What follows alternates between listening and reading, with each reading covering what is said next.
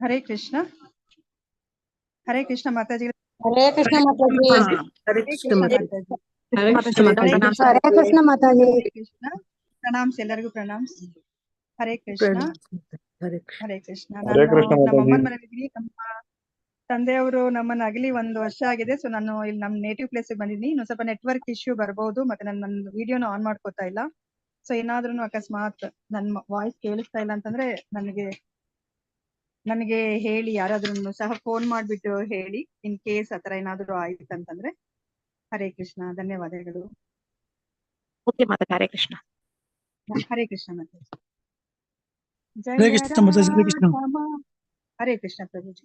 जय राधा माधव कुंज विहारी, जय राधा माधव कुंज विहारी, जय गोपी जन वल्लभ, जय गोपी जन वल्लभ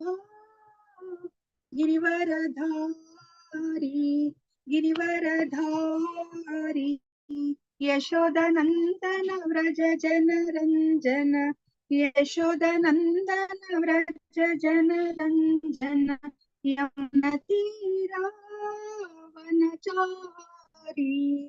यमुनतीरावनचारी। हरे कृष्ण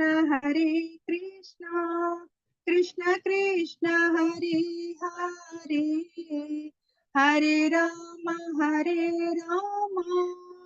राम राम हरे हरे। हरे कृष्ण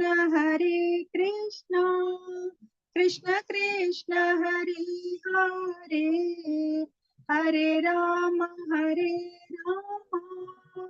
राम राम हरे हरे। हरे कृष्ण कृष्ण कृष्ण हरे हरे, हरे राम राम राम हरे हरे। ಹರೇ ಕೃಷ್ಣ ಮಾತಾಜಿಗಳ ಪ್ರಭುಜಿ, ಇವತ್ತಿನ ಕಾರ್ಯಕ್ರಮವನ್ನು ನಾನು ಶುರು ಮಾಡ್ತಾ ಇದ್ದೀನಿ.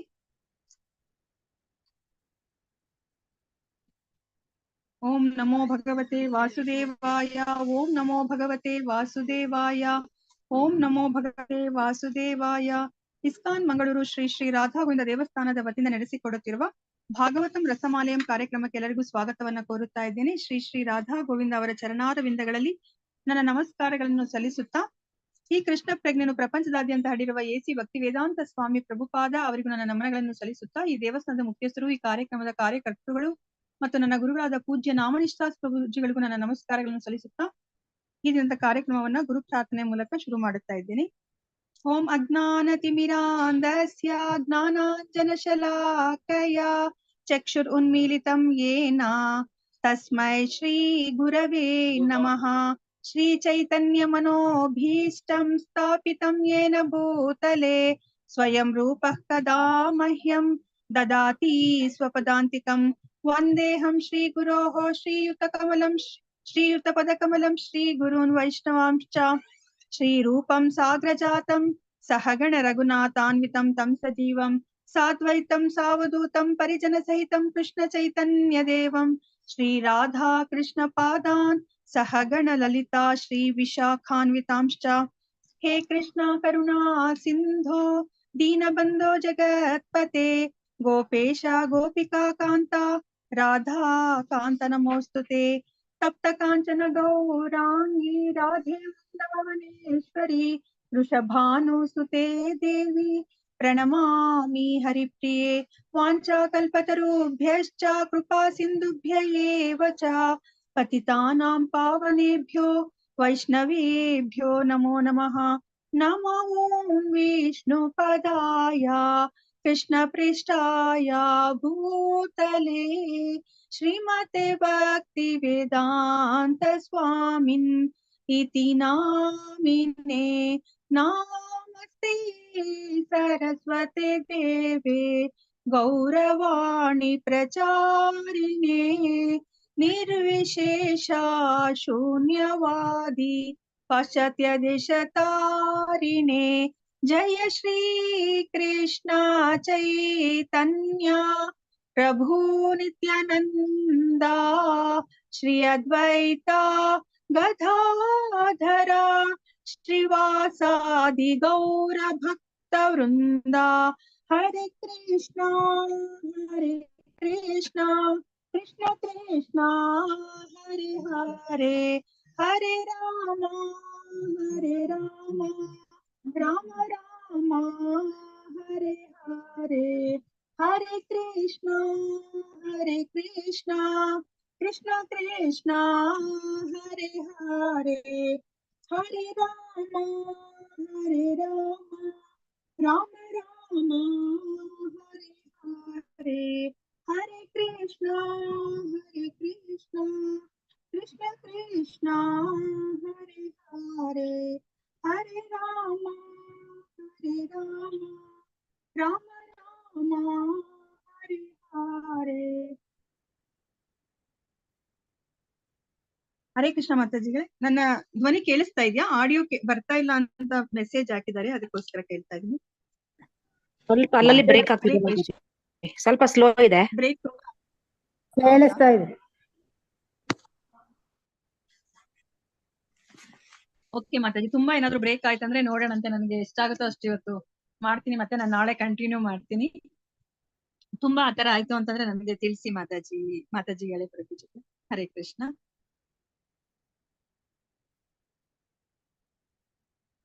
ನಾರಾಯಣಂ ನಮಸ್ಕೃತ್ಯ ನರಂ ಚೈವ ನರೋತ್ತಮಂ ದೇವೀಂ ಸರಸ್ವತಿಂ ವ್ಯಾಸಂ ತತೋ ಜಯಂ ಉದೀರಯೇತ್. ನಷ್ಟಪ್ರಾಯೇಷು ಅಭದ್ರೇಷು ನಿತ್ಯಂ ಭಾಗವತ ಸೇವಯಾ ಭಗವತಿ ಉತ್ತಮ ಶ್ಲೋಕೆ ಭಕ್ತಿರ್ಭವತಿ ನೈಷ್ಟಿಕಿ. ಕೃಷ್ಣಾಯ ವಾಸುದೇವಾಯ ದೇವಕೀ ನಂದನಾಯ ಚ ನಂದ ಗೋಪಕುಮಾರಾಯ ಗೋವಿಂದಾಯ ನಮೋ ನಮಃ. ನಮಃ ಪಂಕಜನಾಭಾಯ ನಮಃ ಪಂಕಜಮಾಲಿನೇ ನಮಃ ಪಂಕಜನೇತ್ರಾಯ ನಮಸ್ತೆ ಪಂಕಜಾಂಗ್ರಯೇ. ಹರೇ ಕೃಷ್ಣ. ನಾವು ಶ್ರೀಮದ್ ಭಾಗವತದ ಮೊದಲನೇ ಸ್ಕಂದ ಸೃಷ್ಟಿ ಬಗ್ಗೆ ನಾವು ತಿಳ್ಕೊತಾ ಇದ್ವಿ. ಇಲ್ಲಿ ತನಕ ನಾವು 14 ಅಧ್ಯಾಯಗಳನ್ನ ನಾವು ತಿಳ್ಕೊಂಡಿದೀವಿ. ಸೊ ಈಗ 15ನೇ ಅಧ್ಯಾಯಕ್ಕೆ ಬಂದಿದೀವಿ. 15ನೇ ಅಧ್ಯಾಯದ ಹೆಸರನ್ನ ಯಾರಾದ್ರೂ ಹೇಳ್ತೀರಾ? ಹರೇ ಕೃಷ್ಣ.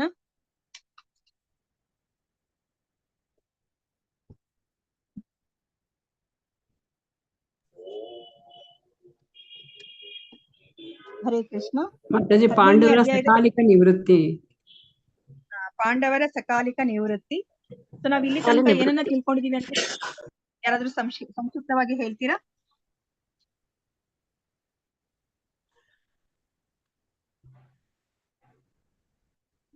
ಹರೇ ಕೃಷ್ಣ. ಅರ್ಜುನ ಅವರು ಎಲ್ಲಿಗೆ ಹೋಗಿದ್ರು, ಎಲ್ಲಿಂದ ಯಾವಾಗ ಬಂದ್ರು ಅಂತ ಹೇಳ್ಬಿಟ್ಟು ಯಾರಾದ್ರೂ ಹೇಳ್ತೀರಾ? ಹರೇ ಕೃಷ್ಣ ಮಾತಾಜಿ. ಹರೇ ಕೃಷ್ಣ ಪ್ರಭುಜಿ, ಹೇಳಿ ಪ್ರಭುಜಿ. ದ್ವಾರಕೆಗೆ ಹೋಗಿದ್ರು ಮಾತಾಡಿದ್ರು ಅರ್ಜುನ್ ಅವರು. ಅಲ್ಲಿಂದ 7 ತಿಂಗಳ ಅಲ್ಲೇ ನಿಂತು ಅಲ್ಲಿ ನಿಂತು ವಾಪಸ್ಸು ಮತ್ತೆ ಬಂದರು ಕೃಷ್ಣನ್ ಬಗ್ಗೆ ಕೇಳ್ಕೊಂಡು ಅದ್ರ ಇದನ್ನ ತಗೊಂಡ್ ಬಂದ್ರು ಮಾತಾಜಿ. ಯುಧಿಷ್ಠಿರ ಮಹಾರಾಜ 2 ಪ್ರಶ್ನೆಗಳನ್ನ ಕೇಳ್ತಾರಲ್ವಾ? ಏನ್ ಪ್ರಶ್ನೆಗಳನ್ನ ಕೇಳ್ತಾರೆ? ಅವ್ರು ಎಲ್ಲ ಸಖೆ ಇದ್ದಾರೇನೆ ಕೇಳ್ತಾರೆ ಮಾತಾಜಿ. ಯದು ರೋಷಿತ್ ಅವರು ಸಖ ಸಂಗತಿಗಳು ಎಲ್ಲರೂ ಕ್ಷೇಮದಿಂದ ಇದ್ದಾರೆ ಅಂತ ಕೇಳ್ತಾರೆ. ಆಮೇಲೆ ನೀವು ಬರುವಾಗ ಕೊಡ್ತಾರೆ ಅರ್ಜುನ ಏನ್ ಉತ್ತರವನ್ನ ಕೊಡ್ತಾರೆ ಅದಕ್ಕೆ? ಅರ್ಜುನ ಅದು 2ನೇ ಕ್ವಶನ್ ಮಾತಾಜಿ. ಯಾರು ಹೊಡೆದಾಡ್ಕೊಂಡು ಎಲ್ಲ ಇದು ಮರಣ ಹೊಂದಿದ್ರು ಅಂತ ಹೇಳ್ತಾರೆ. ಓಕೆ, ಅಕ್ಕಿಯಿಂದ ಮಾಡಿರುವಂತಹ ವಾರುಣಿಯನ್ನ ಕುಡಿದು ಒಬ್ರಿಗೊಬ್ರು ಅವರು ಪಾನಮತ್ತರಾಗಿ ಒಬ್ರಿಗೊಬ್ರು ಹೊಡೆದಾಡ್ಕೊಂಡು ಅವರೆಲ್ಲರನ್ನು ಸಹ ಸತ್ ಹೋಗಿದ್ದಾರೆ. ಈಗ 4-5 ಜನ ಮಾತ್ರನೇ ಉಳಿದಿದ್ದಾರೆ ಅಂತ ಹೇಳ್ತಾರೆ. ಅದಾದ್ಮೇಲೆ ಇನ್ನೂ ಒಂದು ಪ್ರಶ್ನೆಯನ್ನ ಕೇಳ್ತಾರೆ ಅಲ್ವಾ ಯುಧಿಷ್ಠಿರ ಮಹಾರಾಜ? ಏನ್ ಪ್ರಶ್ನೆಯನ್ನ ಕೇಳ್ತಾರೆ? ನಿನ್ ಮಕ್ಕ ಯಾಕೆ ಬಾಡಿ ಹೋಗಿದೆ, ನೀನು ಏನಾದ್ರು ಇದು ಮಾಡಬಾರ್ದಂತ ಕೆಲಸ ಮಾಡಿದ್ಯಾ, ಅಥವಾ ಏನೋ ಒಂದು ಮಾತು ಕೊಟ್ಟು ವಚನ ಭ್ರಷ್ಟ ಅದೇ ಅಂತ ಕೇಳ್ತಾರೆ ಮಾತಾಜಿ. ಅಲ್ವಾ, ಹಲವಾರು ಅವರೇ ಊಹೆ ಮಾಡ್ಕೋತಾರೆ ಏನಕ್ಕೆ ಕಳೆಗುಂದಿರಬಹುದು ನಿನ್ ಮುಖ ಅಂತ. ಹೌದು. ಕೊನೆಗೆ ಅವ್ರು ಏನ್ ಹೇಳ್ತಾರೆ, ನೇರವಾಗಿ ಏನ್ ಹೇಳ್ತಾರೆ ಯುಧಿಷ್ಠಿರ ಮಹಾರಾಜ? ನೇರವಾಗಿ ಲಾಸ್ಟಿಗೆ ಕೊನೆಗೆ ಕೇಳ್ತಾರೆ, ಕೃಷ್ಣನ ಏನಾದ್ರು ಭೂಮಿ ಬಿಟ್ಟು ಈ ಹೋದ್ರ ಅಂತ ಭೌತಿಕ ಕೇಳ್ತಾರೆ. ಪ್ರಪಂಚವನ್ನ ಬಿಟ್ಟು ಹೋಗಿದಾರ ಅಂತ ಕೇಳ್ತಾರೆ ಅಲ್ವಾ. ಸೊ ಕೇಳ್ತಾರೆ. ಅದಕ್ಕೆ ಕೊನೆಗೆ ಅರ್ಜುನ ಹೇಳ್ತಾರೆ, ಹೌದು ಕೃಷ್ಣ ಈ ಭೌತಿಕ ಪ್ರಪಂಚವನ್ನ ಬಿಟ್ಟು ಹೋಗಿದ್ದಾರೆ ಅಂತ ಬಿಟ್ಟು ಕೃಷ್ಣನಿಂದ ಅವ್ರು ಏನೆಲ್ಲ ಅನುಗ್ರಹಿತರಾಗಿದ್ರೆ ಅದ್ರ ಬಗ್ಗೆ ಎಲ್ಲಾನು ಸಹ ಅವರು ಹೇಳ್ತಾ ಹೋಗ್ತಾರೆ ಅಲ್ವಾ. ಸೊ ಮತ್ತೆ ಈಗ ನಾವು 33ನೇ ಶ್ಲೋಕವನ್ನ ನಾವು ತಿಳ್ಕೊಳ್ಳೋಣಂತೆ. ವೃತಾಪ್ಯಾನುಶ್ರುತ್ಯ ಧನಂಜಯೋದಿತಂ ನಾಶಂ ಯದೂನಾಂ ಭಗವದ್ಗತಿಂ ಚ ತಾಂ ಏಕಾಂತ ಭಕ್ತ್ಯಾ ಭಗವತ್ಯದೋಕ್ಷಜೆ ನಿವೇಶಿತಾತ್ಮೋಪರ ರಾಮ ಸಂಸ್ಕೃತೆ. ಅನುವಾದ: ಯದುವಂಶ ನಾಶವನ್ನು ಶ್ರೀಕೃಷ್ಣ ಪ್ರಭುವು ಕಣ್ಮರೆಯಾದುದನ್ನು ಅರ್ಜುನನು ಹೇಳುತ್ತಿದ್ದುದನ್ನು ಕೇಳಿ ಕುಂತಿಯು ಪೂರ್ತಿ ಗಮನ ಕೊಟ್ಟು ದೇವೋತ್ತಮ ಪರಮಪುರುಷನಾದ ಅಧೋಕ್ಷಜನ ಭಕ್ತಿ ಸೇವೆಯಲ್ಲಿ ತೊಡಗಿಕೊಂಡು ಇಹಲೋಕದ ಅಸ್ತಿತ್ವದಿಂದ ಬಿಡುಗಡೆ ಹೊಂದಿದಳು ಅಲ್ವಾ. ನಾವ್ ಇದಕ್ಕಿಂತ ಮುಂಚೆ ನಾವೇನ ತಿಳ್ಕೊಂಡ್ವಿ. ಸೊ ಯಾವಾಗ ಯುಧಿಷ್ಠಿರ ಮಹಾರಾಜನಿಗೆ ಗೊತ್ತಾಯ್ತು, ಅಂದ್ರೆ ಯದುವಂಶದವರೆಲ್ಲರೂ ಸಹ ಒಬ್ರಿಗೊಬ್ರು ಬಡ್ದಾಡ್ಕೊಂಡು ಅವರು ಈ ಇಹಲೋಕವನ್ನ ಅವರು ಬಿಟ್ಟು ಹೋಗಿದ್ದಾರೆ ಅಂತ ಗೊತ್ತಾಯ್ತು. ಮತ್ತೆ ಕೃಷ್ಣನು ಸಹ ಈ ಭೌತಿಕ ಪ್ರಪಂಚದಿಂದ ಅವರು ತನ್ನ ಸ್ವಧಾಮಕ್ಕೆ ಹಿಂತಿರುಗಿದ್ದಾರೆ ಅಂತ ಗೊತ್ತಾಗಿದ ತಕ್ಷಣನೇ ಇವರು ಯುಧಿಷ್ಠಿರ ಮಹಾರಾಜ ಏನ್ ಮಾಡ್ಲಿಕ್ಕೆ ಶುರು ಮಾಡ್ತಾರೆ, ಅವರು ಸಹ ಭಗವದ್ಧಾಮಕ್ಕೆ ಹಿಂತಿರುಗ್ಲಿಕ್ಕೆ ಅವರು ನಿರ್ಧರಿಸ್ತಾರೆ ಅಲ್ವಾ. ಸೊ ಇದು ಅವ್ರಿಗೆ ಭಗವದ್ಧಾಮಕ್ಕೆ. ಹರೇ ಕೃಷ್ಣ. ಹರೇ ಕೃಷ್ಣ. ಹರೇ ಕೃಷ್ಣ ಪ್ರಭುಜಿ. ಕೇಳಿಸ್ತಾ ಇದ್ಯಾ? ಬ್ರೇಕ್ ಆಗ್ತಿದೆ ಅಷ್ಟೇ ಮಾತಾಜಿ. ಸ್ಲೋ ಕ್ಲಿಯರ್ ಇಲ್ಲ, ಅದು ಸ್ವಲ್ಪ ಸ್ಲೋ ಇದೆ. ಅಂದ್ರೆ ವಾಯ್ಸ್ ಕಡಿಮೆ ಇದೆ ಮತ್ತು ಬ್ರೇಕ್ ಆಗ್ತಾ ಇದೆ ಮಾತಾಜಿ. ಹೌದಾ? ಓಕೆ, ಕಂಟಿನ್ಯೂ ಮಾಡ್ಲಾ ಅಥವಾ ಮಾಡಿ ಕಂಟಿನ್ಯೂ ಮಾಡಿ ಮಾತಾಜಿ. ಹಂಗೆ ಏನಾದ್ರೂ ಮತ್ತೆ ಹೇಳ್ತೀನಿ ಮಾಡಿ ಮಾತಾಜಿ. ಕೇಳಿಸುತ್ತೆ. ಹೇಳಿ ಮಾತಾಜಿ. ಸ್ಲೋ ಇದೆ. ಓಕೆ, ಒಂದು ಸ್ವಲ್ಪ ಹೊತ್ತಾದ್ರೂ ನಾನು ಮಾಡ್ತೀನಿ. ಅಟ್ಲೀಸ್ಟ್ 1 hour ಹತ್ರ ನೋಡೋಣಂತೆ. ಆಗ್ಲೇ ಇಲ್ಲ ಅಂತಂದ್ರೆ ನಾನು ಸ್ಟಾಪ್ ಮಾಡ್ತೀನಿ. ಸರಿ ಇದೆ ಮಾತಾಜಿ. ಈಗ ಕ್ಲಿಯರ್ ಕೇಳಿಸುತ್ತೆ. ಸ್ಲೋ ಕಡಿಮೆ ಇದೆ ಅಷ್ಟೇ ಮಾತಾಜಿ. ಬ್ರೇಕ್ ಆಗ್ತದೆ. ನೀವು ಮಾಡಿ ಕೇಳಿಸ್ತದೆ ಮಾಡಿ. ಸೊ ಯಾವಾಗ ಯುಧಿಷ್ಠಿರ ಮಹಾರಾಜನಿಗೆ ಗೊತ್ತಾಗುತ್ತೆ ಕೃಷ್ಣ ಅವರು ಈ ಭೌತಿಕ ಪ್ರಪಂಚವನ್ನ ಬಿಟ್ಟು ಹೋಗಿದ್ದಾರೆ ಅಂತ ಹೇಳ್ಬಿಟ್ಟು ಕಣ್ಮರೆಯಾಗಿ ಹೋಗಿದ್ದಾರೆ ಅಂತ, ಆಗ ಯುಧಿಷ್ಠಿರ ಮಹಾರಾಜ ಏನ್ ಮಾಡ್ತಾರೆ, ಅವರು ಸಹ ಭಗವದ್ಧಾಮಕ್ಕೆ ಹಿಂತಿರ್ಗ್ಬೇಕು ಅಂತ ಹೇಳ್ಬಿಟ್ಟು ಅವರು ನಿರ್ಧಾರವನ್ನ ಮಾಡ್ತಾರೆ. ಸೊ ಅದಾದ್ಮೇಲೆ ಈಗ ಕುಂತಿ ಮಹಾರಾಣಿನೂ ಸಹ ಇದನ್ನೆಲ್ಲನೂ ಸಹ ಅವಳು ಕೇಳ್ತಾ ಇರ್ತಾಳೆ. ಇಬ್ರೇ ನಡುವೆ ಆಗಿರುವಂತಹ ಮಾತುಕತೆನೆಲ್ಲ ಕೇಳ್ತಾ ಇರ್ತಾಳೆ.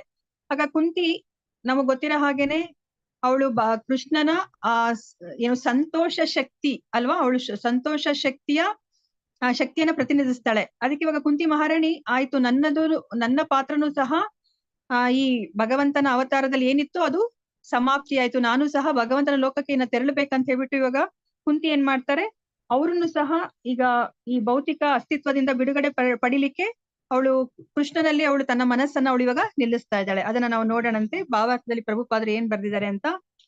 ಸೂರ್ಯನು ಮುಳುಗುವುದು ಎಂದರೆ ಅದು ಅವನ ಕೊನೆ ಅಥವಾ ಸಮಾಪ್ತಿ ಎಂದು ಅರ್ಥವಲ್ಲ, ಅವನು ನಮ್ಮ ದೃಷ್ಟಿಗೆ ಮರೆಯಾಗಿದ್ದಾನೆ ಎಂದು ಮಾತ್ರ ಅರ್ಥ. ಹಾಗೆಯೇ ಒಂದು ನಿರ್ದಿಷ್ಟ ಗ್ರಹದಲ್ಲೋ ವಿಶ್ವದಲ್ಲೋ ಪ್ರಭುವಿನ ಉದ್ದೇಶಿತ ಕಾರ್ಯವು ಮುಗಿಯಿತೆಂದರೆ ಅವನು ನಮ್ಮ ನೋಟಕ್ಕೆ ಕಾಣಿಸುತ್ತಿಲ್ಲ ಎಂದೇ. ಯದುವಂಶವು ಕೊನೆಗೊಂಡಿತೆಂದಾಗಲೂ ಅದು ನಾಶವಾಯಿತೆಂಬ ಅರ್ಥ ಕೊಡುವುದಿಲ್ಲ, ಅದು ಪ್ರಭುವಿನೊಂದಿಗೆ ನಮ್ಮ ದೃಷ್ಟಿಗೆ ಅಗೋಚರವಾಗಿದೆ.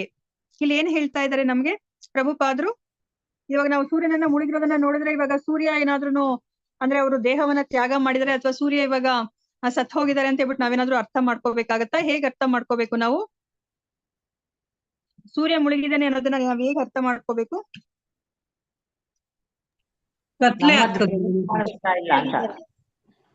ನಮ್ಮ ದೃಷ್ಟಿಗೆ ಅವನು ಕಾಣಿಸ್ತಾ ಇಲ್ಲ ಅಷ್ಟೇ. ಹರಿ ಬೋಲ್. ನಮ್ಮ ದೃಷ್ಟಿಗೆ ಅವರು ಕಾಣಿಸ್ತಾ ಇಲ್ಲ ಅಲ್ವಾ, ಅವ್ರು ಬೇರೆ ಇನ್ನೆಲ್ಲೋ ಇದಾರೆ. ಅದೇ ತರನೇ ಈಗ ಕೃಷ್ಣ ಈ ಭೌತಿಕ ಪ್ರಪಂಚದಲ್ಲಿ ಇಲ್ಲ ಅಂತಂದ್ರೆ ಏನ್ ಅರ್ಥ? ನಮ್ಗೆ ಕಾಣಿಸಲ್ಲ. ಕೃಷ್ಣ ಈ ಭೌತಿಕ ಪ್ರಪಂಚ ನಮ್ಮ ಕಣ್ಣಿಗೆ ಕಾಣಿಸಿಲ್ಲ ಅಲ್ವಾ. ಅವ್ರು ಇಲ್ಲಿ ಅವರ ಏನು ಅವತಾರದ ಉದ್ದೇಶ ಮುಗಿಸ್ಕೊಂಡು ಅವ್ರು ಬೇರೆ ಇನ್ನೆಲ್ಲೋ ಅವರು ಅವತಾರವನ್ನ ಮಾಡ್ತಾ ಇದಾರೆ ಅಲ್ವಾ. ನಮ್ದೊಂದೇ ಅಲ್ಲ ಅಲ್ವಾ ಈ ಭೂಮಂಡಲ ಅಂತ ಇರೋದು, ಅಥವಾ ಈ ಭೌತಿಕ ಪ್ರಪಂಚ ಅಂತ ಇರೋದು. ಕೋಟ್ಯಾಂತರ ಬ್ರಹ್ಮಾಂಡಗಳಿದೆ. ಸೊ ಎಲ್ಲೋ ಒಂದ್ ಕಡೆ ಆ ಲೀಲೆಗಳು ನಡೀತಾನೆ ಇರುತ್ತೆ. ಅದೇ ತರ ಇವಾಗ ಯದುವಂಶದವರು ನಾಶ ಆದ್ರು ಅಂತಂದ್ರೆ ಅವ್ರು ಇನ್ನೆಲ್ಲೋ ಅವರು ಭಗವಂತ ಎಲ್ಲಿ ಲೀಲೆಯನ್ನ ಮಾಡ್ತಿದ್ದಾರೆ ಅವರೆಲ್ಲರೂ ಸಹ ಅಲ್ಲಿ ಹೋಗಿದ್ದಾರೆ. ಈಗ ನಮ್ಮ ಕಣ್ಣಿಗೆ ಇವರೆಲ್ಲ ಕಾಣಿಸ್ತಿಲ್ಲ ಅಂತ ಹೇಳ್ಬಿಟ್ಟು ಅರ್ಥ ಅಲ್ವಾ. ಹೇಗೆ ನಮ್ಗೆ ಇವಾಗ ಸೂರ್ಯ ಮುಳುಗಿದಾನೆ ಅಂತಂದ್ರೆ ಅದು ಅವನು ಕೊನೆ ಆಗೋಯ್ತು, ಇನ್ನ ಸೂರ್ಯ ನಮ್ಗೆ ಕಣ್ಣಿಗೆ ಕಾಣಿಸೋದಿಲ್ಲ ಅಂತ ಅರ್ಥ ಅಲ್ಲ ಅಲ್ವಾ. ಸೊ ಅವ್ರು ಇವಾಗ ಬೇರೆ ಕಡೆ ಎಲ್ಲೋ ಕಾಣಿಸ್ತಾ ಇದಾರೆ, ನಮ್ಮ ದೃಷ್ಟಿಗೆ ಅವರು ಕಾಣಿಸ್ತಿಲ್ಲ ಅಷ್ಟೇ, ಗೋಚರ ಆಗ್ತಾ ಇಲ್ಲ ಅಂತ ಹೇಳ್ಬಿಟ್ಟು ಅರ್ಥ. ಸೊ ಅದನ್ನ ಇಲ್ಲಿ ಹೇಳ್ತಾ ಇದಾರೆ. ಅವ್ರು ಯಾವ್ದೋ ಒಂದು ನಿರ್ದಿಷ್ಟ ಗ್ರಹದಲ್ಲೋ ಅಥವಾ ವಿಶ್ವದಲ್ಲೋ ಪ್ರಭುವಿನ ಉದ್ದೇಶಿತ ಕಾರ್ಯವು ಮುಗಿಯುತ್ತೆಂದರೆ ಅವನು ನಮ್ಮ ನೋಟಕ್ಕೆ ಕಾಣಿಸುತ್ತಿಲ್ಲ ಎಂದೇ. ಯದುವಂಶವು ಕೊನೆಗೊಂಡಿತೆಂದಾಗಲೂ ಅದು ನಾಶವಾಯಿತೆಂಬ ಅರ್ಥ ಕೊಡುವುದಿಲ್ಲ. ಅದು ಪ್ರಭುವಿನೊಂದಿಗೆ ನಮ್ಮ ದೃಷ್ಟಿಗೆ ಅಗೋಚರವಾಗಿದೆ. ಯುಧಿಷ್ಠಿರನು ಭಗವದ್ಧಾಮಕ್ಕೆ ಮರಳುವ ಸಿದ್ಧತೆಯನ್ನು ಮಾಡಲು ತೀರ್ಮಾನಿಸಿದಂತೆಯೇ ಕುಂತಿಯು ನಿರ್ಧರಿಸಿದಳು. ಪ್ರಭುವಿನ ದಿವ್ಯ ಭಕ್ತಿ ಸೇವೆಯಲ್ಲಿ ತನ್ನನ್ನು ಸಂಪೂರ್ಣವಾಗಿ ತೊಡಗಿಸಿಕೊಂಡಳು. ಪ್ರಸ್ತುತ ಭೌತ ದೇಹವನ್ನ ತೊರೆದು ಭಗವದ್ಧಾಮಕ್ಕೆ ಮರಳಲು ರಹದಾರಿಯ ಭರವಸೆ ಇರುವುದು ಅದರಲ್ಲಿ ಮಾತ್ರವೇ ಅಲ್ವಾ. ಇವಾಗ ನಾವೇನಾದ್ರೂ ಅಮೆರಿಕಾಗ್ ಹೋಗ್ಬೇಕಂತಂದ್ರೆ ನಾವು ಹೇಗೆ ಹೋಗ್ಲಿಕ್ಕೆ ಸಾಧ್ಯ ಆಗತ್ತೆ? ಅಮೆರಿಕಾಗೆ ಹೋಗ್ಬೇಕು ಅಂತಂದ್ರೆ ಹೇಗೆ ಹೋಗ್ಲಿಕ್ಕೆ ಸಾಧ್ಯ? ಫ್ಲೈಟ್ ಅಲ್ಲಿ ಹೋಗ್ಬೇಕು. ನಾವ್ ಹಾಗೆ ಹೋಗ್ಲಿಕ್ಕೆ ಸಾಧ್ಯ ಆಗತ್ತಾ? ಫ್ಲೈಟ್ ಅಲ್ಲಿ ಹೋಗ್ತೀವಿ. ಮತ್ತೆ ಹೇಗೆ ಹೋಗ್ಬೇಕು ನಾವು? ನಾವ್ ಅನ್ಕೊಂಡಿದ ತಕ್ಷಣ ನಾವು ಹೋಗ್ಲಿಕ್ಕೆ ಸಾಧ್ಯನಾ, ಅಥವಾ ನಾವೇನಾದ್ರೂ ಸಿದ್ಧತೆಯನ್ನ ಮಾಡ್ಕೋಬೇಕಾ? ಸಿದ್ಧತೆ ಮಾಡ್ಕೋಬೇಕು. ವೀಸಾ ಗೀಸಾ ಸಿದ್ಧತೆ ಮಾಡ್ಕೊಂಡು ಹೋಗ್ಬೇಕು ಅಲ್ವಾ. ನಮ್ಗೆ ಪಾಸ್ಪೋರ್ಟ್, ವೀಸಾ ಅದೆಲ್ಲಾನು ನಮ್ಗೆ ಬೇಕಾಗತ್ತೆ. ಇವಾಗ ನಾವು ಭಗವದ್ಧಾಮಕ್ಕೆ ಹೋಗ್ಬೇಕು ಅಂತಂದ್ರೆ ನಮ್ಗೆ ಏನ್ ಬೇಕಾಗತ್ತೆ? ಭಕ್ತಿ ಸೇವೆ. ನಾವೇನ್ ಮಾಡ್ಬೇಕಾಗುತ್ತೆ? ಭಕ್ತಿ ಸೇವೆನ ಮಾಡ್ಬೇಕು. ಇವಾಗ ಕುಂತಿ ಮಹಾರಾಣಿ ಏನ್ ಮಾಡ್ತಾ ಇದ್ದಾರೆ ಈಗ? ಕುಂತಿನೂ ಸಹ ಈಗ ಅವಳು ದಿವ್ಯ ಭಕ್ತಿ ಸೇವೆಯಿಂದ ಮಾತ್ರನೇ, ಅದೊಂದನೇ ಈಗ ಪಾಸ್ಪೋರ್ಟ್. ಗೋಲೋಕ ವೃಂದಾವನಕ್ಕೆ ಹೋಗ್ಬೇಕು ಅಂತಂದ್ರೆ ಪಾಸ್ಪೋರ್ಟ್ ಯಾವುದು? ಭಕ್ತಿ ಸೇವೆ. ಅದಕ್ಕೋಸ್ಕರ ಇವಾಗ ಕುಂತಿ ಮಹಾರಾಣಿ ಅವಳು ಸೊ ಇವಾಗ ಅವಳನ್ನು ಸಹ ಈಗ ಭೌತಿಕ ದೇಹವನ್ನ ತೊರೆದು ಅವಳು ಭಗವದ್ಧಾಮಕ್ಕೆ ಹೋಗ್ಲಿಕ್ಕೆ ರಹದಾರಿ ಅಂತ ಅಂದ್ರೆ ಇರೋದು ಒಂದೇ ಅಂತಂತಂದ್ರೆ ಭಕ್ತಿ ಸೇವೆ ಅಂತ ಹೇಳ್ಬಿಟ್ಟು ಈಗ ಅವಳು ಭಕ್ತಿ ಸೇವೆಯಲ್ಲಿ ತೊಡಗಿಸ್ಕೊತಾ ಇದ್ದಾಳೆ. ಇವಾಗ ನಮ್ಗೆ ಹೇಳ್ತಾ ಇದ್ರೆ ಪ್ರಭುಪಾದರು ಭಕ್ತಿ ಸೇವೆ ಅಂತಂದ್ರೆ ಏನ್ ಮಾಡ್ಬೇಕಂತಂದ್ರೆ ಪ್ರಭುವಿನ ಭಕ್ತಿ ಸೇವೆಯನ್ನು ಪ್ರಾರಂಭಿಸುವುದೆಂದರೆ ಪ್ರಸ್ತುತ ದೇಹವನ್ನು ಆಧ್ಯಾತ್ಮೀಕರಿಸುವುದನ್ನು ಪ್ರಾರಂಭಿಸುವುದು. ಹೇಗೆ ಆಧ್ಯಾತ್ಮೀಕರಿಸೋದು? ನಾವು ನಮ್ಮ ದೇಹವನ್ನ ಹರೇ ಕೃಷ್ಣ ಎಲ್ಲವನ್ನು ಪ್ರಭು ಸೇವೆಗೆ ಮೀಸಲಾಗಿಡುವಂತ ಅಲ್ವಾ. ನಮ್ಮ ದೇಹ ಅದು ಜಡ ವಸ್ತುವಿನಿಂದ ಮಾಡಲ್ಪಟ್ಟಿದೆ, ಆದ್ರೆ ಅದನ್ನ ನಾವು ಆಧ್ಯಾತ್ಮೀಕರಿಸಬಹುದು ಅಲ್ವಾ. ಯಾಕಂದ್ರೆ ನಾವು ತಟಸ್ಥ ಶಕ್ತಿಯಲ್ಲಿದೀವಿ. ನಮ್ಗೆ ನಾವು ಇಚ್ಛೆ ಪಟ್ರೆ ನಾವು ಮಾಯಾದೇವಿಯ ಕೆಳಗಡೆನೂ ನಾವು ಬರಬಹುದು, ಇಲ್ಲ ಅಂತಂದ್ರೆ ಭಗವಂತನ ಆಶ್ರಯವನ್ನು ಸಹ ನಾವು ಪಡಿಬಹುದು. ಇವಾಗ ನಾವು ಆಧ್ಯಾತ್ಮೀಕರಿಸ್ಬೇಕಂತಂದ್ರೆ ನಮ್ಮ ದೇಹದ ಪ್ರತಿಯೊಂದು ಇಂದ್ರಿಯಗಳನ್ನ, ಪ್ರತಿಯೊಂದು ಕರ್ಮೇಂದ್ರಿಯಗಳನ್ನ ನಾವು ಭಗವಂತನ ಸೇವೆಗೆ ನಾವು ಉಪಯೋಗಿಸ್ಬೇಕಾಗತ್ತೆ. ಇವಾಗ ಅದನ್ನ ಇಲ್ಲಿ ಹೇಳ್ತಾ ಇದ್ದಾರೆ. ಹೀಗೆ ಭಗವಂತನನ್ನು ಕುರಿತ ಶುದ್ಧ ನಿರ್ಮಲ ಭಕ್ತಿಯುಳ್ಳವನು ಈ ದೇಹದ ಎಲ್ಲ ಸಾಂಸಾರಿಕ ಸಂಪರ್ಕಗಳನ್ನು ಕಳೆದುಕೊಳ್ಳುತ್ತಾನೆ. ಸೊ ಇವಾಗ ಪರಿಪೂರ್ಣವಾಗಿ ಭಕ್ತಿ ಸೇವೆಯಲ್ಲಿ ಬಂದಿರೋರು ಏನ್ ಮಾಡ್ತಾರೆ?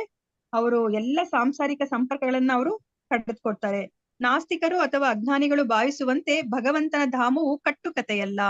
ನಾಸ್ತಿಕರು ಮತ್ತೆ ಅಜ್ಞಾನಿಗಳು ಅವ್ರು ಏನ್ ಯೋಚನೆ ಮಾಡ್ತಾರೆ? ಅವರ ಕಣ್ಣಿಗೆ ಏನ್ ಕಾಣಿಸುತ್ತೋ ಅದು ಮಾತ್ರನೇ ಸತ್ಯ ಅಂತ ಅವ್ರು ಯೋಚನೆ ಮಾಡ್ತಾರೆ ಅಲ್ವಾ. ಅವ್ರಿಗೆ ಇವಾಗ ಭಗವಂತನ ಲೋಕ ಒಂದಿದೆ, ಸ್ವರ್ಗ ಒಂದಿದೆ, ಅಥವಾ ಈ ಭೌತಿಕ ಪ್ರಪಂಚದಲ್ಲೇನೆ 14 ಲೋಕಗಳಿದೆ. ಇದನ್ನ ಬಿಟ್ಟು ಆಧ್ಯಾತ್ಮಿಕ ಪ್ರಪಂಚ ಇದೆ, ವೈಕುಂಠ ಇದೆ, ಗೋಲೋಕ ವೃಂದಾವನ ಇದೆ ಅಂತಂದ್ರೆ ಅವರು ಅದು ಕಟ್ಟುಕತೆ ಅಂತ ಹೇಳ್ಬಿಟ್ಟು ಹೇಳ್ತಾರೆ. ಆದರೆ ಲೌಕಿಕ ಸಾಧನಗಳಾದ ಸ್ಪೂಟ್ನಿಕ್ ನಲ್ಲೋ ಉಪಗ್ರಹದಲ್ಲೋ ಕುಳಿತು ಅಲ್ಲಿಗೆ ಹೋಗಲು ಸಾಧ್ಯವಿಲ್ಲ. ಇಲ್ಲಿನ ಈ ದೇಹವನ್ನ ತ್ಯಾಗ ಮಾಡಿ ಖಂಡಿತವಾಗಿಯೂ ಅಲ್ಲಿಗೆ ಹೋಗಬಹುದು. ಹಾಗೆ ದೇವತ್ವಕ್ಕೆ ಹೋಗಿ ಸೇರಲು ಭಕ್ತಿ ಸೇವೆಯ ಸಿದ್ಧತೆಯನ್ನ ಮಾಡಿಕೊಳ್ಳಬೇಕು. ಅದು ಸೂಕ್ತ ರಹದಾರಿಯನ್ನ ತೊಡಗಿಸಿಕೊಡುತ್ತದೆ. ಕುಂತಿಯು ಆ ಕಾರ್ಯವನ್ನ ಕೈಗೊಂಡಳು ಅಲ್ವಾ. ಸೊ ಇವಾಗ ನಾವು ಭಗವಂತನ ಲೋಕಕ್ಕೆ ಹೋಗ್ಬೇಕಂತಂದ್ರೆ ನಮ್ಗೆ ಅದು ಒಂದೇ ಒಂದು ದಾರಿ. ಹರೇ ಕೃಷ್ಣ, ಪ್ಲೀಸ್ ಮ್ಯೂಟ್ ಮಾಡ್ಕೊಳ್ಳಿ, ಯಾಕಂದ್ರೆ ನನಗೆ ಮ್ಯೂಟ್ ಮಾಡ್ಕೊಳ್ಲಿಕ್ಕೂ ಇವಾಗ ಹಿಂದೆ ಹೋಗ್ಲಿಕ್ಕೂ ಆಗಲ್ಲ. ನಾನು ಮೊಬೈಲ್ ಇಂದ ತಗೋತಾ ಇದ್ದೀನಿ ಕ್ಲಾಸ್. ಹರೇ ಕೃಷ್ಣ ಮಾತಾಜಿ.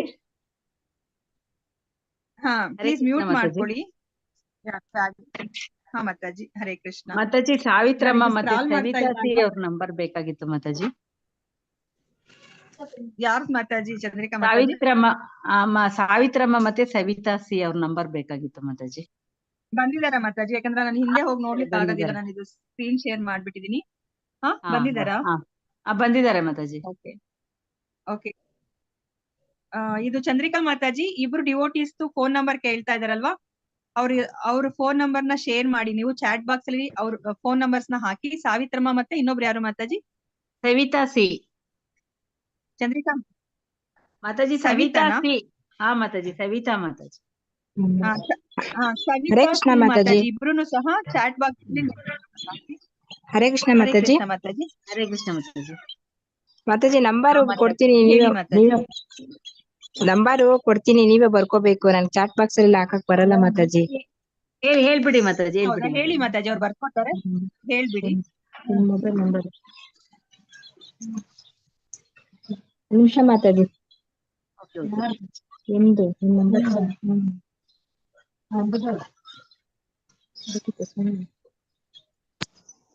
ಯಾವ್ದು ಬೇಕು?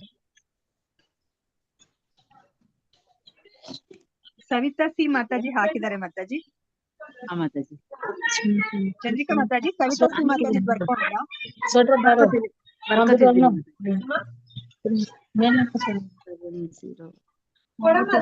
ಹರೇ ಕೃಷ್ಣ ಮಾತಾಜಿ. ಹಾ ಮಾತಾಜಿ, ಹೇಳಿ ಮಾತಾಜಿ. 91 91. ಹಾ ಮಾತಾಜಿ. 41 41. ಹಾ ಮಾತಾಜಿ. 10. ಆಯ್ತಾ ಮಾತಾಜಿ? 10. ಹಾ ಆಯ್ತು, ಹೇಳಿ ಮಾತಾಜಿ.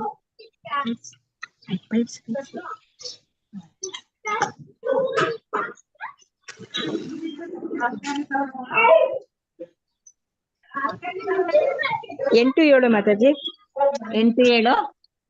8 7 4 7. ಹಾ ಮಾತಾಜಿ. ಹರೇ ಕೃಷ್ಣ ಮಾತಾಜಿ. Thank you. ಹರೇ ಕೃಷ್ಣ ಚಂದ್ರಿಕಾ ಮಾತಾಜಿ. ಮಾತಾಜಿ, ಇನ್ಯಾರ್ದಾದ್ರು ಇದ್ರೆ ನೋಡ್ಬಿಡಿ ಮಾತಾಜಿ. ಅವ್ರದ್ದೆಲ್ಲ ಯಾರಾದ್ರೂ ಬಂದಿದ್ರೆ ಅಟೆಂಡ್ ಮಾಡಿದ್ರೆ ತಗೊಂಡ್ಬಿಡಿ. ಹಾ ಇನ್ಯಾರು ಇಲ್ಲ ಮಾತಾಜಿ, ಅವರಿಬ್ರೆ. ನೀವ್ ನೋಡ್ಬಿಟ್ಟು ಒಂದ್ಸತಿ ಚೆಕ್ ಮಾಡಿ, ನೀವು ಚಾಟ್ ಬಾಕ್ಸ್ ಅಲ್ಲಿ ಹಾಕಿ ಮಾತಾಜಿ. ನಾನು ಇನ್ನ ಒಂದ್ಸತಿ ಅನೌನ್ಸ್ ಮಾಡ್ತೀನಿ, ಅಕಸ್ಮಾತ್ ಯಾರಾದ್ರೂ ಬಂದ್ರೆ. ಹಾ ಮಾತಾಜಿ. Okay, ಧನ್ಯವಾದಗಳು ಮಾತಾಜಿ. ಧನ್ಯವಾದಗಳು. ಮಾತಾಜಿ. ಹರೇ ಹರೇ ಕೃಷ್ಣ. ಕೃಷ್ಣ, ಹರೇ ಕೃಷ್ಣ. ಹರೇ ಕೃಷ್ಣ. ಇವಾಗ ನಾವು ಆಧ್ಯಾತ್ಮಿಕ ಪ್ರಪಂಚಕ್ಕೆ ಹೋಗ್ಬೇಕು ಅಂತಂತಂದ್ರೆ ನಾವು ಈ ದೇಹವನ್ನ ತ್ಯಾಗ ಮಾಡಿ ನಾವು ಭಕ್ತಿ ಯೋಗದ ಮೂಲಕ ಮಾತ್ರನೇ ನಾವು ಹೋಗ್ಲಿಕ್ಕೆ ಸಾಧ್ಯ. ಯಾವುದೇ ಒಂದು ಸ್ಪೂಟ್ನಿಕ್ ಅಥವಾ ಇನ್ಯಾವುದೇ ಒಂದು ವಾಹನದಲ್ಲಿ ನಾವು ಹೋಗ್ಲಿಕ್ಕೆ ಸಾಧ್ಯ ಇಲ್ಲ ಅಂತ ಹೇಳ್ಬಿಟ್ಟು ಇಲ್ಲಿ ಹೇಳ್ತಾ ಇದ್ದಾರೆ.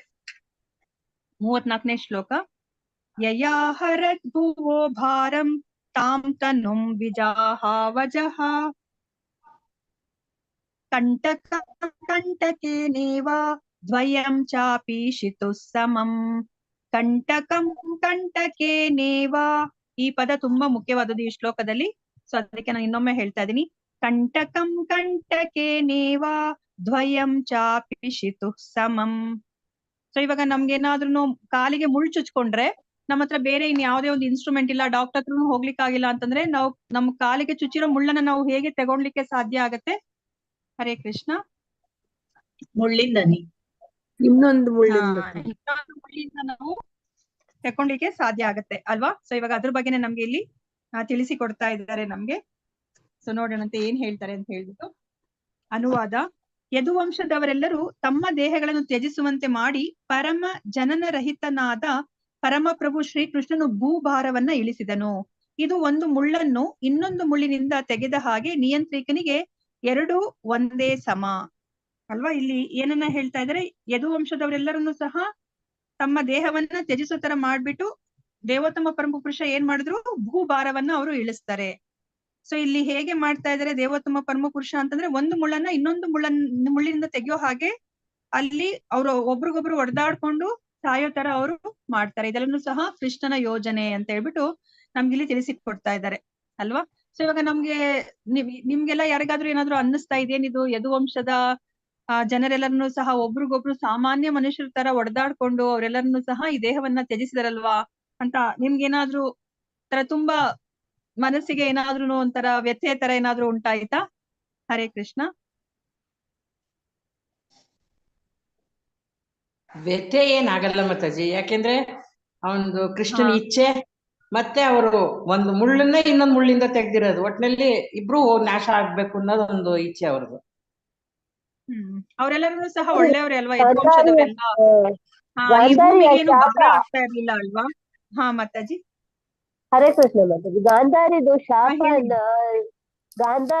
ಶಾಪನ ನೆರವೇರಿಸ್ಲಿಕ್ಕೋಸ್ಕರ ಈ ತರ ಮಾಡಿರ್ಬೋದು ಮಾತಾಜಿ.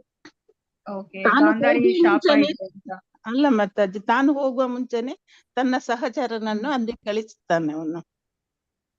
ಹೌದು, ಅವ್ರು ಬಂದಿರೋ ಅವತಾರ ಈಗ ಸಮಾಪ್ತಿ, ಅದ್ರ ಉದ್ದೇಶ ಸಮಾಪ್ತಿ ಆಯ್ತು. ಸೊ ಈಗ ಅವ್ರು ಯಾರು ಇಲ್ಲಿ ಮುಂದೆ ಅಂದ್ರೆ ಇರೋದೇನು ಅಗತ್ಯ ಇಲ್ಲ ಅಲ್ವಾ. ಮತ್ತೆ ಭಗವಂತ ಈಗ ಬೇರೆ ಇನ್ನೆಲ್ಲೋನೂ ಅವರು ತಮ್ಮ ಲೀಲೆಯನ್ನ ಮಾಡ್ಬೇಕಾಗತ್ತೆ. ಆಗ ಮತ್ತೆ ಅವ್ರು ಇವರೆಲ್ಲರನ್ನು ಸಹ ಅದರಲ್ಲಿ ಭಾಗವಹಿಸ್ಬೇಕಾಗತ್ತೆ ಅಲ್ವಾ. ಸೊ ಅದಕ್ಕೆ ಹಲವಾರು ಕಾರಣಗಳನ್ನ ಕೊಡ್ತಾರೆ, ಒಂದಲ್ಲ ಎರಡಲ್ಲ ಹಲವಾರು ಕಾರಣಗಳನ್ನ ಕೊಡ್ತಾರೆ. ಸೊ ಇಲ್ಲಿ ನಮ್ಗೆ ಭಾರತದಲ್ಲಿ ಪ್ರಭುಪಾದರು ಏನ್ ಹೇಳ್ತಾರೆ ಅಂತ ಬಿಟ್ಟು ನಾವು ಸೂಚಿಸೋಣಂತೆ. ಇಲ್ಲಿ ಯಾಕೆ ಇದನ್ನ ಹೇಳಿಕೆ ಹೊರಟಿದ್ದಾರೆ ಸೂತ ಗೋಸ್ವಾಮಿಗಳು ಅಂತಂದ್ರೆ, ಈ ವಿಷಯವನ್ನ ಕೇಳಿದ್ಮೇಲೆ ಶೌನಕಾದಿ ಋಷಿಗಳಿಗೆ ತುಂಬಾ ದುಃಖ ಆಗತ್ತಂತೆ. ಇದೇನಿದು, ಯಾದವರೆಲ್ಲ ಸಹ ಒಬ್ರಿಗೊಬ್ರು ತಾವೇ ಹೊಡೆದಾಡ್ಕೊಂಡು ಅವರು ಈ ತರ ದೇಹವನ್ನ ತ್ಯಾಗ ಮಾಡಿದ್ರಲ್ವಾ ಅಂತ ಹೇಳ್ಬಿಟ್ಟು. ನಮ್ಗೇನ್ ಅನ್ಸುತ್ತೆ, ದೇವೋತ್ತಮ ಪರಮ ಪುರುಷನ ಅಷ್ಟು ಅಂದ್ರೆ ಸಹಚರರಾಗಿ ಆ ತರ ಅವರು ಮರಣವನ್ನ ಅಪ್ಪೋದಾ ಅಂತ ನಮ್ಗೆ ಅನ್ಸುತ್ತೆ ಅಲ್ವಾ. ಒಂದು ಕ್ಷಣ ನಮ್ಗೆ ಖಂಡಿತ ಒಂಥರ ಬೇಜಾರಾಗತ್ತೆ. ಅದಕ್ಕೇನೆ ಇಲ್ಲಿ ನೋಡಿ ಶೌನಕಾದ ಋಷಿಗಳಿಗೂ ಸಹ ತುಂಬಾ ದುಃಖ ಆಯ್ತು. ಅದಕ್ಕೋಸ್ಕರ ಇಲ್ಲಿ ಸೂತ ಗೋಸ್ವಾಮಿ ಅವರು ಹೇಳ್ತಾ ಇದ್ದಾರೆ, ಈ ವಿಷಯವನ್ನ ಅವರು ಹೇಳ್ತಾ ಇದ್ದಾರೆ, ಯಾಕೆ ಈ ತರ ಮಾಡಿದ್ರು ಕೃಷ್ಣ ಅಂತ ಹೇಳ್ಬಿಟ್ಟು. ಇದನ್ನ ಭಾವಾರ್ಥದಲ್ಲಿ ಪ್ರಭುಪಾದ ಏನ್ ಹೇಳಂತ ಹೇಳ್ಬಿಟ್ಟು ನೋಡೋಣಂತೆ. ಭಾವಾರ್ಥ ಶೀಲ ಪ್ರಭುಪಾದ ಅವರಿಂದ. ಶೀಲ ಪ್ರಭುಪಾದ ಅವರಿಗೆ ಜಯವಾಗಲಿ. ಶ್ರೀಲ ವಿಶ್ವನಾಥ ಚಕ್ರವರ್ತಿ ಠಾಕೂರರು ಹೀಗೆ ಸೂಚಿಸಿದ್ದಾರೆ. ಶೌನಕ ಮೊದಲಾದ ಋಷಿಗಳು ನೈಮಿಷಾರಣ್ಯದಲ್ಲಿ ಸೂತ ಮುನಿಗಳಿಂದ ಶ್ರೀಮದ್ ಭಾಗವತವನ್ನ ಕೇಳುತ್ತಿದ್ದರು. ಯದುವಂಶಸ್ಥರು ಮದ್ಯದ ಅಮಲಿನಿಂದ ಪರಸ್ಪರ ಬಡಿದಾಡಿ ಎಲ್ಲರೂ ಸತ್ತು ಹೋದರೆಂದು ಕೇಳಿ ದುಃಖಪಟ್ಟರು. ನೋಡಿ, ಇವಾಗ ಅಲ್ಲಿ ಸೂತ ಮುನಿಗಳಿಂದ ಅವರು ನೈಮಿಷಾರಣ್ಯದಲ್ಲಿ ಈ ಭಾಗವತವನ್ನ ಕೇಳ್ತಾ ಇದ್ದಾಗ, ಸೂತ ಮುನಿಗಳಿಂದ ಕೇಳ್ತಾ ಇದ್ದಾಗ ಈ ಶೌನಕಾದಿ ಋಷಿಗಳಿಗೆಲ್ಲರಿಗೂ ಸಹ ತುಂಬಾ ದುಃಖ ಆಯ್ತು. ಅವರ ದುಃಖವನ್ನು ಹೋಗಲಾಡಿಸಲು ಸೂತ ಮುನಿಗಳು ಅವರಿಗೆ ಪರಿಸ್ಥಿತಿಯನ್ನ ವಿವರಿಸಿ ಹೇಳಿದರು. ಯದುವಂಶದವರು ತಮ್ಮ ದೇಹಗಳನ್ನು ತ್ಯಜಿಸಿ ಆ ಮೂಲಕ ಭೂಮಿಯ ಭಾರವನ್ನು ಹೋಗಲಾಡಿಸಬೇಕೆಂದೇ ಪ್ರಭುವೇ ಏರ್ಪಾಟು ಮಾಡಿದರು ಅಲ್ವಾ. ಇವಾಗ ನಮಗೆ ಗೊತ್ತಿರೋ ಹಾಗೇನೆ ಆ ಕೃಷ್ಣನ ಆ ಅನುಚರರು ಎಲ್ಲರನ್ನೂ ಸಹ ಎಷ್ಟು ಶಕ್ತಿವಂತರು ಅಂತಂದ್ರೆ ಕೃಷ್ಣನಷ್ಟೇ ಶಕ್ತಿವಂತರು ಅಂತ ಹೇಳ್ಬಿಟ್ಟು ನಾವು ನೋಡಿದ್ವಿ ಅಲ್ವಾ. ಅದಕ್ಕೆ ಅವ್ರನ್ನ ಏನು ಈ ಭೌತಿಕ ಪ್ರಪಂಚದಿಂದ ಅವರು ದೂರ ಆಗ್ಬೇಕು ಅಂತಂದ್ರೆ ಅಲ್ಲಿ ಈ ಸಾಮಾನ್ಯ ಜನಗಳಿಗೆ ಅವ್ರದೆಲ್ಲ ಕತೆ ಸಮಾಪ್ತಿ ಆಯ್ತು ಈ ಭೌತಿಕ ಪ್ರಪಂಚದಲ್ಲಿ ಅಂದ್ರೆ ಅವ್ರು ಏನಾದ್ರೂ ಒಂದನ್ನ ಮಾಡ್ಲೇಬೇಕಾಗತ್ತೆ ಅಲ್ವಾ.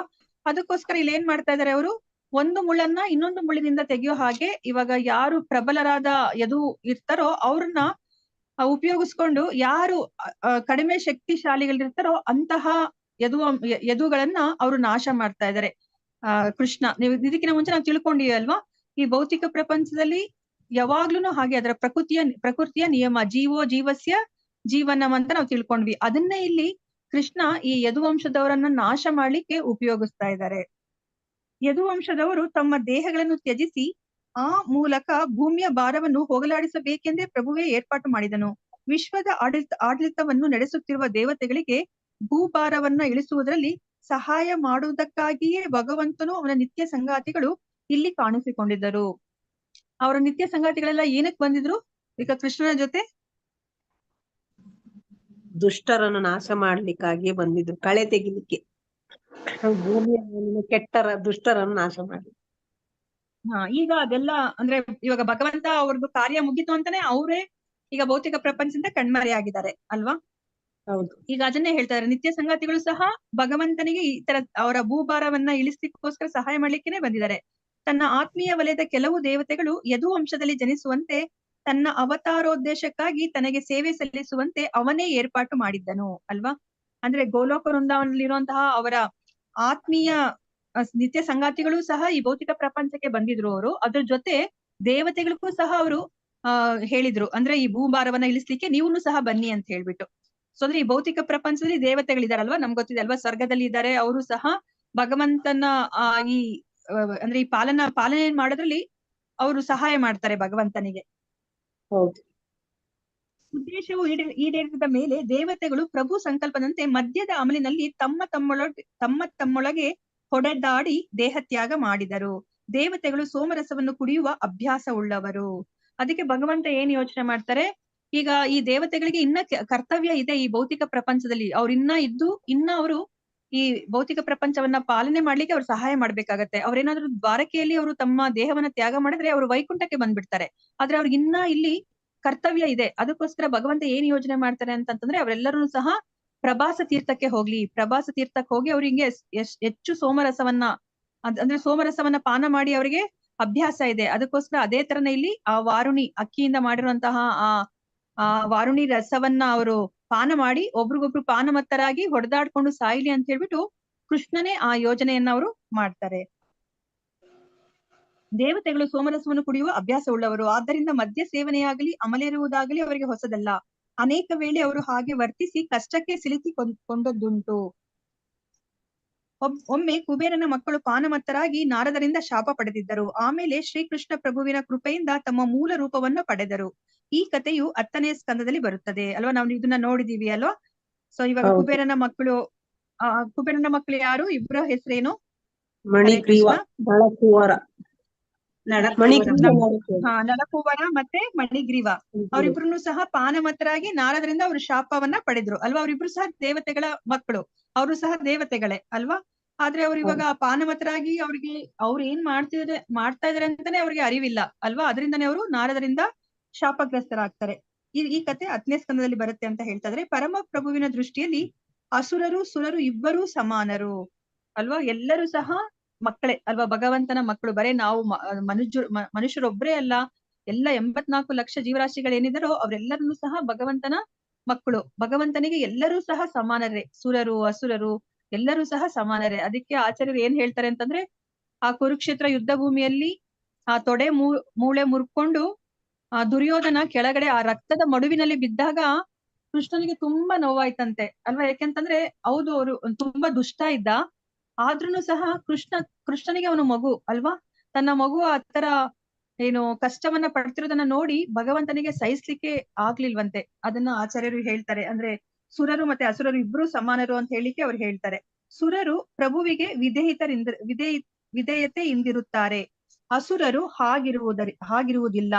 ಆದ್ದರಿಂದ ಇಲ್ಲಿ ಕೊಟ್ಟಿರುವ ಒಂದು ಮುಳ್ಳಿನಿಂದ ಇನ್ನೊಂದು ಮುಳ್ಳನ್ನು ತೆಗೆಯುವುದು ಎಂಬ ಉದಾಹರಣೆಯು ಅತ್ಯಂತ ಸೂಕ್ತವಾಗಿದೆ ಅಲ್ವಾ. ಇವಾಗ ಭಗವಂತನ ಕಾಲಿಗೆ ಚುಚ್ಕೊಂಡಿರೋ ಮುಳ್ಳನ್ನ ಯಾರಿಗೆ ನಾವು ಹೋಲಿಸ್ಬೋದು? ಅಸುರರಿಗೆ ಹೋಲಿಸ್ಬೋದು ಅಲ್ವಾ. ಅಸುರರಿಗೆ ಹೋಲಿಸ್ಬೋದು. ಅದೇ ಅಸುರರನ್ನ ನಾಶ ಮಾಡ್ಲಿಕ್ಕೆ ಭಗವಂತ ಏನ್ ಮಾಡ್ತಾರೆ, ಇನ್ನ ಒಂದು ಮುಳ್ಳನ್ನ ಉಪಯೋಗಿಸ್ತಾ ಇದ್ದಾರೆ ಅಲ್ವಾ. ಆ ಮುಳ್ಳನ್ನ ಏನಕ್ಕೆ ನಾವು ಹೋಲಿಸ್ಬೋದು? ದೇವತೆಗಳಿಗೆ ಹೋಲಿಸ್ಬೋದು ಅಲ್ವಾ. ಅದನ್ನೇ ಇಲ್ಲಿ ಹೇಳ್ತಾ ಇದ್ದಾರೆ. ಭಗವಂತನ ಕಾಲಿಗೆ ಚುಚ್ಚಿಕೊಂಡಿರುವ ಒಂದು ಮುಳ್ಳು ಅವನಿಗೆ ಖಂಡಿತವಾಗಿಯೂ ಯಾತನೆ ನೀಡುತ್ತಿರುತ್ತದೆ. ಇನ್ನೊಂದು ಮುಳ್ಳಾದರೂ ಆ ನೋವಿಗೆ ಕಾರಣವಾದ ಮುಳ್ಳನ್ನು ತೆಗೆದು ಹಾಕುವುದರ ಮೂಲಕ ಪ್ರಭುವಿಗೆ ಸೇವೆಯನ್ನು ಸಲ್ಲಿಸುತ್ತದೆ. ಹಾಗೆಯೇ ಪ್ರತಿಯೊಬ್ಬ ಜೀವಿಯೂ ಭಗವಂತನ ಭಾಗವೇ. ಆದರೂ ಪ್ರಭುವಿಗೆ ಹಿಂಸೆ ಕೊಡುತ್ತಿರುವವರನ್ನ ಅಸುರ ಎಂದು, ಅವನಿಗೆ ಸೇವೆ ಸಲ್ಲಿಸುತ್ತಿರುವವರನ್ನ ಸುರ ಅಥವಾ ದೇವತೆ ಎಂದು ಕರೆಯಲಾಗುತ್ತದೆ ಅಂತ ಹೇಳ್ಬಿಟ್ಟು ಇಲ್ಲಿ ಹೇಳ್ತಾ ಇದ್ದಾರೆ. ಸೊ ಇವಾಗ ಇಲ್ಲಿ ಏನ್ ಹೇಳ್ತಾ ಇದಾರೆ, ಭಗವಂತನಿಗೆ ಇಬ್ರು ಸಮಾನನೇ. ಆದ್ರೆ ಈಗ ಅಸುರರು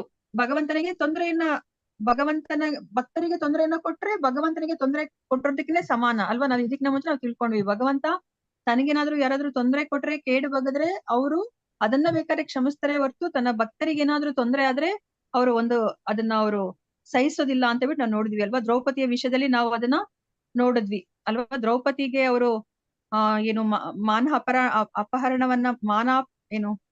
ಅವಮಾನವನ್ನ ಮಾಡಿದಿಕ್ಕೆ ಕೊನೆಗೆ ಏನಾಯ್ತು, ಆ ಕೌರವರ ಹೆಂಡತಿಯರೆಲ್ಲರನ್ನೂ ಸಹ ಅವರು ವಿಧವೆಯರ ಆಗೋ ತರ ಆಯ್ತು ಅಂತ ಹೇಳ್ಬಿಟ್ಟು ನಾವು ತಿಳ್ಕೊಂಡ್ವಿ. ಸೊ ಅದನ್ನ ಇಲ್ಲಿ ಹೇಳ್ತಾ ಇದ್ದಾರೆ. ಸೊ ಇಲ್ಲಿ ಭಗವಂತ ಇವಾಗ ಇಲ್ಲಿ ಯಾರನ್ನ ಅಸುರರು ಅಂತ ಹೇಳ್ತಾ ಇದಾರೆ, ಭಗವಂತನಿಗೆ ಯಾರು ಹಿಂಸೆ ಕೊಡ್ತಾರೋ ಅವ್ರನ್ನ ಅಸುರ ಅಂತ ಕರಿತಾ ಇದ್ದಾರೆ. ಮತ್ತೆ ಭಗವಂತನಿಗೆ ಯಾರು ಸೇವೆ ಮಾಡ್ತಾ ಇದಾರೋ ಅವ್ರನ್ನ ಸುರ ಅಥವಾ ದೇವತೆ ಅಂತ ಕರಿತಾ ಇದ್ದಾರೆ. ಈ ಲೋಕದಲ್ಲಿ ಸುರರು ಅಸುರರು ಸದಾ ಕಾದಾಡುತ್ತಲೇ ಇರುತ್ತಾರೆ. ದೇವತೆಗಳನ್ನು ಅಸುರರ ಮುಷ್ಟಿಯಿಂದ ಪ್ರಭುವು ಸದಾ ರಕ್ಷಿಸುತ್ತಾನೆ. ಇಬ್ಬರು ಅವನ ನಿಯಂತ್ರಣದಲ್ಲೇ ಇದ್ದಾರೆ. ಭಗವಂತನ ಕಾರ್ಯೋದ್ದೇಶವೇ ದೇವತೆಗಳನ್ನು ರಕ್ಷಿಸಿ ಅಸುರರನ್ನ ನಾಶ ಮಾಡುವುದು ಅಲ್ವಾ. ಸೊ ನಮ್ಗೆ 3ನೇ ಅಧ್ಯಾಯದಲ್ಲಿ ನಾವು ತಿಳ್ಕೊಂಡಿದೀವಿ ಅಲ್ವಾ, ಕೃಷ್ಣ ಈ ಭೌತಿಕ ಪ್ರಪಂಚಕ್ಕೆ ಏನಕ್ಕೆ ಬರ್ತಾರೆ ಅಂತ ಹೇಳ್ಬಿಟ್ಟು. ಯಾರಾದ್ರೂ ಹೇಳ್ತೀರಾ? ಏತೇ ಚಾಂಶ ಕಲಾ ಪುಂಸ, ಯಾರಿಗಾದ್ರೂ ಬರುತ್ತಾ ಅದು ಶ್ಲೋಕ? 28ನೇ ಶ್ಲೋಕ. ಏತೇ ಚಾಂಶ ಕಲಾ ಪುಂಸ ಕೃಷ್ಣಸ್ತು ಭಗವಾನ್ ಸ್ವಯಂ ಇಂದ್ರಾತಿ ವ್ಯಾಕುಲಂ ಲೋಕಂ ಮೃಡಯಂತಿ ಯುಗೆ. ಇಂದ್ರಾರಿ ವ್ಯಾಕುಲಂ ಲೋಕಂ ಮೃಡಯಂತಿ ಯುಗೆ ಯುಗೆ. ಇಂದ್ರಾರಿ ವ್ಯಾಕುಲಂ ಲೋಕಂ. ಇಂದ್ರ ಆರಿ. ಸೊ ಯಾರು ಇಂದ್ರರಿಗೆ ತೊಂದರೆ ಕೊಡ್ತಾರೆ, ಶತ್ರುಗಳಾಗಿರ್ತಾರೆ ಅಲ್ವಾ, ಅವರು ಕಾಪಾಡ್ಲಿಕ್ಕೆ ಮೃಡಯಂತಿ ಯುಗೆ ಯುಗೆ ಅಲ್ವಾ. ಸೊ ಭಗವಂತ ಅನೇಕ ಅವತಾರದಲ್ಲಿ ಬರ್ತಾರೆ ಅಂತ ಹೇಳ್ಬಿಟ್ಟು ಹೇಳ್ತಾರೆ ಅಲ್ವಾ. Thank you Shanti Rupini mataji. Hare Krishna. So ನೀವು ಬಾಹೆಟ್ ಮಾಡ್ಕೊಂಡಿದ್ದೀರಾ. ಹರಿ ಬೋಲ್. ಸೊ ಇವಾಗ ಅದೇ ತರನೇ ಇಲ್ಲೂ ಹೇಳ್ತಾ ಇದ್ದಾರೆ. ಸೊ ಭಗವಂತನ ಮೂಲ ಉದ್ದೇಶ ಏನು? ದೇವತೆಗಳನ್ನ ಕಾಪಾಡ್ಲಿಕ್ಕೆ. ಯಾಕಂದ್ರೆ ದೇವತೆಗಳು ಭಗವಂತನ ಆಜ್ಞೆಯನ್ನ ಪಾಲನೆ ಮಾಡ್ತಾ ಇರ್ತಾರೆ. ಜಗತ್ತಿನಲ್ಲಿ ಅಗತ್ಯ ಬಿದ್ದಾಗಲೆಲ್ಲ ಪ್ರಭುವು ಅದನ್ನು ನಿರ್ವಹಿಸಿ ದೇವತೆಗಳು ಮತ್ತು ಅಸುರರು ಇಬ್ಬರಿಗೂ ಒಳ್ಳೆಯದನ್ನು ಮಾಡುತ್ತಾನೆ. ಸೊ ಭಗವಂತ ಇಬ್ಬರಿಗೂ ಸಹ ಒಳ್ಳೆಯದನ್ನ ಮಾಡ್ತಾನೆ ಅಲ್ವಾ. ನಾವು ನೋಡಿದ್ವಿ ಅಲ್ವಾ, ನಾವು ಭೀಷ್ಮ ಸ್ತುತಿಯಲ್ಲಿ ನಾವು ತಿಳ್ಕೊಂಡ್ವಿ. ನಮ್ಗೇನ್ ಅನ್ಸುತ್ತೆ, ಅಯ್ಯೋ ಏನಿದು ಕೌರವರೆಲ್ಲರನ್ನು ಸಹ ತಮ್ಮ ಪ್ರಾಣವನ್ನ ಕಳ್ಕೊಂಡ್ರು ಅಂತ ನಾವ್ ಅನ್ಕೊಂತೀವಿ ಅಲ್ವಾ. ಆದ್ರೆ ಅವ್ರು ಇನ್ನ ಇದ್ದಿದ್ರೆ ಇನ್ನ ಅವರು ಹೆಚ್ಚು ಹೆಚ್ಚು ಪಾಪ ಕಾರ್ಯಗಳನ್ನ ಮಾಡಿ ತಮ್ಮನ್ನ ಅವರು ಹೀನ ಯೋನಿಗಳಲ್ಲಿ ಹುಟ್ಟೋ ತರ ಅವ್ರು ಮಾಡ್ಕೋತಾ ಇದ್ರು ಅಲ್ವಾ. ಆದ್ರೆ ಇವಾಗ ಕುರುಕ್ಷೇತ್ರ ಯುದ್ಧ ಭೂಮಿಯಲ್ಲಿ ಅವರು ಭಗವಂತನ ಸನ್ನಿಧಿಯಲ್ಲಿ ಅವರು ದೇಹವನ್ನ ತ್ಯಾಗ ಮಾಡಿದಕ್ಕೆ ಅವ್ರಿಗೆ ಏನಾಯ್ತು? ಅವರೆಲ್ಲರನ್ನೂ ಸಹ ಎಲ್ಲಿಗೆ ಹೋದ್ರು ಅವರು? ಹರೇ ಕೃಷ್ಣ. ಸ್ವರ್ಗಕ್ಕೆ ಹೋದರು ಮಾತಾಜಿ. ಸ್ವರ್ಗಕ್ಕೆ ಹೋಗ್ತಾರೆ. ಮತ್ತೆ ಎಲ್ಲಿಗೆ ಹೋಗ್ತಾರೆ ಅವರು? ಇನ್ನ ಇಂಪಾರ್ಟೆಂಟ್, ಸ್ವರ್ಗಕ್ಕೆ ವೀರಮರಣ ಬಂದ್ರೆ ಯಾರ್ ಬೇಕಾದ್ರೂ ಸ್ವರ್ಗಕ್ಕೆ ಹೋಗ್ತಾರೆ. ಇನ್ನೊಂದು ಬ್ರಹ್ಮಾಂಡಕ್ಕೆ ಹೋಗ್ತಾರೆ. ಉನ್ನತವಾದ ಲೋಕಕ್ಕೆ ಹೋಗ್ತಾರೆ ಮಾತಾಜಿ. ಇಲ್ಲ ಮಾತಾಜಿ, ಮುಕ್ತಿಯಲ್ಲಿ ಎಷ್ಟು ತರ ಇದೆ? ಮುಕ್ತಿಗಳಲ್ಲಿ ಐದು ಸಾಯುಜ್ಯ ಮುಕ್ತಿ ಪಡ್ಕೊಂತಾರೆ ಮಾತಾಜಿ. ಸಾಯುಜ್ಯ ಮುಕ್ತಿ ಮತ್ತೆ ಬ್ರಹ್ಮನ್ ಸಾಕ್ಷಾತ್ಕಾರ ಅಲ್ಲಿಗೆ ಹೋಗ್ತಾರ. 5 ಮುಕ್ತಿ ಮಾತಾಜಿ. ಯಾವ್ದ್ಯಾವ್ದು? ಸಾಯುಜ್ಯ, ಸಾಲೋಕ್ಯ, ಸಾಮೂಪ್ಯ, ಸಾರೂಪ್ಯ. ಈ 5 ಸಾಯುಜ್ಯ, ಸಾರೂಪ್ಯ, ಸಾಮೀಪ್ಯ, ಸಾಲೋಕ್ಯ ಮತ್ತೆ ಸಾಷ್ಟಿ ಅಲ್ವಾ. ಈ 5ರಲ್ಲಿ ಯಾವ ಮುಕ್ತಿಯನ್ನ ಪಡ್ಕೋತಾರೆ ಅವರೆಲ್ಲ? ಸಾಯುಜ್ಯ, ಸಾರೂಪ್ಯ ಅಂತ ಹೇಳ್ತಾರೆ ಅಲ್ವಾ. ಸಾರೂಪ್ಯ ಯಾಕಂದ್ರೆ ಭಗವಂತನ ರೂಪವನ್ನ ನೋಡ್ತಾನೆ ಅವರೆಲ್ಲರನ್ನು ಸಹ ದೇಹವನ್ನ ಬಿಟ್ಟಿದ್ದಕ್ಕೆ ಅವರು ಸಾರೂಪ್ಯ ಮುಕ್ತಿಯನ್ನ ಅವರು ಪಡಿತಾರೆ. ಅದನ್ನ ಭೀಷ್ಮಾಚಾರ್ಯರು ನಮಗೆ ಅದನ್ನ ಸ್ಪಷ್ಟಪಡಿಸ್ತಾರೆ ಅಲ್ವಾ. ನೋಡಿ, ಅಷ್ಟು ಅನುಗ್ರಹವನ್ನ ಮಾಡ್ತಾರೆ ಕೃಷ್ಣ. ಸಾರೂಪ್ಯ ಮುಕ್ತಿಯನ್ನ ಅವರೆಲ್ಲರನ್ನು ಸಹ ಪಡಿತಾರೆ. ಅಂದ್ರೆ ಇಬ್ಬರಿಗೂ ಸಹ ನಮ್ಗ್ ನೋಡ್ಲಿಕ್ಕೆ ಬರೇ ಸುರರಿಗೆ ಮಾತ್ರನೇ ಅವ್ರು ಸಹಾಯ ಮಾಡ್ತಿದಾರೆ ಅಂತ ಅನ್ಸುತ್ತೆ.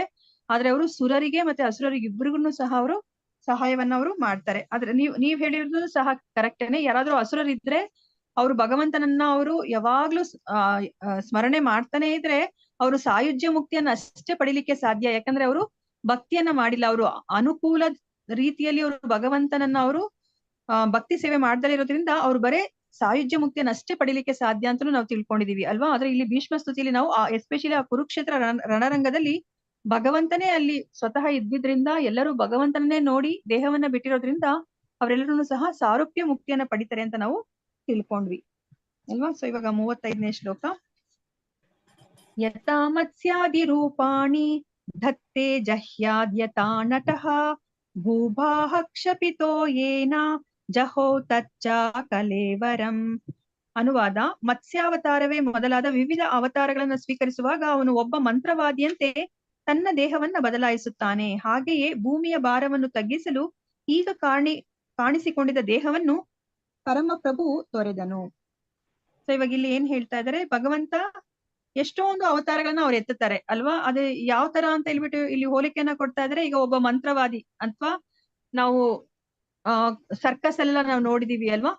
ಅವರು ಏನ್ ಮಾಡ್ತಾರೆ, ಅಲ್ಲಿರೋರು ನಮ್ಗೆ ಮ್ಯಾಜಿಷಿಯನ್ ಏನ್ ಮಾಡ್ತಾರೆ, ಅವನು ತನ್ನನ್ನ ತಾನೇ ಅಥವಾ ಇನ್ನ ಯಾರನ್ನೋ ಕತ್ತರಿಸ್ಕೊಂಡಂಗೆ ತೋರಿಸ್ತಾನೆ ಅಲ್ವಾ. ಅಥವಾ ಅವ್ರನ್ನ ಮಾಯ ಮಾಡ್ಬಿಡ್ತಾರೆ. ಇದೆಲ್ಲವನ್ನ ಅವನು ಚಕ್ಯತೆಯಿಂದ ಮಾಡ್ತಾರೆ ಅಲ್ವಾ. ಅದೇ ತರನೇ ಇವಾಗ ಭಗವಂತ ಏನ್ ಮಾಡ್ತಾ ಇದಾರೆ, ಹಲವಾರು ಅವತಾರಗಳನ್ನ ಅವರು ಎತ್ತುತ್ತಾ ಇದ್ದಾರೆ, ಅವರು ಸ್ವೀಕರಿಸ್ತಾ ಇದ್ದಾರೆ ಅಲ್ವಾ. ಸೊ ಇವಾಗ ಇಲ್ಲೂ ಸಹ ಇವಾಗ ಭಗವಂತ ಏನ್ ಮಾಡ್ತಾ ಇದ್ದಾರೆ, ಅವರು ಭೂಮಿಯ ಭಾರವನ್ನ ತಗ್ಗಿಸ್ಲಿಕ್ಕೋಸ್ಕರ ಈಗ ಅವರು ಯಾವ ದೇಹವನ್ನ ಪಡ್ಕೊಂಡಿದ್ರು ಆ ದೇಹವನ್ನ ಈಗ ಭಗವಂತ ತೊರಿತಾ ಇದ್ದಾರೆ. ಸೊ ಇವಾಗ ಅದ್ರ ಬಗ್ಗೆ ಪ್ರಭುಪಾದರು ನಮ್ಗೆ ಈ ಭಾವಾರ್ಥದಲ್ಲಿ ಏನ್ ಹೇಳ್ತಾರೆ ಅಂತ ಬಿಟ್ಟು ನೋಡೋಣಂತೆ. ದೇವೋತ್ತಮ ಪರಮ ಪುರುಷನು ರೂಪರಹಿತನೂ ಅಲ್ಲ, ನಿರಾಕಾರನೂ ಅಲ್ಲ. ಅವನ ದೇಹವು ಬೇರೆಯಲ್ಲ. ಆದ್ದರಿಂದ ಅವನನ್ನು ನಿತ್ಯ ಜ್ಞಾನ ಆನಂದಗಳ ಸ್ವರೂಪವೆಂದು ಬಣ್ಣಿಸಲಾಗುತ್ತದೆ ಅಲ್ವಾ. ಇವಾಗ ನಮ್ಗೆ 4ನೇ ಅಧ್ಯಾಯದಲ್ಲಿ ನಾವು ತಿಳ್ಕೊಂಡಿದೀವಿ ಅಲ್ವಾ, ಸ್ಪಷ್ಟವಾಗಿ ಭಗವಂತನ ಆ ರೂಪವನ್ನ ನಾವು ತಿಳ್ಕೊಂಡಿದೀವಿ. ಸೊ ಯಾರಾದ್ರೂ ಹೇಳ್ತೀರಾ ಭಗವಂತನ ರೂಪ ಯಾವ ತರ ಇದೆ ಅಂತ ನಾವು ತಿಳ್ಕೊಂಡ್ವಿ? ಇದಕ್ಕಿಂತ ಮುಂಚೆ ಹಲವಾರು ಬಾರಿ ನಾವು ತಿಳ್ಕೊಂಡಿದೀವಿ ಭಗವಂತನ ರೂಪ ಹೇಗಿದೆ ಅಂತ. ಸಚ್ಚಿದಾನಂದ ಸತ್ಚಿತ್ ಆನಂದ ವಿಗ್ರಹ ಅಲ್ವಾ. ವಿಗ್ರಹ ಅಂತಂದ್ರೆ ಅವ್ರಿಗೆ ಒಂದು ರೂಪ ಇದೆ ಅಂತ, ಅವ್ರು ಬರೇ ಶಕ್ತಿ ಅಥವಾ ಒಂದು ಬೆಳಕಲ್ಲ ಅಂತ ನಾವು ತಿಳ್ಕೊಂಡಿದೀವಿ. ಸೊ ಅದಕ್ಕೆ ಇಲ್ಲಿ ಹೇಳ್ತಾ ಇದ್ರೆ ಅವರು ರೂಪರಹಿತನೂ ಅಲ್ಲ, ನಿರಾಕಾರನೂ ಅಲ್ಲ, ಅವನಿಗೆ ಆಕಾರ ಅಂತ ಇದೆ ಅಂತ ಹೇಳ್ತಾ ಇದ್ದಾರೆ. ಮತ್ತೆ ಅವನು ಅವನ ದೇಹವು ಬೇರೆ ಬೇರೆ ಅಲ್ಲ ಅಲ್ವಾ. ಇವಾಗ ನಾವು ಮತ್ತೆ ನಮ್ಮ ದೇಹ ಬೇರೆ ಬೇರೆ ಅಲ್ವಾ. ನಮ್ಮ ಆತ್ಮ ಅದು ಭಗವಂತನ ವಿಭಿನ್ನ ಅಂಶ, ಆದ್ರೆ ನಮ್ಮ ದೇಹ ಈ ಜಡ ವಸ್ತುಗಳಿಂದ ಮಾಡಲ್ಪಟ್ಟಿದೆ. ನಮ್ಮ ಸೂಕ್ಷ್ಮ ದೇಹನೇ ಆಗ್ಲಿ, ಆ ಸ್ಥೂಲ ಶರೀರವೇ ಆಗ್ಲಿ ಬೇರೆ ಅಲ್ವಾ. ನಮ್ಮ ಆತ್ಮಕ್ಕಿನ್ನ ಅದು ತುಂಬಾ ಭಿನ್ನ ಇದೆ. ಆದ್ರೆ ಭಗವಂತನಿಗೆ ಆ ತರ ಅಲ್ಲ, ಒಳಗಿಂದ ಹೊರಗಡೆ ತನಕನೂ ಸಹ ಅದು ಒಂದೇ. ಆದ್ದರಿಂದ ಅವನನ್ನು ನಿತ್ಯ ಜ್ಞಾನ ಆನಂದಗಳ ಸ್ವರೂಪವೆಂದು ಬಣ್ಣಿಸಲಾಗುತ್ತದೆ ಅಲ್ವಾ. ಸತ್ ಚಿತ್ ಆನಂದ. ನಿತ್ಯ ಅಂತಂದ್ರೆ ಅದು ಏನು ಸತ್ ಅಲ್ವಾ, ನಿತ್ಯ. ಮತ್ತೆ ಚಿತ್ ಅಂದ್ರೆ ಜ್ಞಾನ, ಆನಂದಗಳ ಸ್ವರೂಪವೆಂದು ಬಣ್ಣಿಸಲಾಗುತ್ತದೆ. ಬೃಹತ್ ವೈಷ್ಣವ ತಂತ್ರದಲ್ಲಿ ಯಾರು ಶ್ರೀಕೃಷ್ಣ ಪ್ರಭುವಿನ ರೂಪವನ್ನ ಭೌತ ಶಕ್ತಿಗಳಿಂದ ನಿರ್ಮಿತವೆಂದು ಭಾವಿಸುತ್ತಾನೆಯೋ ಅವನನ್ನು ಎಲ್ಲ ರೀತಿಯಿಂದಲೂ ಬಹಿಷ್ಕರಿಸಬೇಕೆಂದು ಸ್ಪಷ್ಟವಾಗಿ ಹೇಳಿದೆ. ನೋಡಿ, ಇವಾಗ ಯಾರಾದ್ರೂ ನೋಡಿ, ಇಲ್ಲಿ ವೈಷ್ಣವ ತಂತ್ರದಲ್ಲಿ ಯಾವುದು ಬೃಹತ್ ವೈಷ್ಣವ ತಂತ್ರದಲ್ಲಿ ಏನ್ ಹೇಳಿದ್ದಾರೆ ಅಂತಂದ್ರೆ, ಈಗ ಅಕಸ್ಮಾತ್ ಯಾರಾದ್ರೂ ಸಹ ಭಗವಂತನಿಗೆ ಆಕಾರ ಇಲ್ಲ ಅಂತ ಹೇಳಿದ್ರೆ ನೋಡಿ, ಅವ್ರನ್ನ ನೋಡ್ಲಿಕ್ಕೂ ಸಹ ನಾವು ಹೋಗ್ಬಾರ್ದಂತೆ. ಅಕಸ್ಮಾತ್ ಏನಾದ್ರು ನಾವು ನೋಡ್ಬಿಟ್ರೆ ಹುಟ್ಟು ಬಟ್ಟೆಯಲ್ಲಿ ನಾವು ನದಿಯಲ್ಲಿ ಮುಳುಗ್ಬಿಟ್ಟು ಸ್ನಾನ ಮಾಡ್ಬೇಕು ಅಂತ ಹೇಳ್ತಾ ಇದ್ದಾರೆ. ಅಂದ್ರೆ ಅದನ್ನ ನಾವು ತಡ್ಕೊಳ್ಲಿಕ್ಕೆ ನಮ್ ಕೈಲಿ ಸಾಧ್ಯ ಇಲ್ಲ. ಅದಕ್ಕೆ ನೋಡಿ ಇಲ್ಲಿ ಯಾವ ತರ ಹೇಳ್ತಾ ಇದಾರೆ, ಅವನನ್ನು ಎಲ್ಲಾ ರೀತಿಯಿಂದ ಬಹಿಷ್ಕರಿಸ್ಬೇಕು ಅಂತ ಹೇಳ್ತಾ ಇದಾರೆ. ಮತ್ತೆ ಇನ್ನೂ ಏನ್ ಮಾಡ್ಬೇಕು, ಅಕಸ್ಮಾತ್ ಅಂತಹ ನಾಸ್ತಿಕನ ಏನಾದ್ರು ನಾವು ಅಕಸ್ಮಾತ್ ಆಗಿ ನೋಡ್ಬಿಟ್ರೆ ಒಡನೆಯೇ ಉಟ್ಟ ಬಟ್ಟೆಯ ಸಮೇತ ನದಿಯಲ್ಲಿ ಮುಳುಗಿ ಸ್ನಾನ ಮಾಡಬೇಕು ಎಂದು ಹೇಳಿದೆ. ಸೊ ಇವಾಗ ಯಾಕಂದ್ರೆ ಭಗವಂತನನ್ನ ಅಮೃತ, ಸಾವಿಲ್ಲದವನು ಎಂದು ವರ್ಣಿಸಿದೆ. ಏಕೆಂದ್ರೆ ಅವನಿಗೆ ಭೌತಿಕವಾದ ದೇಹವಿಲ್ಲ. ಆದ್ದರಿಂದ ಇಂತಹ ಪರಿಸ್ಥಿತಿಯಲ್ಲಿ ಭಗವಂತನು ಸಾಯುವುದು ಅಥವಾ ದೇಹತ್ಯಾಗ ಮಾಡುವುದು ಮಂತ್ರವಾದಿಯು ತೋರಿಸುವ ಕಣ್ಣು ಕಟ್ಟು ಇದ್ದ ಹಾಗೆ ಅಲ್ವಾ. ಇವಾಗ ಆ ಮಂತ್ರವಾದಿ ಇವಾಗ ಯಾರನ್ನಾದ್ರೂ ಕತ್ತರಿಸಿ ತುಂಡು ಮಾಡಿದಾನೆ ಅಥವಾ ಮಾಯ ಮಾಡಿದಾನೆ ಅಂತಂದ್ರೆ ಅದು ನಿಜನಾ? ಇಲ್ಲ ಅಲ್ವಾ. ನಮ್ಮ ಕಣ್ಣಿಗೆ ಆತರ ಅವರ ಚಾಕಚಕ್ಯತೆಯಿಂದ ಅವ್ರು ಆತರ ಮಾಡ್ತಾ ಇದ್ದಾರೆ. ಅದೇ ತರನೇ ಭಗವಂತನು ಸಹ ಈ ಭೂಮಿಗೆ ಬಂದಾಗ ನಮ್ಗೆ ಗೊತ್ತಿರೋ ಹಾಗೇನೆ ಅವ್ರ ದೇಹ ನಮ್ ದೇಹ ಒಂದೇ ತರ ಅಲ್ಲ ಅಲ್ವಾ. ಇವಾಗ ನಮ್ಗೆ ಹುಟ್ಟು ಅಂತ ಇರೋದ್ರಿಂದ ನಮ್ಗೆ ಸಾವು ಅಂತ ಇದೆ. ಆದ್ರೆ ಭಗವಂತನಿಗೆ ಹುಟ್ಟುನು ಇಲ್ಲ, ಸಾವುನು ಇಲ್ಲ ಅಲ್ವಾ. ಯಾಕಂದ್ರೆ ಅವರ ಆ ದೇಹ ಅದು ಸತ್ ಚಿತ್ ಆನಂದ ಸ್ವರೂಪಿಯಾಗಿರೋದು ಅಲ್ವಾ. ಅವರು ಅಂದ್ರೆ ನಮ್ಮ ಈ ಜನಗಳಿಗೆ ಅವರ ಅವತಾರವನ್ನ ಅವರು ಪರಿಸಮಾಪ್ತಿ ಮಾಡ್ತಾ ಇದ್ದಾರೆ ಅನ್ನೋದನ್ನ ತೋರಿಸ್ಲಿಕ್ಕೋಸ್ಕರ ಅಷ್ಟೇ ಅವ್ರೇನೋ ಸಾವನ್ನ ಅಪ್ಪಿದ್ರೇನೋ ಅನ್ನೋ ತರ ಅವರು ತೋರಿಸ್ತಾರೆ ಹೊರ್ತು ಅವರು ನಿಜವಾಗ್ಲೂ ಸಾವನ್ನ ಅಪ್ಪೋದಿಲ್ಲ. ಯಾಕಂದ್ರೆ ಅವ್ರಿಗೆ ಸಾವಿಲ್ಲ, ಅವರು ಅಮೃತ, ಅವರು ಮೃತ, ಅವ್ರಿಗೆ ಮೃತ ಅನ್ನೋದೇ ಇಲ್ಲ, ಅವರು ಅಮೃತ, ಸಾವಿಲ್ಲದವರು. ಆದ್ದರಿಂದ ಇಂತಹ ಪರಿಸ್ಥಿತಿಯಲ್ಲಿ ಭಗವಂತನು ಸಾಯುವುದು ಅಥವಾ ದೇಹತ್ಯಾಗ ಮಾಡುವುದು ಮಂತ್ರವಾದಿಯು ತೋರಿಸುವ ಕಣ್ಣು ಕಟ್ಟು ಇದ್ದ ಹಾಗೆ. ಮಂತ್ರವಾದಿಯು ತನ್ನ ಚಾಕಚಕ್ಯದಿಂದ ತನ್ನ ದೇಹವನ್ನ ತುಂಡು ತುಂಡಾಗಿ ಕತ್ತರಿಸಿದಂತೆ, ದೇಹವು ಸುಟ್ಟು ಬೂದಿಯಾದಂತೆ ಅಥವಾ ವಶೀಕರಣದಿಂದ ಪ್ರಜ್ಞೆ ತಪ್ಪಿದಂತೆ ನಮಗೆ ತೋರಿಸುತ್ತಾನೆ. ಆದರೆ ಅವೆಲ್ಲ ನಿಜವಲ್ಲ, ಬರಿಯ ತೋರಿಕೆಗಳು. ವಸ್ತುತಃ ಮಂತ್ರವಾದಿಯ ದೇಹವನ್ನು ಯಾರು ಕತ್ತರಿಸಿ ತುಂಡು ಮಾಡಿಲ್ಲ ಅಥವಾ ಸುಟ್ಟು ಬೂದಿ ಮಾಡಿಲ್ಲ. ಯಾವುದೇ ಹಂತದಲ್ಲಿ ಅವನು ಸತ್ತೂ ಇಲ್ಲ, ಪ್ರಜ್ಞೆ ಕಳೆದುಕೊಂಡೂ ಇಲ್ಲ. ಹಾಗೆಯೇ ಪ್ರಭುವು ಅಸಂಖ್ಯ ವೈವಿಧ್ಯಮಯ ಶಾಶ್ವತ ರೂಪಗಳನ್ನು ಹೊಂದಿದ್ದಾನೆ ಅಲ್ವಾ. ಈಗ ಆ ಮೆಜಿಷಿಯನ್ ಸಹ ಒಂದೊಂದ್ಸತಿ ಒಂದೊಂದ್ ತರ ಮಾಡ್ತಾನೆ ಅಲ್ವಾ. ಒಂದೊಂದ್ಸತಿ ದೇಹವನ್ನ ಕತ್ತರಿಸಿ ತುಂಡು ತರ ಮಾಡ್ತಾನೆ, ಒಂದೊಂದ್ಸತಿ ಸುಟ್ಟು ಭಸ್ಮ ಮಾಡೋ ತರ ಮಾಡ್ತಾನೆ, ಮತ್ತೆ ಒಂದೊಂದ್ಸತಿ ಪ್ರಜ್ಞೆ ತಪ್ಪೋಗಿದೆಯೋ ಅನ್ನೋ ತರ ತೋರಿಸ್ತಾನೆ. ಇದೇ ತರನೇ ಭಗವಂತ ಒಂದೊಂದ್ಸತಿ ಅವರು ಮತ್ಸ್ಯಾವತಾರದಲ್ಲಿ ಬರ್ತಾರೆ, ಒಂದೊಂದ್ಸತಿ ಅವರು ವರಹ ಅವತಾರದಲ್ಲಿ, ಕೂರ್ಮ ಅವತಾರದಲ್ಲಿ, ಈ ತರ ಅನೇಕ ಅವತಾರಗಳಲ್ಲಿ ಅವರು ಬರ್ತಾರೆ. ಅವುಗಳ ಪೈಕಿ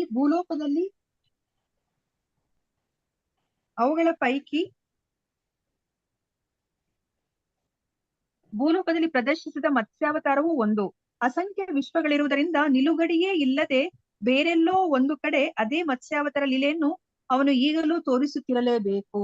ನೋಡಿ, ಮತ್ಸ್ಯಾವತಾರ ಈಗ ನಮ್ಮ ಈ ಬ್ರಹ್ಮಾಂಡದಲ್ಲಿ ಅಥವಾ ನಮ್ಮ ಭೂಮಿ ಮೇಲೆ ಅದು ಸಮಾಪ್ತಿಯಾಗಿದೆ. ಆಗಂದ ಮಾತ್ರಕ್ಕೆ ಅದು ಏನು ಅಂದ್ರೆ ಪೂರ್ತಿಯಾಗಿ ಅದು ಸಾವನ್ನ ಅಪ್ಪಬಿಟ್ಟಿದ್ದಾನೆ ಭಗವಂತ ಮತ್ಸ್ಯಾವತಾರ ರೂಪದಲ್ಲಿ ಅಂತ ಅಲ್ಲ ಅಲ್ವಾ. ಅವ್ರು ಇನ್ಯಾವುದೋ ಒಂದು ಬ್ರಹ್ಮಾಂಡದಲ್ಲಿ ಅವರು ಮತ್ಸ್ಯಾವತಾರವನ್ನ ಅವರು ತೋರಿಸ್ತಾ ಇರ್ಲೇಬೇಕು. ಯಾಕಂದ್ರೆ ಕೋಟ್ಯಾಂತರ ಬ್ರಹ್ಮಾಂಡಗಳಿದೆ ಅಂತ ಹೇಳ್ಬಿಟ್ಟು ನಾವು ತಿಳ್ಕೊಂಡಿದೀವಿ. ಮತ್ತೆ ನಮ್ಗೆ ಇಲ್ಲಿ ಇನ್ನೂ ಒಂದು ತುಂಬಾ ಮುಖ್ಯವಾದ ವಿಷಯವನ್ನ ಏನ್ ಹೇಳ್ತಿದ್ದಾರೆ ಅಂತಂದ್ರೆ, ಈ ಶ್ಲೋಕದಲ್ಲಿ ದತ್ತೆ ಅಂತ ಬರುತ್ತಲ್ವಾ ಇಲ್ಲಿ, ಯಥಾ ಮತ್ಸ್ಯಾದಿ ರೂಪಾಣಿ ದತ್ತೆ ಜಹ್ಯಾದ್ ಯಥಾ ನಟಃ, ದತ್ತೆ ಅಂತ ಬರ್ತಾ ಇದೆ.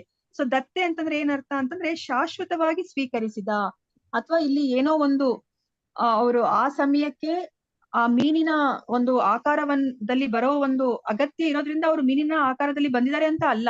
ಆ ಮೀನಿನ ಆಕಾರ ಅಥವಾ ಆ ಮತ್ಸ್ಯ ರೂಪ ಏನಿದೆ ಅದು ಶಾಶ್ವತವಾಗಿ ಅದು ಇದು ಆಧ್ಯಾತ್ಮಿಕ ಪ್ರಪಂಚದಲ್ಲಿ ಇದೆ. ಅವರು ಇಲ್ಲಿ ಅದೇ ರೂಪದಲ್ಲಿ ಅವ್ರಿಗೆ ಕೆಳಗಡೆ ಬರ್ತಾರೆ. ಆ ಮತ್ಸ್ಯಾವತಾರ ಅಲ್ಲಿ ಮೇಲೆ ಏನಿದೆಯೋ ಅದೇ ದೇಹವನ್ನ ಇಟ್ಕೊಂಡು ಅವ್ರು ಇಲ್ಲಿಗೆ ಬರ್ತಾರೆ. ಆ ಕೆಲಸವನ್ನ ಮಾಡ್ಲಿಕ್ಕೆ, ಆ ಮತ್ಸ್ಯಾವತಾರದಲ್ಲಿ ಅವ್ರು ಏನನ್ನ ಮಾಡ್ಬೇಕಾಗಿತ್ತು ಆ ಕೆಲಸವನ್ನ ಮಾಡ್ಲಿಕ್ಕೋಸ್ಕರ ಅವರು ಹಾಗೆ ಬರ್ತಾರೆ ಅವರು.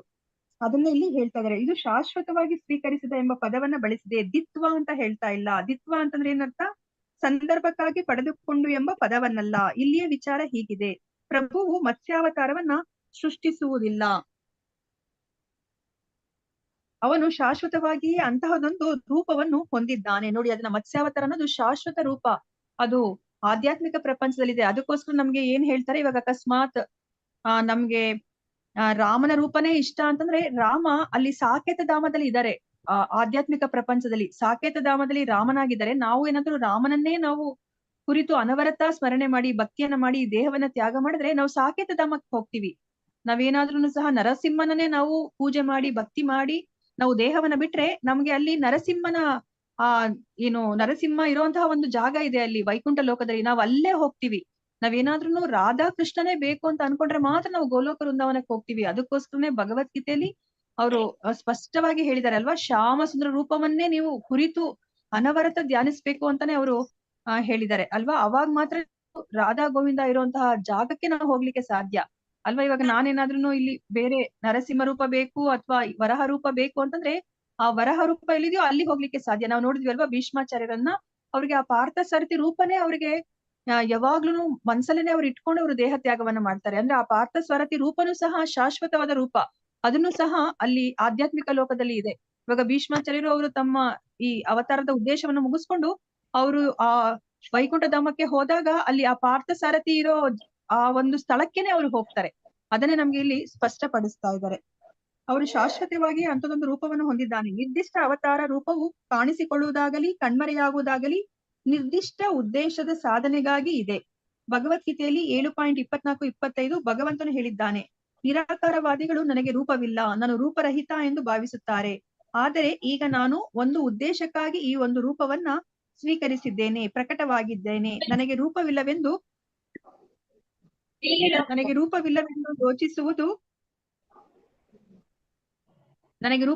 ಆಲೋಚಿಸುವವರು ನಿಜವಾಗಿ ಮಂದಬುದ್ಧಿಗಳು. ವೈದಿಕ ಸಾಹಿತ್ಯದಲ್ಲಿ ಅವರು ನಿಷ್ಣಾತರಿರಬಹುದು, ಆದರೆ ವಸ್ತುತಃ ನನಗಿರುವ ಕಲ್ಪನಾತೀತ ಶಕ್ತಿಗಳನ್ನು, ನನ್ನ ವ್ಯಕ್ತಿತ್ವದ ನಿತ್ಯ ರೂಪಗಳನ್ನು ಅರಿಯರು ಅಲ್ವಾ. ಇವಾಗ ಭಗವಂತನೇ ಇವಾಗ ಇಲ್ಲಿ ಅವರು ದ್ವಾಪರ ಯುಗದಲ್ಲಿ ಬಂದಾಗ ಅವರು ಕೌರವರಿಗೆಲ್ಲರೂ ಸಹ ಕಣ್ಮುಂದೆನೆ ಅವ್ರು ಓಡಾಡ್ತಾ ಇದ್ರು, ಆದ್ರೆ ಅವ್ರು ಯಾರನ್ನು ಸಹ ನಂಬಲೇ ಇಲ್ಲ ಅಲ್ವಾ. ಅವರು ಕೊನೆಗೆ ಆ ಕುರು ಸಭೆಯಲ್ಲಿ ಅವರು ಸಂಧಿ ಮಾಡ್ಬೇಕಾದ್ರೆ ಹೋದಾಗ ಯುದ್ಧ ಬೇಡ ಅಂತ ಹೇಳ್ಬಿಟ್ಟು ಅವರು ಶಾಂತಿ ದೂತನಾಗಿ ಹೋದಾಗ ಅವ್ರೇನ್ ಮಾಡ್ತಾರೆ, ಒಂದು ಚಿಕ್ಕ ವಿಶ್ವರೂಪವನ್ನ ತೋರಿಸ್ತಾರೆ. ಆಗ ಕೌರವರು ಸಹ ನೋಡ್ತಾರೆ, ಆದ್ರೆ ಅವ್ರು ಏನ್ ಹೇಳ್ತಾರೆ, ಕೃಷ್ಣನನ್ನ ಮಾಯಾವಿ ಅಂತ ಹೇಳ್ಬಿಟ್ಟು ಹೇಳ್ತಾರೆ. ದುರ್ಯೋಧನ ಮಾಯಾವಿ, ಅವನನ್ನ ನೀವು ಸೆರೆ ಹಿಡಿರಿ ಅಂತ ಹೇಳ್ಬಿಟ್ಟು ಹೇಳ್ತಾರೆ ಅಲ್ವಾ. ಕಣ್ಣ ಮುಂದೆ ಇದ್ರೂ ಸಹ ಅವ್ರಿಗೆ ಅದನ್ನ ಅರ್ಥ ಮಾಡ್ಕೊಳ್ಲಿಕ್ಕೆ ಆಗ್ಲಿಲ್ಲ. ಅದಕ್ಕೆ ಇಲ್ಲಿ ಕೃಷ್ಣ ಹೇಳ್ತಾ ಇದ್ದಾರೆ, ಯಾಕಂದ್ರೆ ಅಂತಹ ಅಂದ್ರೆ ನಿರಾಕಾರವಾದಿಗಳಿಗೆ, ನಾಸ್ತಿಕವಾದಿಗಳಿಗೆ ನಾನು ನನ್ನ ನಿಜ ಸ್ವರೂಪ ಅವ್ರಿಗೆ ಅರ್ಥ ಆಗೋದಿಲ್ಲ ಅಂತ ಹೇಳ್ಬಿಟ್ಟು ಅವ್ರು ಹೇಳ್ತಾ ಇದ್ದಾರೆ. ಅವ್ರು ಬೇರೆ ತರ ಅವ್ರಿಗೆ ಎಷ್ಟೇ ಅವ್ರು ಬುದ್ಧಿವಂತರು ಇರ್ಬೋದು, ಬೇರೆದ್ರಲ್ಲಿ ನಿಷ್ಣಾತರು ಇರ್ಬೋದು, ಆದ್ರೆ ಅವರು ನನ್ನ ನಿಜವಾದ ಸ್ವರೂಪವನ್ನ ಅವ್ರು ಅರ್ಥ ಮಾಡ್ಕೊಳ್ಲಿಕ್ಕೆ ಸಾಧ್ಯ ಇಲ್ಲ ಅಂತ ಹೇಳ್ತಿದ್ದಾರೆ. ಅದಕ್ಕೆ ಕಾರಣ ನಾನು ಮಾಯೆಯ ಆವರಣದಿಂದ ಭಕ್ತರಲ್ಲದವರಿಗೆ ತೋರಿಸಿಕೊಳ್ಳದಿರುವ ಅಧಿಕಾರವನ್ನು ಕಾದಿರಿಸಿಕೊಂಡಿರುವುದು ಅಲ್ವಾ. ಯಾಕಂದ್ರೆ ಭಗವಂತನೇ ಅವರು ತಮ್ಮನ್ನ ಅವರು ಮಾಯೆಯಿಂದ ಅವರು ಆವರಿಸ್ಕೊಂಡಿರ್ತಾರೆ. ಅದಕ್ಕೋಸ್ಕರ ಅವ್ರಿಗೆ ಯಾರಿಗೂ ಗೊತ್ತೇ ಆಗೋದಿಲ್ಲ ಅಲ್ವಾ. ಅದಕ್ಕೆ ನಾವ್ ಎಷ್ಟೊಂದು ಪ್ರಾರ್ಥನೆಯಲ್ಲಿ ನಾವು ನೋಡಿದೀವಿ ಅಲ್ವಾ. ಸೊ ಇವಾಗ ನಿಮ್ಮ ಅಂದ್ರೆ ನೀನು ಏನು ಆವರಣವನ್ನ ಹೊತ್ಕೊಂಡಿದ್ಯಾ ಅದನ್ನ ನೀನು ನಿವಾರಿಸ್ಕೊಂಡ್ರೆ ಅಷ್ಟೇನೆ ನನಗೆ ನಿನ್ನ ಹಿಂದೆ ಇರುವ ಆ ರೂಪ ಕಾಣುತ್ತೆ ಅಂತ ಹೇಳ್ಬಿಟ್ಟು ನಾವು ಕುಂತಿ ಮಹಾರಾಣಿ ಹೇಳಿರೋದನ್ನು ನಾವು ನೋಡಿದೀವಿ. ಮತ್ತೆ ನಾವು ಈಶೋಪನಿಷತ್ತಲ್ಲೂ ಸಹ ನಾವು ಅದನ್ನ ನಾವು ನೋಡಿದೀವಿ ಅಲ್ವಾ. ಅದನ್ನ ನಾವಿಲ್ಲಿ ಜ್ಞಾಪಿಸ್ಕೋಬಹುದು. ಆದ್ದರಿಂದ ಅಜ್ಞಾನಿಗಳು ನನ್ನ ನಿತ್ಯ ರೂಪವನ್ನ ತಿಳಿದುಕೊಂಡಿರುವುದಿಲ್ಲ. ಅದು ಅವಿನಾಶಿಯಾದದ್ದು ಮತ್ತು ಜನನ ರಹಿತವಾದದ್ದು. ಪ್ರಭುವನ್ನು ಕುರಿತು ಮತ್ಸರ ಪಡುವವರು ಮತ್ತು ಸದಾ ಅವನ ಮೇಲೆ ಕುಪಿತರಾಗಿರುವವರು ಅವನ ನಿಜವಾದ ಮತ್ತು ನಿತ್ಯವಾದ ರೂಪವನ್ನು ತಿಳಿದುಕೊಳ್ಳಲು ಅನರ್ಹರಾಗಿರುತ್ತಾರೆ. ನೋಡಿ, ಇಲ್ಲಿ ಆ ಮತ್ಸರ ಅನ್ನೋದನ್ನ ಅನೇಕ ಬಾರಿ ಹೇಳಿದ್ದಾರೆ ಕೃಷ್ಣ ಅಲ್ವಾ.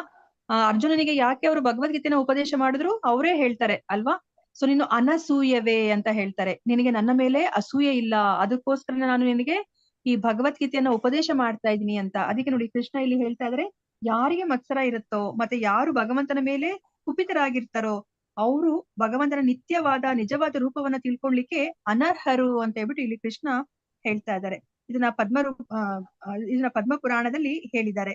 ಮಲ್ಲರಿಗೆ ಪ್ರಭುವು ಬರ ಸಿಡಿಲಿನಂತೆ ಕಾಣಿಸಿಕೊಂಡನು ಎಂದು ಭಾಗವತವು ಹೇಳುತ್ತದೆ ಅಲ್ವಾ. ನಾವು ಕೃಷ್ಣ 10ನೇ ಸ್ಕಂದದಲ್ಲಿ ನಾವು ನೋಡಿದ್ರೆ ಆ ಕೃಷ್ಣ ಅವರು ಆ ಕಂಸನ ಸಭೆಗೆ ಹೋದಾಗ ಕಂಸ ಏನ್ ಮಾಡಿರ್ತಾನೆ, ಅವ್ರನ್ನ ಜೊತೆ ಯುದ್ಧ ಮಾಡ್ಲಿಕ್ಕೆ ಅವರು ಅನೇಕ ಮಲ್ಲ ಯೋಧರನ್ನ ಅವರು ಬಿಡ್ತಾರೆ ಅಲ್ವಾ. ಸೊ ಆ ಸಮಯದಲ್ಲಿ ಕೃಷ್ಣ ಬಲರಾಮರು ಅವ್ರ ಜೊತೆ ಅವರು ಯುದ್ಧ ಮಾಡ್ತಾ ಇರ್ಬೇಕಾದ್ರೆ ಒಬ್ಬೊಬ್ರಿಗೆ ಒಂದೊಂದ್ ತರ ಕಾಣಿಸ್ತಾರೆ ಕೃಷ್ಣ ಅಲ್ವಾ. ಅದನ್ನೇ ಇಲ್ಲಿ ನಮ್ಗೆ ಹೇಳ್ತಾ ಇದ್ದಾರೆ. ಇಲ್ಲಿ ಮಲ್ಲರಿಗೆ ಅವ್ರು ಯಾವ ತರ ಕಾಣಿಸ್ತಾ ಇದಾರೆ ಅಂತಂತಂದ್ರೆ ಅವರು ಬರ ಸಿಡಿಲಿನಂತೆ ಕಾಣಿಸ್ಕೊಂಡಿದ್ದಾರೆ ಅಂತ ಹೇಳ್ಬಿಟ್ಟು ಭಾಗವತ ಹೇಳುತ್ತೆ. ಶಿಶುಪಾಲ ವಧೆಯ ಸಂದರ್ಭದಲ್ಲಿ ಅವನ ಕಣ್ಣಿಗೆ ಪ್ರಭು ಕೃಷ್ಣನಾಗಿ ಕಾಣಿಸಲಿಲ್ಲ, ಉಜ್ವಲವಾಗಿ ಬೆಳಗುವ ಒಂದು ಬ್ರಹ್ಮ ಜ್ಯೋತಿಯನ್ನು ಅವನು ಕಂಡನು. ಶಿಶುಪಾಲ ವಧೆಯ ಸಂದರ್ಭದಲ್ಲಿ ಅವ್ರು ಯಾವ ತರ ಕಾಣಿಸ್ತಾ ಇದ್ದಾರೆ, ಅವರು ಒಂದು ಬ್ರಹ್ಮ ಜ್ಯೋತಿ ತರ ಅವ್ರಿಗೆ ಕಾಣಿಸ್ತಾ ಇದ್ದಾರೆ. ಕಂಸನು ನೇಮಿಸಿದ ಮಲ್ಲರಿಗೆ ಸಿಡಿಲಿನಂತೆ ಕಾಣಿಸಿದ್ದಾಗಲಿ, ಶಿಶುಪಾಲನ ಕಣ್ಣಿಗೆ ಕೋರೈಸುವ ಬೆಳಕಾಗಲಿ ಕಾಣಿಸಿದ್ದಾಗಲಿ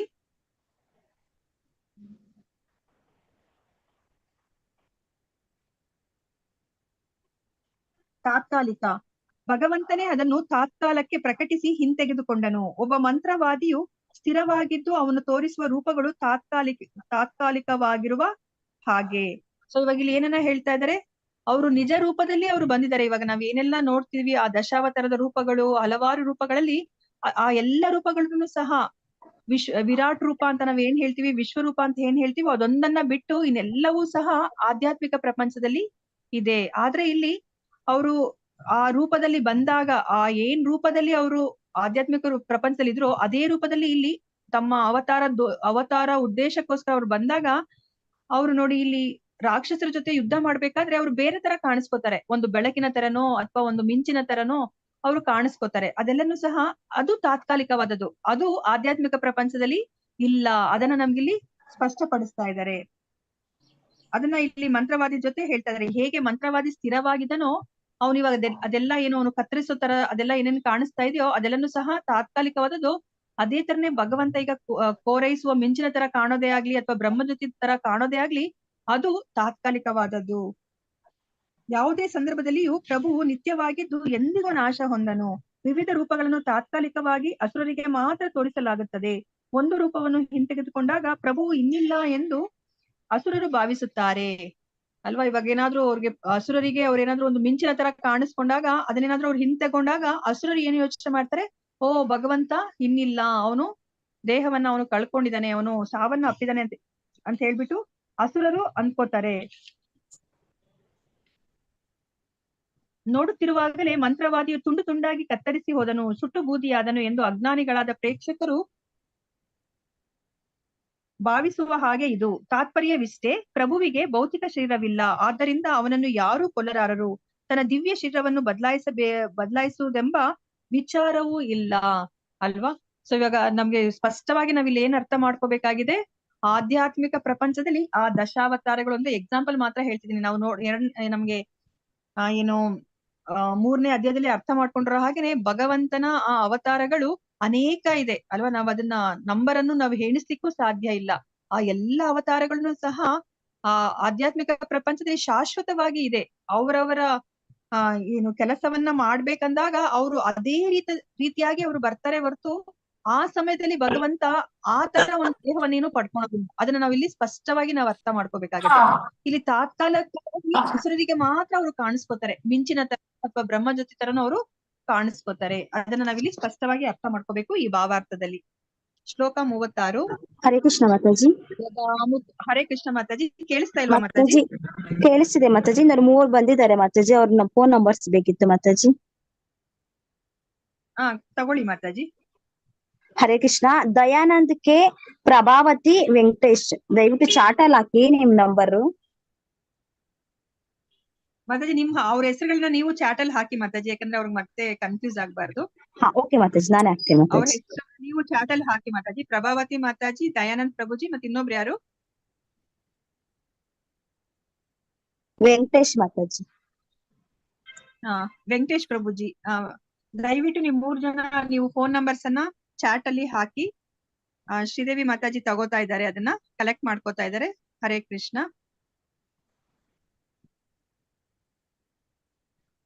ಯದಾ ಮುಕುಂದೋ ಭಗವಾನಿ ಮಾಂ ಮಹೀಂ ಜಹೋ ಸ್ವತಾನ್ವಾ ಶ್ರವಣೀಯ ಸತ್ತತಃ ತದಾ ಹರೇವ ಪ್ರತಿಬುದ್ಧ ಚೇತಸ ಮಭದ್ರ ಹೇತು ಕಲಿರನ್ವ ವರ್ತತ.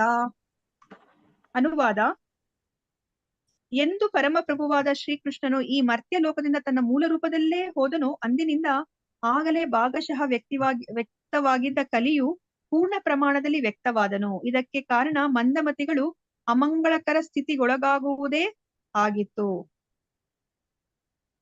ಸೊ ಇಲ್ಲಿ ಏನ್ ಹೇಳ್ತಾ ಇದಾರೆ, ಕೃಷ್ಣ ಯಾವಾಗ ಈ ಭೌತಿಕ ಪ್ರಪಂಚದಿಂದ ಇಲ್ಲಿಂದ ಅವರು ಕಣ್ಮರೆಯಾಗಿ ಹೋದ್ರು, ಆಗ ಕಲಿ ಏನ್ ಮಾಡ್ತಾರೆ, ಅವರು ಪೂರ್ಣ ಪ್ರಮಾಣದಲ್ಲಿ ವ್ಯಕ್ತರಾಗ್ತಾರೆ.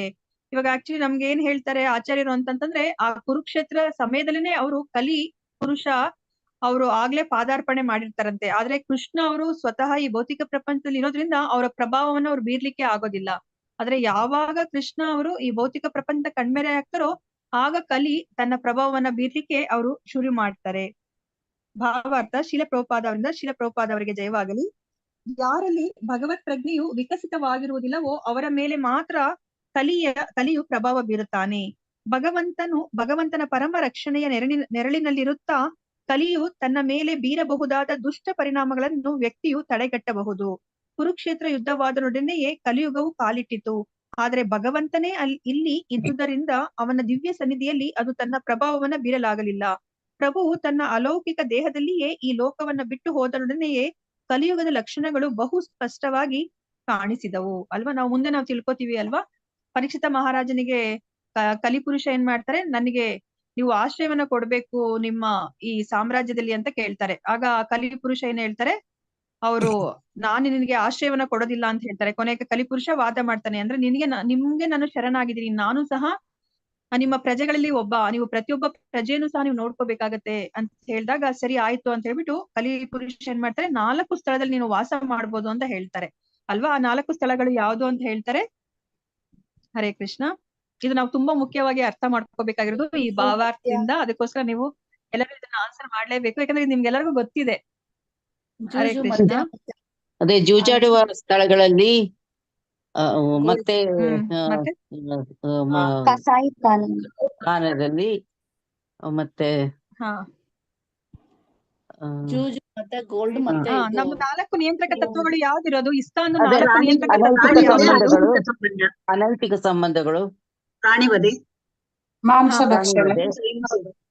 ಭಕ್ಷಣೆ ಮತ್ತೆ ಮದ್ಯಪಾನ ಮಾಡೋದು ಅಲ್ವಾ. ಚಿನ್ನ ಇರೋ ಹತ್ರ ಈ 4 ಸ್ಥಳದಲ್ಲಿ ಅವರು ಏನ್ ಹೇಳ್ತಾರೆ, ಈ 4 ಸ್ಥಳದಲ್ಲಿ ಎಲ್ಲಾದ್ರೂ ನೀನು ಇದ್ರೆ ನೀನ್ ಅಲ್ಲಿ ಬೇಕಾದ್ರೆ ಹೋಗಿ ನೀನು ಅಲ್ಲಿ ಆಶ್ರಯವನ್ನ ಪಡಿಬಹುದು ಅಂತ ಹೇಳ್ತಾರೆ. ಆದ್ರೆ ಆ ಭೂಮಂಡಲದೆಲ್ಲ ಸುತ್ತಾಡಿದ್ರು ಸಹ ಕಲಿಪುರುಷನಿಗೆ ಎಲ್ಲರೂ ಸಹ ಕಾಣ ಸಿಗೋದಿಲ್ಲ ಈ 4 ಮಾಡೋರು. ಕೊನೆಗೆ ಅವರು ವಾಪಸ್ ಬರ್ತಾರೆ ಅಂತ ನಾವ್ ಕೇಳಿದೀವಲ್ವ. ಅದನ್ನ ಭಾಗವತದಲ್ಲಿ ಹೇಳಲ್ಲ, ಬಟ್ ನಾವ್ ಬೇರೆ ಕಡೆ ನಾವ್ ಕೇಳಿದೀವಿ. ಬಟ್ ಈ 4 ಜಾಗದಲ್ಲಿ ಆಶ್ರಯವನ್ನ ಅವರು ಪಡಿಲಿಕ್ಕೆ ಹೇಳ್ತಾರೆ. ಅಂದ್ರೆ ಇವಾಗ ಏನ್ ಅರ್ಥ, ಯಾಕೆ ನಮ್ಗೆ ಇಲ್ಲಿ ಕೃಷ್ಣ ಪ್ರಜ್ಞೆಯಲ್ಲಿ 4 ನಮ್ಗೆ ಮಾಡಬಾರ್ದು ಅಂತ ಯಾಕೆ ಹೇಳ್ತಾ ಇದ್ದಾರೆ? ನಾವ್ ಈ 4 ಮಾಡಿದ್ರೆ ಏನಾಗುತ್ತೆ, ನಾವ್ ಯಾರಿಗೆ ಆಶ್ರಯವನ್ನ ಕೊಡ್ತೀವಿ? ಕಲಿಪುರುಷನಿಗೆ ಆಶ್ರಯ ಕೊಟ್ರೆ ಏನಾಗತ್ತೆ? ಕಲಿಪುರುಷನಿಗೆ ಆಶ್ರಯ ಕೊಟ್ರೆ ಏನಾಗತ್ತೆ? ತೊಂದ್ರೆ ಹೌದು ಅಲ್ವಾ. ಸೊ ಇವಾಗ ನಮ್ಗೆಲ್ಲ ಆ ದುರ್ನಡತೆಗಳು ನಮ್ಗೆ ಏನ್ ಹೇಳ್ತೀವಿ, ಈ ಆಧ್ಯಾತ್ಮಿಕ ಮಾರ್ಗದಲ್ಲಿ ನಡಿಬೇಕು ಅನ್ನೋ ಒಂದು ಮನಸ್ಥಿತಿನೇ ನಮ್ಗೆ ಬರ್ಲಿಕ್ಕೆ ಸಾಧ್ಯ ಇಲ್ಲ ಅಲ್ವಾ. ನಾವು ಆ ರಜೋಗುಣ ತಮೋಗುಣದಲ್ಲಿ ಇರ್ಲಿಕ್ಕೆ ಇರೋ ತರ ಆಗೋಗ್ಬಿಡ್ತೀವಿ. ನಾವು ಈ ಆಧ್ಯಾತ್ಮಿಕ ಮಾರ್ಗದಲ್ಲಿ ನಮ್ಗೆ ಮುನ್ನಡಿಲಿಕ್ಕೆ ಆಗೋದಿಲ್ಲ. ಅದಕ್ಕೋಸ್ಕರ ನೋಡಿ ಎಷ್ಟು ಚೆನ್ನಾಗಿ ಆ ಕೃಷ್ಣ ಪ್ರಜ್ಞೆಯಲ್ಲಿ ನಮ್ಗೆ ಪ್ರಭುಪಾದರು ಏನ್ ಹೇಳಿದಾರೆ, ಈ 4 ನೀವು ಮಾಡ್ಕೂಡ್ದು ಅಂತ ಹೇಳಿದ್ದಾರೆ. ಯಾಕಂದ್ರೆ ನಮ್ಗೆ ಕಲಿಪುರುಷನಿಗೆ ನಾವೇ ಆಶ್ರಯವನ್ನ ಕೊಟ್ಬಿಡ್ತೀವಿ ಅಲ್ವಾ. ಅವಾಗ ನಾವ್ ಹೇಗೆ ನಮ್ಗೆ ಸಾಧ್ಯ ಆಗುತ್ತೆ, ನಾವು ಈ ಆಧ್ಯಾತ್ಮಿಕ ಮಾರ್ಗದಲ್ಲಿ ಮುನ್ನಡಿಲಿಕ್ಕೆ ಸಾಧ್ಯ ಆಗತ್ತಾ? ಇಲ್ಲ, ಸಾಧ್ಯ ಆಗಲ್ಲ. ನಮ್ಗೆ ಏನ್ ಹೇಳಿದ್ದಾರೆ ಇವಾಗ? ಓಕೆ, ನಮ್ಗೆ ಇವಾಗ ಪ್ರತಿಯೊಂದಕ್ಕೂ ನಮ್ಗೆ ಹೇಳಿದ್ದಾರೆ ಅಲ್ವಾ. ಇವಾಗ ನಾವೇನಾದ್ರೂ ಆಲ್ಕೋಹಾಲ್ ಅನ್ನ ಸೇವನೆ ಮಾಡಿದ್ರೆ ನಮ್ಗೆ ಏನಾಗತ್ತೆ ಅಂತ ಹೇಳಿದ್ದಾರೆ? ಆಲ್ಕೋಹಾಲ್ ಸೇವನೆ ಮಾಡಿದ್ರೆ ಏನಾಗತ್ತೆ ಅಂತ ಹೇಳಿದ್ದಾರೆ ಪ್ರಭುಪಾದ್ರು? ನಮ್ಮಲ್ಲಿ ಇರೋದು ಏನ್ ಹೊರಟೋಗ್ಬಿಡುತ್ತೆ? ಚೇತನ ಬುದ್ಧಿಶಕ್ತಿ ಕೂಡ ಮಂದವಾಗಿ ಹೋಗ್ಬಿಡುತ್ತೆ. ತಪಸ್ಯ ಅನ್ನೋದು ಹೊರಟೋಗ್ಬಿಡುತ್ತೆ. ಯಾಕಂದ್ರೆ ನೋಡಿ, ಇವಾಗ ನಾವ್ 4 ಗಂಟೆಗೆ ಎದ್ದು ನಾವ್ ಹರೇ ಕೃಷ್ಣ ಮಹಾಮಂತ್ರ ಹೇಳ್ಕೋಬೇಕು, ಆ ಮಂಗಳಾರತಿ ಅಟೆಂಡ್ ಮಾಡ್ಬೇಕು ಅಂತಂದ್ರೆ ಅದೊಂದು ತಪಸ್ಸಿನ ತರ ಅಲ್ವಾ. ಇವಾಗ ನಾವು ಮದ್ಯಪಾನ ಮಾಡಿದ್ರೆ ಖಂಡಿತ ನಮ್ಗೆ ನಮ್ಮ ದೇಹದ ಮೇಲೆ ಮನಸ್ಸಿನ ಮೇಲೆ ಸ್ಥಿಮಿತ ಇರ್ಲಿಕ್ಕೆ ಸಾಧ್ಯನೇ ಇಲ್ಲ ಅಲ್ವಾ? ಹೌದು ಹೌದು ಅದಕ್ಕೋಸ್ಕರ ಆ ತಪಸ್ಸು ಅನ್ನೋದು ಹೊಟ್ಟೋಗ್ಬಿಡುತ್ತೆ. ಅದಕ್ಕೋಸ್ಕರ ನೀವು ಮದ್ಯಪಾನ ಮಾಡಬಾರ್ದು ಅಂತ ಹೇಳ್ತಾರೆ. ಅದೇ ಮಾಂಸಾಹಾರವನ್ನ ಯಾಕೆ ತಿನ್ಬಾರ್ದು ಅಂತ ಹೇಳ್ತಾರೆ? ಅದು ಪ್ರಾಣಿಗಳನ್ನ ನಾವು ಇರುದಿಲ್ಲ ಕರುಣೆ. ಇದು ಮಾಡ್ದಂಗೆ. ಏನ್ ಹೊಟ್ಟೋಗುತ್ತೆ? ಕರುಣೆ ಅನ್ನೋದು ಹೊಟ್ಟೋಗ್ಬಿಡುತ್ತೆ. ಹ್ಮ್ ಅಲ್ವಾ? ಕರುಣೆ ಅನ್ನೋದು ಹೊಟ್ಟೋಗ್ಬಿಡುತ್ತೆ. ನೋಡಿ, ನಮ್ಗೆ ಕರುಣೆ ಇಲ್ಲ ಅಂತಂದ್ರೆ ನಾಮನಿಷ್ಠಾಸ್ ಪ್ರಭುಜಿಗಳು ನಮಗೋಸ್ಕರ ಈ ತರ ಒಂದು ಝೂಮ್ ಲಿಂಕ್ ಅನ್ನ ಅವರೇ ಪರ್ಚೇಸ್ ಮಾಡಿ ನಮ್ಗೆ ಫ್ರೀ ಕ್ಲಾಸಸ್ ಅನ್ನ ಅವ್ರು ಮಾಡದೇ ಆಗ್ತಿರ್ಲಿಲ್ಲ ಅಲ್ವಾ? ಕರುಣೆ ಇದ್ದಿದ್ದಕ್ಕೇನೆ. ಯಾಕಂದ್ರೆ ಅವ್ರಿಗೆ ಗೊತ್ತಾಗೋಗ್ಬಿಟ್ಟಿದೆ ರಹಸ್ಯ, ಹೇಗೆ ಈ ಭೌತಿಕ ಪ್ರಪಂಚವನ್ನ ಬಿಟ್ಟು ಆಧ್ಯಾತ್ಮಿಕ ಪ್ರಪಂಚಕ್ಕೆ ಈ ಕಲಿಯುಗದಲ್ಲಿ ಹೋಗ್ಬೋದು ಅಂತ. ಅದನ್ನೆಲ್ಲ ನಮ್ಗೆ ಅವ್ರು ತಿಳಿಸಿ ಕೊಡ್ತಾನೆ ಇರ್ಲಿಲ್ಲ ಅಲ್ವಾ? ಅವ್ರಿಗೆ ಈ ಪತಿತರ ಮೇಲೆ ಅವ್ರಿಗೆ ಕರುಣೆ ಇರೋದಕ್ಕೋಸ್ಕರನೇ ಅವ್ರು ಇವಾಗ ನಮ್ಗೆ ಈ ಝೂಮ್ ಕ್ಲಾಸ್ ಅನ್ನ ಮಾಡ್ತಾ ಇದ್ದಾರೆ. ಅಂದ್ರೆ ಈ ಇಸ್ಕಾನ್ ಸಂಸ್ಥೆಯಲ್ಲಿ ಅಂದ್ರೆ ಎಲ್ಲರನ್ನೂ ಸಹ ನಮಗೆ ಏನ್ ಹೇಳಿದ್ದಾರೆ ಚೈತನ್ಯ ಮಹಾಪ್ರಭುಗಳು? ಈ ಭಗವದ್ ಭಕ್ತಿಯನ್ನ ನಾವು ಎಲ್ಲರಿಗೂ ಪ್ರಚಾರ ಮಾಡ್ಬೇಕು ಅಂತ ಹೇಳ್ತಿದ್ದಾರೆ. ಅದು ಕರುಣೆ ಅಲ್ವಾ? ಅದಿಲ್ಲ ಅಂತಂದ್ರೆ ನಮ್ಗೆ ಈ ನಮ್ಮಂತ ಸಾಮಾನ್ಯ ಜನಗಳಿಗೆ ಈ ಜ್ಞಾನ ಗೊತ್ತೇ ಆಗ್ತಾ ಇರ್ಲಿಲ್ಲ ಅಲ್ವಾ? ಸೊ ಅದೇ ನಮ್ಗೆ ಇವಾಗ ಏನು ಮಾಂಸಾಹಾರದ್ದು ಆಯ್ತಲ್ಲ. ಮತ್ತೆ ಜೂಜಾಡ್ಬಾರ್ದು ಅಂತ ನಮ್ಗೆ ಯಾಕೆ ಹೇಳಿದ್ದಾರೆ? ಜೂಜಾಡ್ಬಿಟ್ರೆ ಏನಾಗೋಗುತ್ತೆ? ಏನ್ ಹೊಟ್ಟೋಗುತ್ತೆ ನಮ್ಮಲ್ಲಿರೋದು? ಸುಳ್ಳು. ಸತ್ಯ ಸತ್ಯನೇ ಹೊಟ್ಟೋಗ್ಬಿಡತ್ತೆ ಅಲ್ವಾ? ಸತ್ಯ ಹೊಟ್ಟೋಗುತ್ತೆ. ಅಲ್ವಾ? ಸುಳ್ಳಾಡೋದು ಆಗತ್ತೆ. ಭಗವಂತನಿಗೆ ನಾವು ಏನು ಅಪ್ರಿಯವಾದದನ್ನ ನಾವು ಮಾಡೋ ತರ ಆಗತ್ತೆ. ಅವಾಗ ಭಗವಂತನ ಕರುಣೆ ಅಂತ ನಮ್ಗೆ ಖಂಡಿತ ಸಿಗ್ಲಿಕ್ಕೆ ಸಾಧ್ಯ ಇಲ್ಲ. ಮತ್ತೆ ಕೊನೆದೇನು? ಪರಸ್ತ್ರೀ ಸಂಘ. ಪರಸ್ತ್ರೀ ಸಂಘ ಮಾಡಿದ್ರೆ ಏನಾಗುತ್ತೆ? ಶೌಚ. ಶುಚಿತ್ವ ಅನ್ನೋದು ಹೊಟ್ಟೋಗ್ಬಿಡತ್ತೆ ಅಲ್ವಾ? ನಮ್ಗೆ ಯಾವಾಗ್ಲೂ ಹೇಳ್ತಾರೆ ಅಲ್ವಾ? ಅಂತರಂಗದಲ್ಲಿ ಮತ್ತೆ ಬಹಿರಂಗದಲ್ಲಿ ಎರಡರಲ್ಲೂ ಸಹ ನಮ್ಗೆ ಶುಚಿತ್ವ ಅನ್ನೋದು ಇರ್ಬೇಕು. ನಾವು ಪರಸ್ತ್ರೀ ಸಂಘ ಮಾಡಿದ್ರೆ ಆ ಶುಚಿತ್ವ ಅನ್ನೋದು ಹೊಟ್ಟೋಗ್ಬಿಡುತ್ತೆ ಅಲ್ವಾ? ಸೊ ಅದಕ್ಕೋಸ್ಕರ ಈ 4 ನಾವು ಯಾವತ್ತೂ ನಾವು ಮಾಡ್ಕೊಡುದು ಅಂತ ಹೇಳ್ಬಿಟ್ಟು ಅದನ್ನೇ ಹೇಳೋದು ಅಲ್ವಾ? ಕೌನ್ಸಿಲಿಂಗ್ ಅಲ್ಲಿ ಇದು ಕೇಳ್ತಾರೆ ಮಾತಾಜಿ. ಕೌನ್ಸಿಲಿಂಗ್ ಅಲ್ಲಿ ಕೇಳ್ತಾರೆ, ಎಲ್ಲರೂ ಬರ್ಕೊಳ್ಳಿ. ಓಕೆ. ಮಾತಾಜಿ ಹೇಳ್ತಾ ಇದಾರೆ, ಯಾಕಂದ್ರೆ ಮಾತಾಜಿ ದೀಕ್ಷೆ ತಗೊಂಡಿದ್ದಾರೆ. ಸೊ ನೋಡಿ, ಇದು ಕೇಳ್ತಾರಂತೆ ಈ 4 ಸೊ ಎಲ್ಲರೂ ಸಹ ಬರ್ಕೊಳ್ಳಿ ಇದನ್ನ, ಈ 4 4 ಹೇಗೆ ನಾಶ ಆಗ್ತದೆ ಅಂತ ಕೇಳ್ತಾರೆ. 4 ನಮ್ದು ಹೇಗೆ ನಾಶ ಆಗತ್ತೆ ಅನ್ನೋದನ್ನ ಕೇಳ್ತಾರೆ. ಸೊ ಎಲ್ಲರೂ ಸಹ ಅದನ್ನ ಬರ್ಕೊಳ್ಳಿ. ಸೊ ಇನ್ನೊಮ್ಮೆ ಹೇಳ್ಬೇಕು ಅಂತಂದ್ರೆ, ಸೊ ಮಾಂಸಾಹಾರ ತಿಂದ್ರೆ ಕರುಣೆ ಅನ್ನೋದು ಹೊಟ್ಟೋಗುತ್ತೆ. ನಾವು ಜೂಜಾಡಿದ್ರೆ ಸತ್ಯ ಅನ್ನೋದು ಹೊರಟೋಗುತ್ತೆ. ಆಲ್ಕೋಹಾಲ್ ಸೇವನೆ ಮಾಡಿದ್ರೆ ತಪಸ್ಸೆ ಅನ್ನೋದು ಹೊರಟೋಗುತ್ತೆ. ಪರಸ್ತ್ರೀ ಸಂಘ ಮಾಡಿದ್ರೆ ಶುಚಿ ಅಥವಾ ಶೌಚ ಅನ್ನೋದು ಹೊರಟೋಗುತ್ತೆ. ಶುಚಿತ್ವ ಅನ್ನೋದು ಹೊರಟೋಗುತ್ತೆ ಅಲ್ವಾ? ನಮ್ಗೆ ಇವಾಗ ನಾವು ಧ್ರುವ ಮಹಾರಾಜನ ಸ್ಟೋರಿಯಲ್ಲೂ ನಾವು ನೋಡ್ತೀವಿ ನೋಡಿ. ಅಷ್ಟು ಚಿಕ್ಕ ಹುಡುಗನಿಗೂ ಸಹ ನಾರದ್ರೆ ಏನ್ ಹೇಳ್ತಾರೆ? ಸೊ ನೀನು ಅಲ್ಲಿ ಆ ಯಮುನಾ ನದಿ ಹತ್ರ ಹೋದಾಗ ನೀನು 3 ಹೊತ್ತು ಸ್ನಾನ ಮಾಡ್ಬೇಕು ಅಂತ ಹೇಳ್ತಾರೆ ಅಲ್ವಾ? ಅಂದ್ರೆ ಎರಡು ಶುಚಿತ್ವ ತುಂಬಾ ಮುಖ್ಯ. ಅಂತರಂಗ ಶುಚಿತ್ವ ಮತ್ತೆ ಬಹಿರಂಗ ಶುಚಿತ್ವ ಎರಡನ್ನೂ ಸಹ ತುಂಬಾ ಮುಖ್ಯ. ಅವಾಗಷ್ಟೇ ನಾವು ನಮ್ಮ ಮನಸ್ಸನ್ನ ಭಗವಂತನ ಮೇಲೆ ನಾವು ಕೇಂದ್ರೀಕರಿಸ್ಲಿಕ್ಕೆ ಸಾಧ್ಯ ಆಗತ್ತೆ. ಸೊ ಅದಕ್ಕೆ ಇಲ್ಲಿ ಏನ್ ಹೇಳ್ತಾರೆ ಅಂತ ನೋಡೋಣಂತೆ. ಭಾವಾರ್ಥ ಶಿಲಪ್ರಭುಪಾದ ಅವರಿಗೆ ಜಯವಾಗಲಿ. ಯಾರಲ್ಲಿ ಭಗವತ್ ಪ್ರಜ್ಞೆಯು ವಿಕಸಿತವಾಗಿರುವುದಿಲ್ಲವೋ ಅವರ ಮೇಲೆ ಮಾತ್ರ ಕಲಿಯು ಪ್ರಭಾವ ಬೀರುತ್ತಾನೆ. ಭಗವಂತನ ಪರಮ ರಕ್ಷಣೆಯ ನೆರಳಿನಲ್ಲಿರುತ್ತಾ ಕಲಿಯು ತನ್ನ ಮೇಲೆ ಬೀರಬಹುದಾದ ದುಷ್ಪರಿಣಾಮಗಳನ್ನ ವ್ಯಕ್ತಿಯು ತಡೆಗಟ್ಟಬಹುದು. ಅದಕ್ಕೋಸ್ಕರ ನೋಡಿ, ಇವಾಗ ನಾವೇನಾದ್ರೂ ಭಗವಂತನ ಆಶ್ರಯವನ್ನ ಪಡೆದು ಬಿಟ್ರೆ ಕಲಿ ಏನು ಮಾಡ್ಲಿಕ್ಕೆ ಆಗೋದಿಲ್ಲ. ಮಾಯಾದೇವಿನೂ ಸಹ ಏನು ಮಾಡ್ಲಿಕ್ಕೆ ಆಗೋದಿಲ್ಲ. ಅದೇ ತರ ಕಲಿಪುರುಷನು ಸಹ ನಮ್ಮನ್ನ ಮುಟ್ಲಿಕ್ಕೆ ಸಾಧ್ಯ ಆಗೋದಿಲ್ಲ. ಕುರುಕ್ಷೇತ್ರ ಯುದ್ಧವಾದೊಡನೆಯೇ ಕಲಿಯುಗವು ಕಾಲಿಟ್ಟಿತು ಅಲ್ವಾ? ಕುರುಕ್ಷೇತ್ರ ಯುದ್ಧ ಆಗಿದ ತಕ್ಷಣ ಕಲಿಪುರುಷ ಅವನು ಕಾಲಿರ್ತಾನೆ. ಅಂದ್ರೆ ಕಲಿಯುಗ ಶುರುವಾಯ್ತು. ಆ ದ್ವಾಪರ ಯುಗ ಮುಗ್ದು ಕಲಿಯುಗ ಶುರುವಾಯ್ತು. ಆದರೆ ಭಗವಂತನೇ ಇಲ್ಲಿ ಇದ್ದುದರಿಂದ ಅವನ ದಿವ್ಯ ಸನ್ನಿಧಿಯಲ್ಲಿ ಅದು ತನ್ನ ಪ್ರಭಾವವನ್ನ ಬೀರಲಾಗಲಿಲ್ಲ. ಕಲಿ ತನ್ನ ಪ್ರಭಾವವನ್ನ ಬೀರ್ಲಿಕ್ಕೆ ಆಗ್ಲಿಲ್ಲ. ಯಾಕಂದ್ರೆ ಕೃಷ್ಣ ಇನ್ನೂ ಸಹ ಕುರುಕ್ಷೇತ್ರ ಯುದ್ಧ ಆದ್ಮೇಲೆ ಅವರು 37 ವರ್ಷಗಳ ಕಾಲ ಅವ್ರು ಇರ್ತಾರೆ ಅಲ್ವಾ? ಅದಕ್ಕೋಸ್ಕರ ಅವರು ಪ್ರಭಾವವನ್ನ ಬೀರ್ಲಿಕ್ಕೆ ಆಗೋದಿಲ್ಲ. ಪ್ರಭುವು ತನ್ನ ಅಲೌಕಿಕ ದೇಹದಲ್ಲಿಯೇ ಈ ಲೋಕವನ್ನ ಬಿಟ್ಟು ಹೋದೊಡನೆಯೇ ಕಲಿಯುಗದ ಲಕ್ಷಣಗಳು ಬಹು ಸ್ಪಷ್ಟವಾಗಿ ಕಾಣಿಸಿದವು ಅಲ್ವಾ? ಭಗವಂತ ಯಾವಾಗ ಕಣ್ಮರೆ ಆಗ್ತಾರೋ ನಾವು ನೋಡಿದ್ವಿ ಅಲ್ವಾ? ಯುಧಿಷ್ಠಿರ ಅದನ್ನೇ ಅವ್ರು ಯೋಚನೆ ಮಾಡಿದ್ದು, ಏನಿದು ಎಲ್ಲ ಕೆಟ್ಟ ಶಕುನಗಳು ಅಪಶಕುನಗಳಿದೆ ಅಂತ ಹೇಳ್ಬಿಟ್ಟು ಅವ್ರು ನೋಡ್ತಾರೆ. ಅದು ಕೃಷ್ಣ ಅವರು ಈ ಭೌತಿಕ ಪ್ರಪಂಚದ ಬಿಟ್ಟು ಹೋಗಿರೋದು ಸೂಚನೆಗಳಾಗಿರತ್ತೆ. ಅದ್ರ ಜೊತೆ ಅವರು ತಮ್ಮ ಪ್ರಜೆಗಳು ಸಹ ಈಗ ಅವ್ರಿಗೂ ಸಹ ದುರಾಸೆ ಹೆಚ್ಚಾಗಿರೋದು, ಮತ್ತೆ ಅವರು ಭ್ರಷ್ಟಾಚಾರ ಅವೆಲ್ಲವನ್ನು ಸಹ ಅವರು ಕಾಣ್ತಾರೆ. ಅರ್ಜುನನು ದ್ವಾರಕೆಯಿಂದ ಹಿಂತಿರುಗಿ ಬರುವುದಕ್ಕೆ ಮೊದಲೇ ಯುಧಿಷ್ಠಿರ ಮಹಾರಾಜನಿಗೆ ಕಲಿಯುಗದ ಆಗಮನದ ಲಕ್ಷಣಗಳು ಕಂಡಿದ್ದವು. ಪ್ರಭು ಕಣ್ಮರೆಯಾದುದನ್ನು ಅವನು ಆಗಲೇ ಸರಿಯಾಗಿ ಊಹಿಸಿದ್ದನು ಅಲ್ವಾ? ಕಲಿಯುಗದ ಲಕ್ಷಣಗಳೆಲ್ಲ ನೋಡಿದ ತಕ್ಷಣ ಅವ್ರಿಗೆ ಗೊತ್ತಾಗೋಗುತ್ತೆ, ಓ ಹಾಗಾದ್ರೆ ಕೃಷ್ಣ ಅವರು ಈ ಭೌತಿಕ ಪ್ರಪಂಚವನ್ನ ಬಿಟ್ಟು ಕಣ್ಮರೆಯಾಗಿದ್ರೆ ಅಂತ ಹೇಳ್ಬಿಟ್ಟು ಅವ್ರು ಊಹೆ ಮಾಡ್ತಾರೆ. ಯಾಕಂದ್ರೆ ಅವರು ಧರ್ಮರಾಜ ಅವರು ಅಷ್ಟು ಬುದ್ಧಿಶಾಲಿಯಾಗಿರ್ತಾರೆ. ಸೂರ್ಯಾಸ್ತ ಸಮಯದಲ್ಲಿ ಸೂರ್ಯನು ನಮ್ಮ ದೃಷ್ಟಿಯಿಂದ ಹೇಗೆ ಮರೆಯಾಗುತ್ತಾನೆಯೋ ಹಾಗೆ ಪ್ರಭು ಮರೆಯಾದನು ಎಂಬುದನ್ನು ಆಗಲೇ ವಿವರಿಸಿದ್ದೇವೆ ಅಲ್ವಾ. ಸೊ ಇವಾಗ ಭಗವಂತ ಅವ್ರ ಭೌತಿಕ ದೇಹವನ್ನ ಬಿಟ್ಟು ಹೋಗಿದ್ದಾರೆ ಅಂತ ನಾವು ಅರ್ಥ ಮಾಡ್ಕೋಬಾರ್ದು ಅಲ್ವಾ. ಭಗವಂತ ಇಲ್ಲಿ ಹೇಗೆ ಆ ಮಂತ್ರವಾದಿ ಅವರು ನಮ್ಗೆ ಆ ಚಾಕಚಕ್ತಿಯಿಂದ ಅವರು ಏನೆಲ್ಲಾ ಮಾಡಿ ತೋರಿಸ್ತಾರೋ ಅದೇ ತರ ಭಗವಂತ ಅವರು ಈ ಭೌತಿಕ ದೇಹವನ್ನ ಅಂದ್ರೆ ಅವರ ಅವತಾರವನ್ನ ಸಮಾಪ್ತಿ ಮಾಡಿ ಅವರು ಆಧ್ಯಾತ್ಮಿಕ ಲೋಕಕ್ಕೆ ಹೋಗಿದ್ದಾರೆ ಅಂತ ಮಾತ್ರ ನಾವು ಅರ್ಥ ಮಾಡ್ಕೋಬೇಕು ಅಲ್ವಾ. ಹೇಗೆ ಸೂರ್ಯಾಸ್ತ ಸಮಯದಲ್ಲಿ ಸೂರ್ಯ ಅವರು ನಮ್ಮ ಕಣ್ಣಿಗೆ ಮಾತ್ರ ಕಾಣೋದಿಲ್ಲ, ಆದ್ರೆ ಅವರು ಬೇರೆ ಕಡೆ ಇರ್ತಾರೆ ಅಲ್ವಾ. ಅದಕ್ಕೆ ಯಾವಾಗ್ಲೂ ಹೋಲಿಸ್ತಾರೆ ಈ ಭಗವಂತ ಕಣ್ಮರೆ ಆಗೋದನ್ನ. ಸೂರ್ಯಾಸ್ತ ಸಮಯದಲ್ಲಿ ಸೂರ್ಯನು ನಮ್ಮ ದೃಷ್ಟಿಯಿಂದ ಹೇಗೆ ಮರೆಯಾಗುತ್ತಾನೆಯೋ ಹಾಗೆ ಪ್ರಭು ಮರೆಯಾದನು ಎಂಬುದನ್ನ ಆಗಲೇ ವಿವರಿಸಿದ್ದೇವೆ. ಶ್ಲೋಕ 37.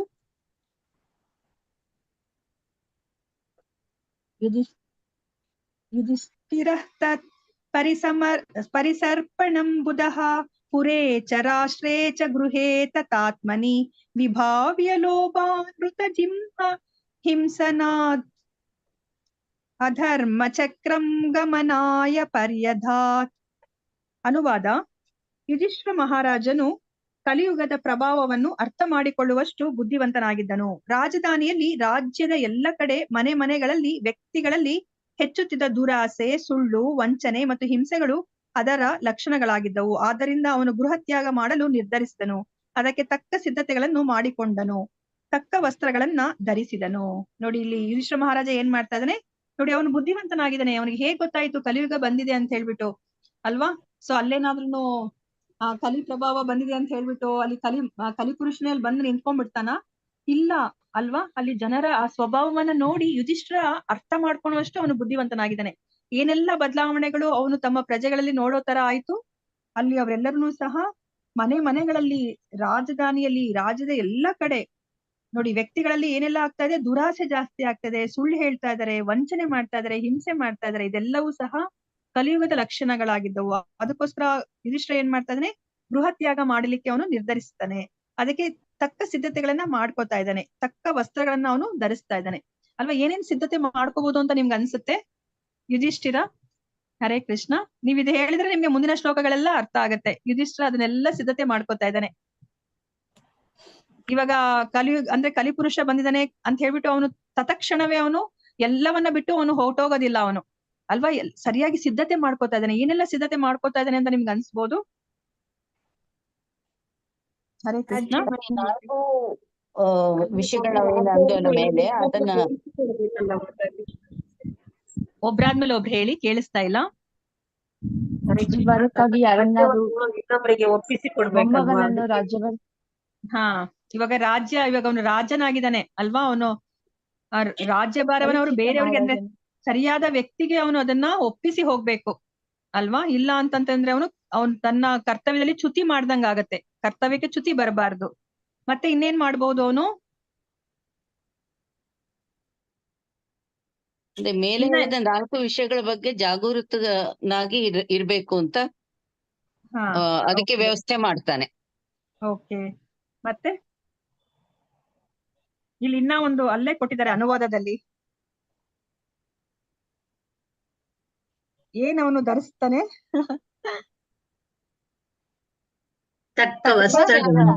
ವಸ್ತ್ರಗಳನ್ನ ಧರಿಸ್ತಾನೆ ಅಲ್ವಾ. ಇವಾಗ ನಮ್ಗೆ ಯಾರಾದ್ರೂ ಇವಾಗ ಅವರು ಸನ್ಯಾಸಿಗಳು ಅಂತ ಅಂದ್ರೆ ಅಥವಾ ಎಲ್ಲವನ್ನ ಪರಿತ್ಯಜಿಸಿದ್ದಾರೆ ಅಂದಾಗ ಅವರು ಫುಲ್ಲು ಎಲ್ಲಾ ರಾಜಪೋಷಾಕ ಧರಿಸ್ಕೊಂಡು ಒಡವೆ ವಸ್ತ್ರ ಎಲ್ಲ ಹಾಕೊಂಡ್ ಬಂದ್ರೆ ಇವರು ಎಲ್ಲವನ್ನ ತ್ಯಜಿಸಿದ್ದಾರೆ ಅಂತ ಹೇಳ್ಬಿಟ್ಟು ನಮ್ಗೆ ಏನಾದ್ರು ಅನ್ಸುತ್ತಾ? ಪರಿತ್ಯಾಗ ಮಾಡಿದ್ದಾರೆ ಅಂತ, ಸನ್ಯಾಸಿ ಅಥವಾ ವೈರಾಗಿ ಆಗಿದ್ದಾರೆ ಅಂತ ನಮ್ಗೆ ಅನ್ಸುತ್ತಾ? ಮಹಾರಾಜ ಅಲ್ವಾ, ಅವ್ನು ಯಾವಾಗ್ಲೂ ರಾಜಪೋಷಾಕನ್ನೇ ಧರಿಸ್ಕೊಂಡಿರ್ತಾನೆ. ವಸ್ತ್ರಗಳನ್ನ ಅವನು ಧರಿಸ್ಬೇಕಾಗತ್ತೆ.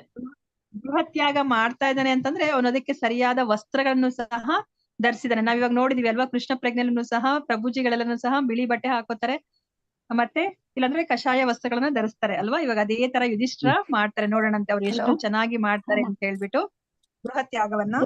ಭಾವಾರ್ಥ ಶಿಲಾ ಪ್ರಭುಪಾದ ಶಿಲಾ ಪ್ರಭುಪಾದ ಅವರಿಗೆ ಜಯವಾಗಲಿ. ಪ್ರಸಕ್ತ ಯುಗವು ಕಲಿಯ ನಿರ್ದಿಷ್ಟ ಗುಣಗಳಿಂದ ಪ್ರಭಾವಿತವಾಗಿದೆ. ಸುಮಾರು 5,000 ವರ್ಷಗಳ ಹಿಂದೆ ನಡೆದ ಕುರುಕ್ಷೇತ್ರ ಯುದ್ಧವಾದಂದಿನಿಂದಲೇ ಕಲಿಯುಗದ ಪ್ರಭಾವವು ವ್ಯಕ್ತವಾಗತೊಡಗಿತು. ಅಧಿಕೃತ ಶಾಸ್ತ್ರಗಳು ಹೇಳುವಂತೆ ಕಲಿಯುಗದಲ್ಲಿ ಇನ್ನೂ 4,27,000 ವರ್ಷಗಳು ಉರುಳಬೇಕಾಗಿದೆ. ಮೇಲೆ ಹೇಳಿದಂತೆ ಕಲಿಯುಗದ ಮುಖ್ಯ ಲಕ್ಷಣಗಳಾದ ಲೋಭ, ವಂಚನೆ, ಸುಳ್ಳು, ಕುಟಿಲತೆ, ಮೋಸ, ಸ್ವಜನ ಪಕ್ಷಪಾತ, ಹಿಂಸೆ ಇವೆಲ್ಲ ಆಗಲೇ ಪ್ರಚುರವಾಗಿದೆ. ಇವೆಲ್ಲ ಹೆಚ್ಚುವುದರಿಂದ ಕಲಿ ಪ್ರಭಾವದಿಂದಾಗಿ ಪ್ರಳಯದ ಹೊತ್ತಿಗೆ ಏನಾಗುತ್ತದೆ ಎಂಬುದನ್ನ ಯಾರು ಊಹಿಸಿಕೊಳ್ಳಲು ಸಾಧ್ಯವಿಲ್ಲ. ಕಲಿ ಪ್ರಭಾವವು ನಾಗರಿಕ ಎಂದು ಕರೆದುಕೊಳ್ಳುತ್ತಿರುವ ದೇವರಲ್ಲಿ ನಂಬಿಕೆ ಇಲ್ಲದ ಜನರಿಗಾಗಿಯೇ ಎನ್ನುವುದನ್ನ ಈಗಾಗಲೇ ನಾವು ನೋಡಿದ್ದೇವೆ. ಪ್ರಭುವಿನ ರಕ್ಷಣೆಗೆ ಒಳಪಟ್ಟಿರುವವರು ಈ ಭಯಂಕರ ಯುಗಕ್ಕೆ ಸ್ವಲ್ಪವೂ ಹೆದರಬೇಕಾಗಿಲ್ಲ. ಯುಧಿಷ್ಠಿರ ಮಹಾರಾಜನು ಶ್ರೇಷ್ಠ ಭಗವದ್ಭಕ್ತನು. ಅವನು ಕಲಿಯುಗದ ಭೀತಿಗೊಳಗಾಗುವ ಅಗತ್ಯವಿರಲಿಲ್ಲ. ಆದರೂ ಅವನು ಸಕ್ರಿಯ ಗೃಹಸ್ಥ ಜೀವನದಿಂದ ನಿವೃತ್ತಿ ಪಡೆದು ಭಗವದ್ಧಾಮಕ್ಕೆ ಹಿಂದಿರುಗಬೇಕೆಂದು ಬಯಸಿದನು. ಪಾಂಡವರು ಪರಮಪ್ರಭುವಿನ ನಿತ್ಯ ಸಂಗಾತಿಗಳು. ಆದ್ದರಿಂದ ಅವರು ಬೇರೆ ಯಾವುದಕ್ಕಿಂತಲೂ ಮಿಗಿಲಾಗಿ ಭಗವಂತನ ಸಹವಾಸದಲ್ಲಿ ಆಸಕ್ತರು ಅಲ್ವಾ. ಸೊ ಇಲ್ಲಿ ನಮ್ಗೆ ಕಲಿಯುಗ ಎಷ್ಟು ವರ್ಷಗಳಿದೆ ಅಂತ ನಾವು ತಿಳ್ಕೊಂಡಿದೀವಿ. ಕಲಿಯುಗದ ವರ್ಷಗಳು 4,32,000. ಈಗ ಎಷ್ಟು ವರ್ಷಗಳು ಮುಗ್ದಿದೆ ಕಲಿಯುಗದ್ದು? 5,000 ವರ್ಷಗಳು. 5,000 ವರ್ಷಗಳು ಮುಗ್ದಿದೆ. ಇವಾಗ ಇನ್ನ ಎಷ್ಟಿದೆ ಈಗ ಕಲಿಯುಗದ ವರ್ಷಗಳು? 4,27,000 ವರ್ಷಗಳು. ಅದನ್ನೇ ಇಲ್ಲಿ ಹೇಳ್ತಾ ಇದಾರೆ, 4,27,000 ವರ್ಷಗಳು ಬೇಕಾಗುತ್ತೆ. ನಮ್ಗೆ ಈಗ್ಲೇನೆ ಏನ್ ಅನಿಸ್ತಾ ಇದೆ, ಕಲಿಯುಗದಲ್ಲಿ ಇಲ್ಲಿ ನಮ್ಮ ಸುತ್ತಮುತ್ತ ನಡೀತಾ ಇರೋದನ್ನ ನೋಡಿದ್ರೆ ನಮ್ಗೆ ಏನ್ ಅನಿಸ್ತಾ ಇದೆ, ಸಾಕಪ್ಪ ಸಾಕು ಯಾವ ತರ ಇದೆ ಕಲಿಯುಗ ಅಂತ ಹೇಳ್ಬಿಟ್ಟು ನಮ್ಗೆ ಅಲ್ವಾ. ಇನ್ನ ಮುಂದೆ ಹೋಗ್ತಾ ಇದ್ದಂಗೆ ನಾವ್ ಇವಾಗ 12ನೇ ಸ್ಕಂದದಲ್ಲಿ ನಾವೆಲ್ಲ ತಿಳ್ಕೊತೀವಿ ಕಲಿಯುಗ ಅಂದ್ರೆ ಇನ್ನ ಯಾವ ತರ ಆಗ್ಬಹುದು ಅಂತ ಅಲ್ವಾ. ಸೊ ನಾವು ಆ ದಶಾವತಾರದಲ್ಲೂ ಸಹ ನಾವು ಕಲಿಯುಗ ಸೊ ಇವಾಗ ಏನು ಕಲಿಯುಗ ಸಮಾಪ್ತಿ ಆಗೋ ಸಮಯದಲ್ಲಿ ಯಾವ ತರ ಇರುತ್ತೆ ಅನ್ನೋದನ್ನ ನಾವು ನೋಡಿದ್ವಿ ಅಲ್ವಾ. ಸೊ ಇವಾಗ ಇಲ್ಲಿ ಏನ್ ಹೇಳ್ತಾ ಇದಾರೆ, ಆದ್ರೆ ದೇವರಲ್ಲಿ ಯಾರಿಗೆ ನಂಬಿಕೆ ಇರುತ್ತೆ, ಭಗವತ್ ಭಕ್ತರಾಗಿರ್ತಾರೆ, ಅವ್ರು ಯಾರು ಒಂದ್ ಸ್ವಲ್ಪನೂ ಸಹ ಈ ಕಲಿಯುಗಕ್ಕೆ ಎದುರ್ಕೊಳೋದು ಬೇಕಾಗಿಲ್ಲ ಅಂತ ಹೇಳ್ತಾರೆ ಅಲ್ವಾ. ಮತ್ತೆ ನಮ್ಗೆ ಇನ್ನ ಒಂದು ತುಂಬಾ ಮುಖ್ಯವಾಗಿರೋ ವಿಷಯವನ್ನ ಏನ್ ಹೇಳಿದ್ದಾರೆ ನಮ್ಗೆ, ಈಗ ಅಂದ್ರೆ ಈಗ ಚೈತನ್ಯ ಮಹಾಪ್ರಭುಗಳು ಬಂದ ಮೇಲೆ ಆ 10,000 ವರ್ಷಗಳು ಏನಿದೆಯೋ ಅದನ್ನ ಏನಂತ ಕರೀತಾರೆ, ಈ 10,000 ವರ್ಷಗಳನ್ನ ಗೋಲ್ಡನ್ ಚೈತನ್ಯ ಮಹಾಪ್ರಭುಗಳು ಗೋಲ್ಡನ್ ಪೀರಿಯಡ್ ಅಲ್ವಾ. ನಾವಿವಾಗ ಗೋಲ್ಡನ್ ಎರಾ ಅಥವಾ ಗೋಲ್ಡನ್ ಪೀರಿಯಡ್ ಅಂತ ಕರೀತಾರೆ. ಸೊ ಈ ಸಮಯದಲ್ಲಿ ನಾವ್ ಏನ್ ಮಾಡ್ಬೇಕು ಅಂತ ಹೇಳಿದ್ದಾರೆ, ಈ 10,000 ವರ್ಷಗಳಲ್ಲಿ ಪರಿಣಾಮ ಸಂಕೀರ್ತನೆ ನಾವು ದುಷ್ಟ ಪ್ರಜ್ಞೆನ ಮಾಡ್ಕೊಂಡು ಮಾಡ್ಬೇಕು. ನಾವು ಆದಷ್ಟು ಬೇಗ ನಾವು ಭೌತಿಕ ಪ್ರಪಂಚವನ್ನ ಬಿಟ್ಟು ಆಧ್ಯಾತ್ಮಿಕ ಪ್ರಪಂಚಕ್ಕೆ ಹೋಗ್ಬಿಡ್ಬೇಕು ಅಲ್ವಾ. ಸೊ ಇಲ್ಲ ಅಂತಂದ್ರೆ ಈ 10,000 ವರ್ಷಗಳಾದ್ಮೇಲೆ ಇದ್ಯಾವುದನ್ನು ಸಹ ನಮ್ಗೆ ಇದು ಏನಿದೆ ಪ್ರಭುಪಾದರು ಬರ್ದಿರೋ ಪುಸ್ತಕಗಳೆಲ್ಲನೂ ಸಹ 10,000 ವರ್ಷಗಳಿಗೆ ತನಕ ಮಾತ್ರನೇ ಇವು ಪ್ರಸ್ತುತವಾಗುತ್ತೆ ಅಂತ ಹೇಳ್ತಾರೆ. ಆಮೇಲೆ ಯಾರುನು ಸಹ ಇದನ್ನ ಇದ್ರೂನು ಸಹ ಅದಕ್ಕೆ ಯಾರು ಬೆಲೆ ಕೊಡೋದಿಲ್ಲ. ಯಾಕಂದ್ರೆ ಇನ್ನ ಕಲಿಯುಗ ತುಂಬಾ ಇನ್ನ ಹೆಚ್ಚು ಪ್ರಭಾವ ಬೀರ್ತಾ ಹೋಗ್ತಾನೆ. ಅದಕ್ಕೋಸ್ಕರ ನಾವು ಇವಾಗ ಏನು ನಮ್ಗಿದು ಎಂತಹ ಪುಣ್ಯ ಮಾಡಿದ್ರೆ ನಮ್ಗೆ ಈ ಕೃಷ್ಣ ಪ್ರಜ್ಞೆ ಸಿಕ್ಕಿದೆಯೋ ಗೊತ್ತಿಲ್ಲ. ಇದನ್ನ ನಾವು ಸೀರಿಯಸ್ ಆಗಿ ತಗೊಂಡು ಆದಷ್ಟು ಬೇಗ ನಾವು ಇದನ್ನ ನಾವು ನಮ್ಮ ಜೀವನದಲ್ಲಿ ಅಳವಡಿಸ್ಕೊಂಡು ಈ ಭೌತಿಕ ಪ್ರಪಂಚವನ್ನ ಬಿಟ್ಟು ಆಧ್ಯಾತ್ಮಿಕ ಪ್ರಪಂಚಕ್ಕೆ ಹೋಗ್ಬೇಕು ಅಲ್ವಾ. ಅದಕ್ಕೆ ನಮ್ಗೆ ಇನ್ನ ಏನ್ ಹೇಳ್ತಾರೆ ಆಚಾರ್ಯರು ಅಂತಂದ್ರೆ, ಅಕಸ್ಮಾತ್ ನಾವು ಅರ್ಧ ಮಾಡಿದ್ರೆ ಏನಾಗೋಗುತ್ತೆ ಅಂತಂದ್ರೆ, ನಾವು ನೋಡಿ ಇವಾಗ ಗೊತ್ತಿರೋ ಹಾಗೇನೆ ನಾವು ಊರ್ಧ್ವ ಲೋಕಕ್ಕೆ ಹೋಗ್ಬಿಡ್ತೀವಿ. ಊರ್ಧ್ವ ಲೋಕಕ್ಕೆ ಹೋದ್ರೆ ನಾವು ಎಷ್ಟು ವರ್ಷಗಳ ಕಾಲ ಇರ್ಬೋದು ಅಲ್ಲಿ ನಾವು ದೇವತೆಗಳ ವರ್ಷಗಳು ನಮ್ಗೆ ಗೊತ್ತಿದೆ ಅಲ್ವಾ. ಸೊ ಇವಾಗ ಹೇಳಿ ಮಾತಾಜಿ, ಶಾಂತಿ ರೂಪಿಣಿ ಮಾತಾಜಿ, ದೇವತೆಗಳ ವರ್ಷ ಯಾವ ತರ ಕೇಳಿಸ್ತಾ ಇಲ್ಲ. 10,000 ವರ್ಷ ಇರ್ಬೋದು ಅಲ್ವಾ. ಅವಾಗ ಏನಾಗೋಗುತ್ತೆ, ನಾವ್ ಅಲ್ಲಿ ಹೋಗಿ ಸಿಕ್ಕಾಕೊಂಡ್ಬಿಡ್ತೀವಿ. ನಮ್ಮ ಒಂದು ವರ್ಷ ಅವ್ರಿಗೆ ಒಂದು ದಿನ ಮಾತಾಜಿ. ನಮ್ಮ ಒಂದು ವರ್ಷ ಆ ದೇವತೆಗಳಿಗೆ ಒಂದು ದಿನ ಅಲ್ವಾ. ಸೊ ಇವಾಗ ನಾವೇನಾದ್ರೂ ಅಲ್ಲಿ ಹೋಗಿ ನಾವು ಊರ್ಧ್ವ ಲೋಕಕ್ಕೆ ನಾವು ಹೋಗಿ ಸಿಕ್ಕಾಕೊಂಡ್ಬಿಟ್ರೆ ಏನಾಗುತ್ತೆ, ನಾವು ಈ ಗೋಲ್ಡನ್ ಪೀರಿಯಡ್ ಅನ್ನ ಮಿಸ್ ಮಾಡ್ಕೊಂಡ್ಬಿಡ್ತೀವಿ. ನಾವ್ ಮತ್ತೆ ವಾಪಸ್ ಬಂದಾಗ ಇಲ್ಲಿ ಮತ್ತೆ ಕಲಿ ಪ್ರಭಾವ ಹೆಚ್ಚಿರುತ್ತೆ. ನಮ್ಗೆ ಈ ಕೃಷ್ಣ ಪ್ರಜ್ಞೆ ಮಾಡ್ಬೇಕು ಅನ್ನೋ ಒಂದು ಮನಸ್ಥಿತಿನೂ ಸಹ ಇರೋದಿಲ್ಲ. ಈಗಲೇ ನೋಡಿ ನಮ್ಗೆ ಎಷ್ಟು ಡಿಸ್ಟ್ರಾಕ್ಷನ್ಸ್ ಅಲ್ವಾ. ನಾವ್ ಇವಾಗ ಕೃಷ್ಣ ಪ್ರಜ್ಞೆಗೆ ಬಂದ್ರು ಸಹ ನಮ್ಮ ಸುತ್ತಮುತ್ತಲದಲ್ಲಿರೋರು ಕೃಷ್ಣ ಪ್ರಜ್ಞೆ ಇಲ್ಲ ಅಂತಂದ್ರೆ ನಮ್ಗೆ ತುಂಬಾ ಡಿಸ್ಟ್ರಾಕ್ಷನ್ ಆಗುತ್ತೆ. ನಮ್ಗೆ ಇದನ್ನ ಸೀರಿಯಸ್ ಆಗಿ ತಗೊಂಡು ಮುಂದುವರ್ಸ್ಕೊಂಡು ಹೋಗ್ಲಿಕ್ಕೆ ಸಾಧ್ಯ ಆಗೋದಿಲ್ಲ. ಅದಕ್ಕೋಸ್ಕರ ನಮ್ಗೆ ಏನ್ ಹೇಳ್ತಾರೆ ಗೊತ್ತಿಲ್ಲ, ಯಾವ ಜನ್ಮದ ಪುಣ್ಯನೋ ನಾವ್ ಇದಕ್ ಬಂದಿದೀವಿ, ಉತ್ತಮೋತ್ತಮವಾದ ಜ್ಞಾನವನ್ನ ಕಳ್ಕೊಂಡಿದೀವಿ. ಸೀರಿಯಸ್ ಆಗಿ ನಿಮ್ಗಿರೋ ಒಂದು ವಾತಾವರಣದಲ್ಲೇ ನಿಮ್ಗೆ ಎಷ್ಟು ಭಗವದ್ ಭಕ್ತಿ ಮಾಡ್ಲಿಕ್ಕೆ ಆಗುತ್ತೋ ಅಷ್ಟನ್ನ ಮಾಡಿ. ಯಾಕಂದ್ರೆ ಭಗವಂತ ಅದನ್ನೇ ನೋಡೋದು. ನಿಮಗ್ ಕೊಟ್ಟಿರೋ ಒಂದು ಅವಕಾಶದಲ್ಲಿ ನೀವು ಅದನ್ನ ಎಷ್ಟು ಉಪಯೋಗಿಸ್ಕೋತೀರಾ ಅಂತ. ನನ್ಗೆ ಹಂಗಿದ್ರೆ ನಾನು ಇನ್ನ ಚೆನ್ನಾಗ್ ಮಾಡ್ತಿದ್ದೆ, ಆತರ ಅಲ್ಲ. ನಮ್ಗೆ ಏನ್ ಅವಕಾಶ ಕೊಟ್ಟಿದನೋ ಅದ್ರಲ್ಲಿ ನಾವು ಪರಿಪೂರ್ಣವಾಗಿ ನಾವು ಉಪಯೋಗಿಸ್ಕೋಬೇಕು. ಅವಾಗ ಭಗವಂತ ನಮ್ಗೆ ಕರುಣೆಯನ್ನ ತೋರ್ತಾರೆ. ಅದನ್ನೇ ನಮ್ಗೆ ಹೇಳ್ತಾ ಇರೋದು. ಇವಾಗ ಈ ಭಾವಾರ್ಥದಲ್ಲಿ ಪ್ರಭುಪಾದರು ನಮ್ಗೆ ಅದನ್ನೇ ಹೇಳ್ತಾ ಇದಾರೆ. ಸೊ ಇವಾಗ ನಾವು ಹೆದರ್ಕೊಳ್ಳೋದು ಬೇಕಾಗಿಲ್ಲ, ಕಲಿಯುಗ ಬಂದ್ಬಿಟ್ಟಿದೆ ಅಂತ. ನಾವೇನಾದ್ರೂ ಭಗವಂತನ ಭಕ್ತಿಯನ್ನ ಮಾಡ್ತಾ ಇದ್ರೆ ಈ ಕಲಿ ಏನು ಪ್ರಭಾವವನ್ನ ಬೀರೋದಿಲ್ಲ. ಸೊ ಇವಾಗ ಇಲ್ಲಿ ನಮ್ಗಿನ್ನ ಒಂದೇನ್ ಅರ್ಥ ಆಗ್ಬೇಕು, ಮತ್ತೆ ಹಾಗಾದ್ರೆ ಯಾಕಪ್ಪ ಇಲ್ಲಿ ಯುಧಿಷ್ಠಿರ ಮಹಾರಾಜ ಪಾಂಡವರು ಅವರೆಲ್ಲ ಸಹ ಭಗವಂತನ ಭಕ್ತರಲ್ವಾ, ಅವ್ರು ಯಾಕೆ ಕಲಿಗೆ ಪ್ರಭಾವಕ್ಕೆ ಎದುರ್ಕೊಂಡು ಅವ್ರು ಯಾಕೆ ಈಗ ಗೃಹತ್ಯಾಗ ಮಾಡ್ಬೇಕಂತ ಯೋಚನೆ ಮಾಡ್ತಿದ್ದಾರೆ ಅಂತ ನಮ್ಗೆ ಅನ್ಸುತ್ತೆ ಅಲ್ವಾ? ಯಾಕೆಂತಂದ್ರೆ ಅವರು ಭಗವಂತನ ನಿತ್ಯ ಸಂಗಾತಿಗಳು. ನಾವು ನೋಡಿದ್ವಿ ಅಲ್ವಾ, ನಾರದ್ರು ಏನ್ ಹೇಳಿದ್ರು, ಭಗವಂತ ಇರೋ ತನಕ ನೀವು ಇರ್ಬೇಕು, ಅದಾದ್ಮೇಲೆ ನೀವುನು ಸಹ ದೇಹತ್ಯಾಗ ಮಾಡುವಂತಹ ಒಂದು ಯೋಜನೆಯನ್ನ ನೀವು ಮಾಡಬಹುದು ಅಂತ ಹೇಳಿರ್ತಾರೆ ಅಲ್ವಾ? ಯಾಕಂದ್ರೆ ಅವ್ರು ನಿತ್ಯ ಸಂಗಾತಿಗಳು, ಭಗವಂತನ ಜೊತೆನೆ ಇರ್ಬೇಕು. ಅವ್ರು ಇಲ್ಲಿ ಅವರ ಕರ್ತವ್ಯನ ಮುಗಿಸಿ ಇನ್ಯಾವುದೋ ಒಂದು ಬ್ರಹ್ಮಾಂಡದಲ್ಲಿ ಅವರು ಮತ್ತೆ ಅವ್ರ ಲೀಲೆಯನ್ನ ಶುರು ಮಾಡ್ತಾರೆ. ದ್ವಾಪರ ಯುಗ ಬಂದಿರುತ್ತೆ, ಭಗವಂತ ಅಲ್ಲಿ ಅವತರಿಸ್ಬೇಕಾಗಿರುತ್ತೆ, ಅವಾಗ ಇವರೆಲ್ಲರನ್ನೂ ಸಹ ಅಲ್ಲಿಗೆ ಹೋಗ್ಬೇಕಾಗಿರುತ್ತೆ. ಯಾಕಂದ್ರೆ ನಿತ್ಯ ಸಂಗಾತಿಗಳು ಅಲ್ವಾ? ಅದಕ್ಕೋಸ್ಕರನೇ ಅವರು ಈಗ ಈ ಭೌತಿಕ ಪ್ರಪಂಚವನ್ನ ಬಿಡ್ಬೇಕು ಅಂತ ಹೇಳ್ಬಿಟ್ಟು ಅವರು ಯೋಜನೆಯನ್ನ ಮಾಡ್ತಾ ಇದ್ದಾರೆ. ಆದ್ರಿಂದ ಅವರು ಬೇರೆ ಯಾವುದಕ್ಕಿಂತಲೂ ಮಿಗಿಲಾಗಿ ಭಗವಂತನ ಸಹವಾಸದಲ್ಲಿ ಆಸಕ್ತರು ಅಲ್ವಾ? ಅವ್ರಿಗೆ ಬೇರೆ ಏನು ಬೇಡ, ಅವ್ರಿಗೆ ಭಗವಂತ ಎಲ್ಲಿರ್ತಾನೋ ಅಲ್ಲಿ ಅವರು ಇರ್ಬೇಕಾಗತ್ತೆ. ಜೊತೆಗೆ ಒಬ್ಬ ಆದರ್ಶ ರಾಜನಾಗಿ ಯುಧಿಷ್ಠಿರನು ಇತರರಿಗೆ ಮಾದರಿಯಾಗುವ ಸಲುವಾಗಿ ನಿವೃತ್ತನಾಗಲು ಬಯಸಿದನು. ನಾವೇನನ್ನ ತಿಳ್ಕೊಂಡಿದೀವಿ, ನಾವು ಈ ವರ್ಣಾಶ್ರಮವನ್ನ ಪಾಲಿಸ್ಬೇಕಾದ್ರೆ 4 ಆಶ್ರಮಗಳು ಅಲ್ವಾ? ಸೊ 50 ವರ್ಷ ಆದ್ಮೇಲೆ ನಾವು ಮುಂದಿರುವಂತಹ ನಮಗ್ ಗೊತ್ತಿಲ್ಲ ಯಾವಾಗ ನಮ್ಗೆ ಸಾವು ಬರುತ್ತೆ ಅಂತ ಹೇಳ್ಬಿಟ್ಟು, ಅದಕ್ಕೋಸ್ಕರ ನಾವು ಭಗವದ್ ಭಕ್ತಿನ ನಾವು ಮಾಡ್ಬೇಕಾಗತ್ತೆ. ನಾವು ಗೃಹತ್ಯಾಗವನ್ನ ಮಾಡ್ಬೇಕು. ಅಂದ್ರೆ ನಮ್ಗೆ ಇವಾಗ ಕಲಿಯುಗದಲ್ಲಿ ಏನ್ ಹೇಳಿದಾರೆ, ನೀವು ಈ ಮನೆಯನ್ನ ಬಿಟ್ಟು ಹೋಗೋದು ಬೇಕಾಗಿಲ್ಲ, ನೀವು ಯಾವ್ದೋ ಒಂದು ಕಾಡಿಗೋ ಹಿಮಾಲಯಕ್ಕೋ ಹೋಗೋದು ಬೇಕಾಗಿಲ್ಲ, ನೀವು ಮನೆಯಲ್ಲೇ ಇದ್ಕೊಂಡು ನಿಮ್ಮ ಹೆಚ್ಚಿನ ಸಮಯವನ್ನ ನೀವು ಭಗವದ್ ಭಕ್ತಿಗೆ ಉಪಯೋಗಿಸ್ಬೇಕು ಅಂತ ಹೇಳಿದ್ದಾರೆ ಅಲ್ವಾ? ಯಾಕಂದ್ರೆ ನೀವು ಇನ್ನ ಈ ಗೃಹ ಕೆಲಸದಲ್ಲಿ ನಿಮ್ಮನ್ನ ನೀವು ತೊಡಗಿಸ್ಕೋಕೂಡ್ದು. ನೀವು ನಿಮ್ಮ ಜವಾಬ್ದಾರಿಯನ್ನೆಲ್ಲ ನಿಮ್ಮ ಯೋಗ್ಯ ಯಾರು ಇರ್ತಾರೆ, ನಿಮ್ಮ ಮಗಳು ಅವ್ರಿಗೆ ಕೊಟ್ಬಿಟ್ಟು ನೀವು ಹೆಚ್ಚಿನ ಸಮಯವನ್ನ ಭಗವದ್ ಭಕ್ತಿಯಲ್ಲಿ ನಿಮ್ಮನ್ನ ತೊಡಗಿಸ್ಕೋಬೇಕು ಅಂತ ಹೇಳಿದ್ದಾರೆ ಅಲ್ವಾ? ಅದನ್ನೇ ಇಲ್ಲಿ ಯಾರು ಯುಧಿಷ್ಠಿರ ಮಹಾರಾಜ ಮಾಡ್ತಾ ಇದ್ದಾರೆ. ಸೊ ಇವಾಗ ಯುಧಿಷ್ಠಿರ ಏನ್ ಮಾಡ್ತಾ ಇದ್ದಾರೆ ಅಂತ ಹೇಳ್ಬಿಟ್ಟು ನಾವು ನೋಡೋಣಂತೆ. ಗೃಹ ಕೃತ್ಯವನ್ನ ನೋಡಿಕೊಳ್ಳಲು ತಕ್ಕ ತರುಣನು ಸಿದ್ಧನಾದೊಡನೆಯೇ ವ್ಯಕ್ತಿಯು ಸಾಂಸಾರಿಕ ಜೀವನದಿಂದ ನಿವೃತ್ತಿ ಹೊಂದಿ ಆಧ್ಯಾತ್ಮಿಕ ಸಾಕ್ಷಾತ್ಕಾರ ಪಡೆಯುವ ಪ್ರಯತ್ನಕ್ಕೆ ತೊಡಗಬೇಕು. ನೋಡಿ, ತಕ್ಕ ತರುಣನು ಅಂತ ಹೇಳ್ತಾ ಇದಾರೆ. ಈಗ ಯುಧಿಷ್ಠಿರ ಮಹಾರಾಜನಿಗೆ ತಕ್ಕ ತರುಣ ಇದ್ದಾರೆ ಅಲ್ವಾ? ಸೊ ಅಭಿಮನ್ಯನ ಮಗನಾದ ಈಗ ಪರೀಕ್ಷಿತ ಮಹಾರಾಜ ಇದ್ದಾರೆ, ಅವರು ತಕ್ಕ ತರುಣ. ಅದಕ್ಕೋಸ್ಕರ ಅವ್ರಿಗೆ ರಾಜ್ಯ ಅಭಿಷೇಕ ಮಾಡಿ ಅವ್ರಿವಾಗ ತಮ್ಮನ್ನ ಆಧ್ಯಾತ್ಮಿಕ ಸಾಕ್ಷಾತ್ಕಾರ ಪಡ್ಕೊಳ್ಳೋದ್ರಲ್ಲಿ ಅವರು ಹೆಚ್ಚಿನ ಸಮಯವನ್ನ ಅವರಿವಾಗ ಮೀಸಲಾಗಿ ಇಡಬಹುದು. ಯಮನ ಕರೆಯು ಬಂದು ತನ್ನನ್ನು ಸೆಳೆದೊಯ್ಯುವವರೆಗೂ ಸಂಸಾರದ ಕತ್ತಲು ತುಂಬಿದ ಬಾವಿಯಲ್ಲೇ ಕೊಳೆಯುತ್ತಿರಬಾರದು. ನೋಡಿ, ಯಮ ಕರ್ಕೊಂಡ್ ಹೋಗೋ ತನಕನೂ ಸಹ ನಾವು ಈ ಸಂಸಾರವನ್ನ ಏನಕ್ಕೆ ಹೋಲಿಸ್ತಾ ಇದಾರೆ? ಕತ್ತಲಿನ ಕೂಪ ಅಂತ ಹೇಳ್ತಾರೆ. ನಾವು ಕತ್ತಲಿನ ಕೂಪದಲ್ಲಿ ಹೋಗಿ ಬಿದ್ರೆ, ನಾವು ಒಂದು ಬಾವಿಯಲ್ಲಿ ಬಿದ್ದಿದೀವಿ ಅನ್ಕೊಂಡ್ರೆ ಆ ಕತ್ಲಿರೋ ಬಾವಿಯಲ್ಲಿ ನಾವ್ ಎಷ್ಟು ಕೂಗಿದ್ರು ನಮ್ಮ ಕೂಗಿ ಯಾರಿಗೂ ಕೇಳ್ಸೋದಿಲ್ಲ ಅಲ್ವಾ? ಸೊ ಈ ಸಂಸಾರವನ್ನ ಅದಕ್ಕೆ ಹೋಲಿಸ್ತಾ ಇದ್ದಾರೆ. ಅಂತಹ ಒಂದು ಕೂಪದಲ್ಲಿ ಯಾರು ಇಟ್ಕೂಡ್ದು.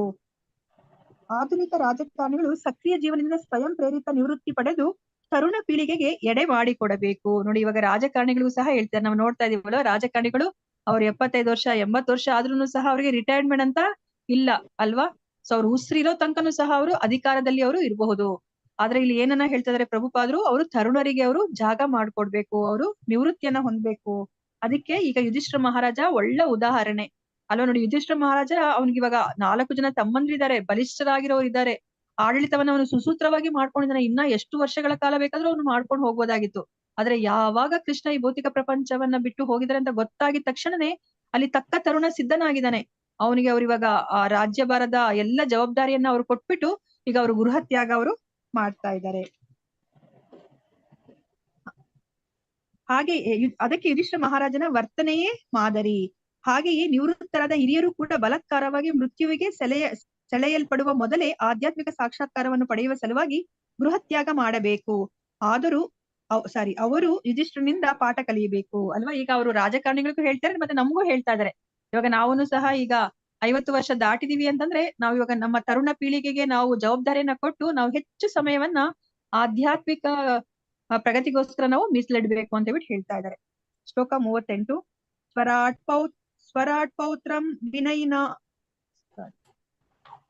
ಸ್ವರಾಟ್ ಪೌತ್ರಂ ವಿನಯಿನ ಮಾತ್ಮನಃ ಸುಸಮಂ ಗುಣೈಃ ತೋಯನೀವ್ಯಾಹ ಪತಿಂ ಭೂಮೇರಭ್ಯ ಶಿಂಚದ್ ಗಜಾಹ್ವಯೇ ಅನುವಾದ. ಆಮೇಲೆ ಉತ್ತಮ ಶಿಕ್ಷಣವನ್ನು ಪಡೆದು ತನಗೆ ಸರಿ ಸಮಾನವಾದ ಸಾಮರ್ಥ್ಯವನ್ನು ಪಡೆದಿದ್ದ ತನ್ನ ಮೊಮ್ಮಗನನ್ನು ಹಸ್ತಿನಾಪುರ ರಾಜಧಾನಿಯಲ್ಲಿ ಸಮುದ್ರ ಪರ್ಯಂತವಾದ ವಿಶಾಲ ಸಾಮ್ರಾಜ್ಯಕ್ಕೆ ಚಕ್ರವರ್ತಿಯನ್ನಾಗಿ ಮಾಡಿ ಸಿಂಹಾಸನದ ಮೇಲೆ ಕುಳ್ಳಿರಿಸಿದನು. ನೋಡಿ, ಇವಾಗ ಅವ್ರು ಏನ್ ಮಾಡ್ತಾ ಇದಾರೆ, ಯುಧಿಷ್ಠಿರ ಮಹಾರಾಜ ಯಾರನ್ನ ಅವರು ಸಿಂಹಾಸನದ ಮೇಲೆ ರಾಜನಾಗಿ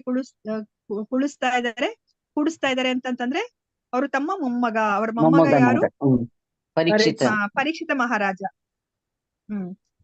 ಅವ್ರಿವಾಗ ಉತ್ತಮ ಶಿಕ್ಷಣವನ್ನ ಪಡೆದಿದ್ದಾರೆ, ಮತ್ತೆ ಅವನಿಗೆ ಸಾಮರ್ಥ್ಯನೂ ಸಹ ಇದೆ. ಹೋಗ್ಲಿ, ಅದೇನಾದ್ರೂ ಸಣ್ಣ ಪುಟ್ಟ ಸಾಮ್ರಾಜ್ಯನ ಇಲ್ಲ ಅಲ್ವಾ, ಇಡೀ ಭೂಮಂಡಲಕ್ಕೇನೆ ಅವರು ರಾಜರಾಗಿದ್ರು. ಅಂತದನ್ನ ಅವರು ಬೇರೆಯವ್ರಿಗೆ ಒಪ್ಪಿಸ್ಬೇಕು ಅಂತಂದ್ರೆ ಅವ್ರ ಮನಸ್ಸು ಇನ್ನೆಷ್ಟು ಅದು ವೈರಾಗ್ಯವಾಗಿ ಇರ್ಬೇಕು ಅಲ್ವಾ.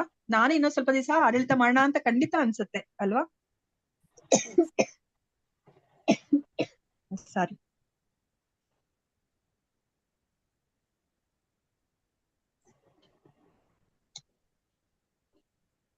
ಭಾವಾರ್ಥ. ಶಿಲಪ್ರಭುಪಾದವರಿಗೆ ಜಯವಾಗ್ಲಿ. ಸಮುದ್ರವು ಸುತ್ತುವರಿದ ಇಡೀ ಭೂಮಿಯು ಹಸ್ತಿನಾಪುರದ ಚಕ್ರವರ್ತಿಯ ಅಧೀನದಲ್ಲಿತ್ತು. ಯುಧಿಷ್ಠಿರನು ತನ್ನಷ್ಟೇ ಅರ್ಹನಾಗಿದ್ದ ತನ್ನ ಮೊಮ್ಮಗನಾದ ಪರೀಕ್ಷಿತನಿಗೆ ಒಳ್ಳೆಯ ತರಬೇತಿ ಕೊಟ್ಟು ಪ್ರಜೆಗಳನ್ನು ರಾಜನು ಹೇಗೆ ಪಾಲಿಸಬೇಕು, ಹೇಗೆ ರಾಜ್ಯವಾಳಬೇಕು ಎನ್ನುವುದನ್ನ ಕಲಿಸಿದ್ದನು. ನೋಡಿ ಎಷ್ಟು ದೊಡ್ಡದಿದೆ ಹಸ್ತಿನಾಪುರ ಅಂದ್ರೆ ಆ ಚಕ್ರ ಏನ್ ಹೇಳ್ತಾರೆ, ಅವ್ರನ್ನ ಚಕ್ರವರ್ತಿ ಅಂತ ಕರಿತಾ ಇದ್ರು. ಬರೇ ಏನು ಒಂದು ಚಿಕ್ಕ ಪ್ರದೇಶ ಒಂದೇ ಅಲ್ಲ, ಇಡೀ ಭೂಮಿನೇ ಅವರ ಆಡಳಿತದಲ್ಲಿ ಇತ್ತು. ನಾವು ನೋಡಿದ್ವಿ ಅಲ್ವಾ. ಸೊ ಎಲ್ಲರನ್ನೂ ಸಹ ತಾವೇನೆ ಅವರಿಗೆ ಶರಣಾಗಿರ್ತಾರೆ, ಎಲ್ಲ ರಾಜರನ್ನು ಸಹ. ಮತ್ತೆ ಇಲ್ಲಿ ಅವರ ಮೊಮ್ಮಗ ಅರ್ಹನಾಗಿದ್ದ. ಯಾಕೆ ಅಂತಂದ್ರೆ ಯುಧಿಷ್ಠಿರ ಮಹಾರಾಜ ಅವರಿಗೆ ಸರಿಯಾಗಿರುವಂತಹ ಒಂದು ತರಬೇತಿಯನ್ನ ಕೊಟ್ಟಿರ್ತಾನೆ, ಹೇಗೆ ಪ್ರಜೆಗಳನ್ನ ನೋಡ್ಕೋಬೇಕು, ಹೇಗೆ ರಾಜ್ಯ ಆಳ್ಬೇಕು ಅಂತ ಹೇಳ್ಬಿಟ್ಟು ಕಲಿಸಿಕೊಟ್ಟಿರ್ತಾನೆ. ಅದಕ್ಕೋಸ್ಕರ ಇವಾಗ ಯುಧಿಷ್ಠಿರ ಮಹಾರಾಜ ಭಗವದ್ಧಾಮಕ್ಕೆ ಮರಳುವ ಮೊದಲು ಪರೀಕ್ಷಿತ ಮಹಾರಾಜನನ್ನ ಸಿಂಹಾಸನದ ಮೇಲೆ ಕುಳ್ಳಿರಿಸಿದನು.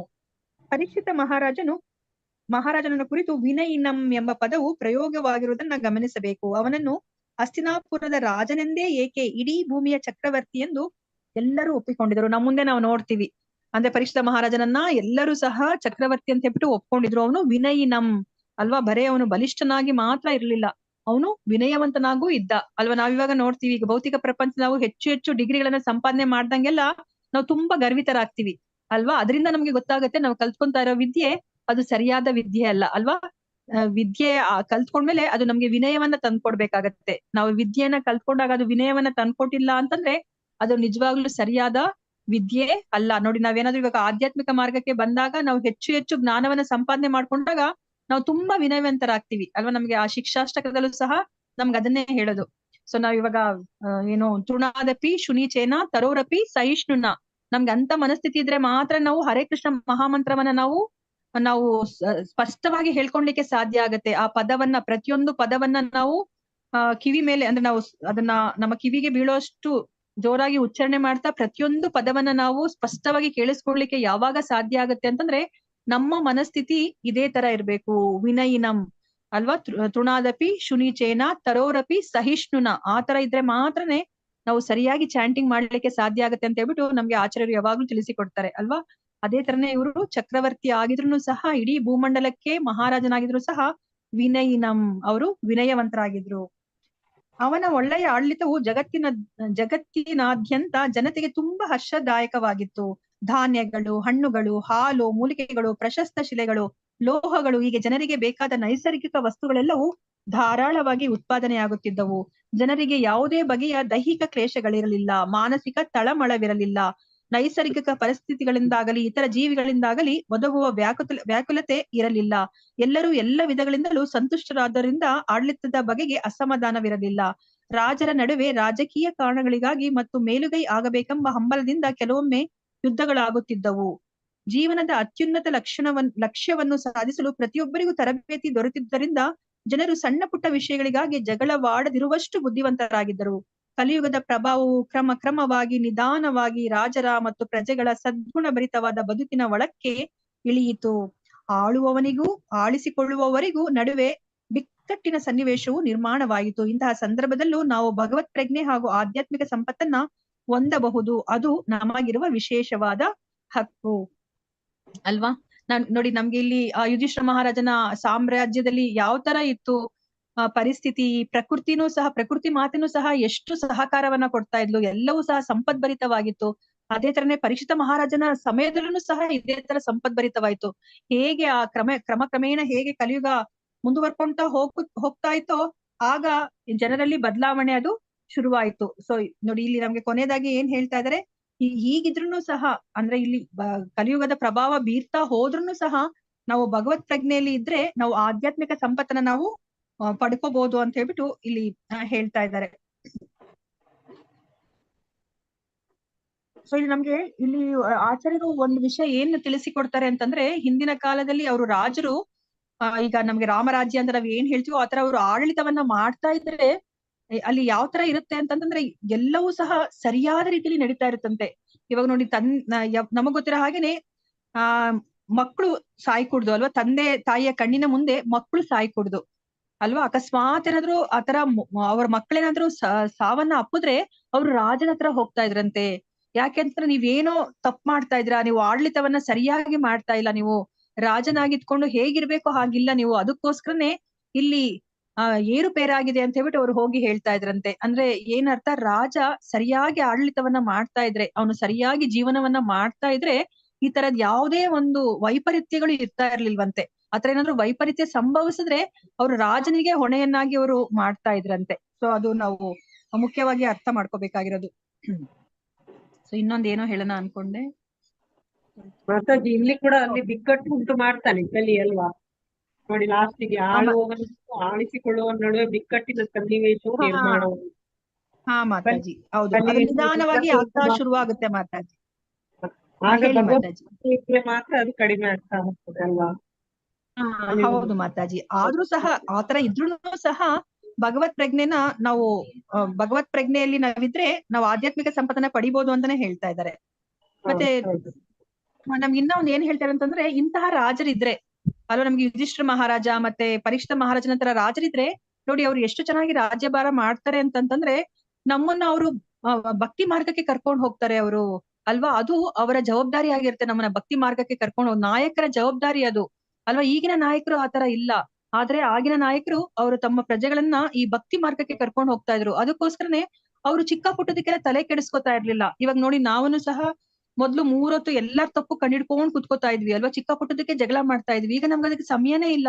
ಯಾಕಂದ್ರೆ ನಮ್ಗೆ ಇವಾಗ ಸ್ವಲ್ಪ ಸಮಯ ಸಿಕ್ಕಿದ್ರೆ ಚಾಂಟ್ ಮಾಡ್ಬೇಕು, ಅಯ್ಯೋ ಒಂದ್ ರೌಂಡ್ ನಾನು ಮುಗಿಸ್ಬೇಕು ಅಂತ ಕುತ್ಕೊಂಡಿದ್ದಕ್ಕೂ ನಿಂತ್ಕೊಂಡಿದ್ದಕ್ಕೂ ತಪ್ಪು ಕಂಡಿಡಿಯೋದಕ್ಕೆ ನಾವ್ ಇವಾಗ ಹೋಗೋದೇ ಇಲ್ಲ. ಯಾಕಂದ್ರೆ ನಮ್ಗೆ ಇವಾಗ ತುಂಬಾ ಉತ್ತಮವಾದ ಲಕ್ಷ್ಯ ಇದೆ ನಮ್ಮ ಮುಂದೆ ಅಲ್ವಾ. ಅದನ್ನೇ ನಮ್ಗೆ ಇಲ್ಲಿ ತಿಳಿಸಿಕೊಡ್ತಾ ಇದ್ದಾರೆ ನೋಡಿ. ಜಗಳ ಯಾರನ್ನು ಸಹ ಜಗಳ ಆಡದಿರುವಷ್ಟು ಬುದ್ಧಿವಂತರಾಗಿದ್ರು. ಯಾಕೆ ಅಂತಂದ್ರೆ ಅವ್ರಿಗೆ ಅತ್ಯುನ್ನತ ಲಕ್ಷ್ಯ ಇತ್ತು. ಜೀವನದ ಅತ್ಯುನ್ನತ ಲಕ್ಷ್ಯವನ್ನು ಸಾಧಿಸಲು ಪ್ರತಿಯೊಬ್ಬರಿಗೂ ತರಬೇತಿ ದೊರೆತಿದ್ದರಿಂದ ಜನರು ಸಣ್ಣ ಪುಟ್ಟ ವಿಷಯಗಳಿಗಾಗಿ ಜಗಳವಾಡದಿರುವಷ್ಟು ಬುದ್ಧಿವಂತರಾಗಿದ್ರು ಅಲ್ವಾ. ಅವ್ರಿಗೆ ಗೊತ್ತಿದೆ ಏನಕ್ಕೆ ಜಗಳ ಮಾಡ್ಬೇಕು, ಏನಕ್ಕೆ ಜಗಳ ಮಾಡಬಾರ್ದು ಅಂತ ಹೇಳ್ಬಿಟ್ಟು ಅಲ್ವಾ.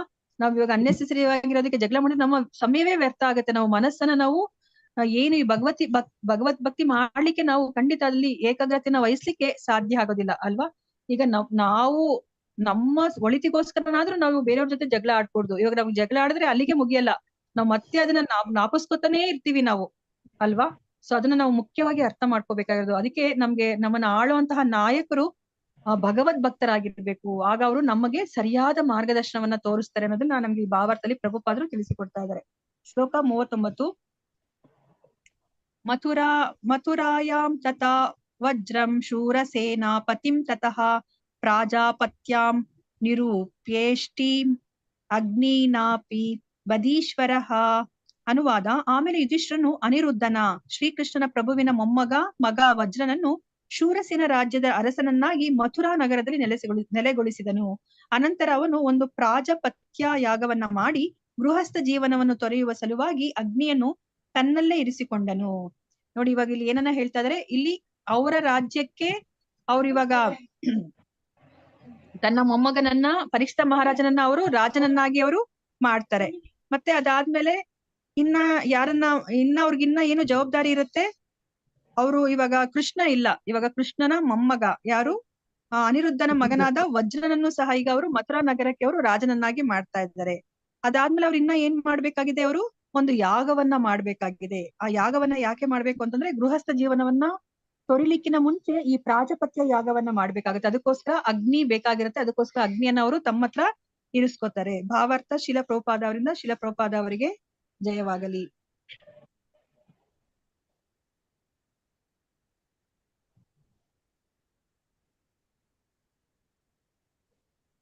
ಯುಧಿಷ್ಠಿರ ಮಹಾರಾಜನು ಪರೀಕ್ಷಿತನನ್ನು ಹಸ್ತಿನಾಪುರದ ಸಿಂಹಾಸನದ ಮೇಲೆ ಚಕ್ರವರ್ತಿಯನ್ನಾಗಿ ನೆಲೆಗೊಳಿಸಿ ಶ್ರೀಕೃಷ್ಣ ಪ್ರಭುವಿನ ಮರಿಮಗ ವಜ್ರನಿಗೆ ಮಥುರೆಯ ಪಟ್ಟ ಕಟ್ಟಿದನು.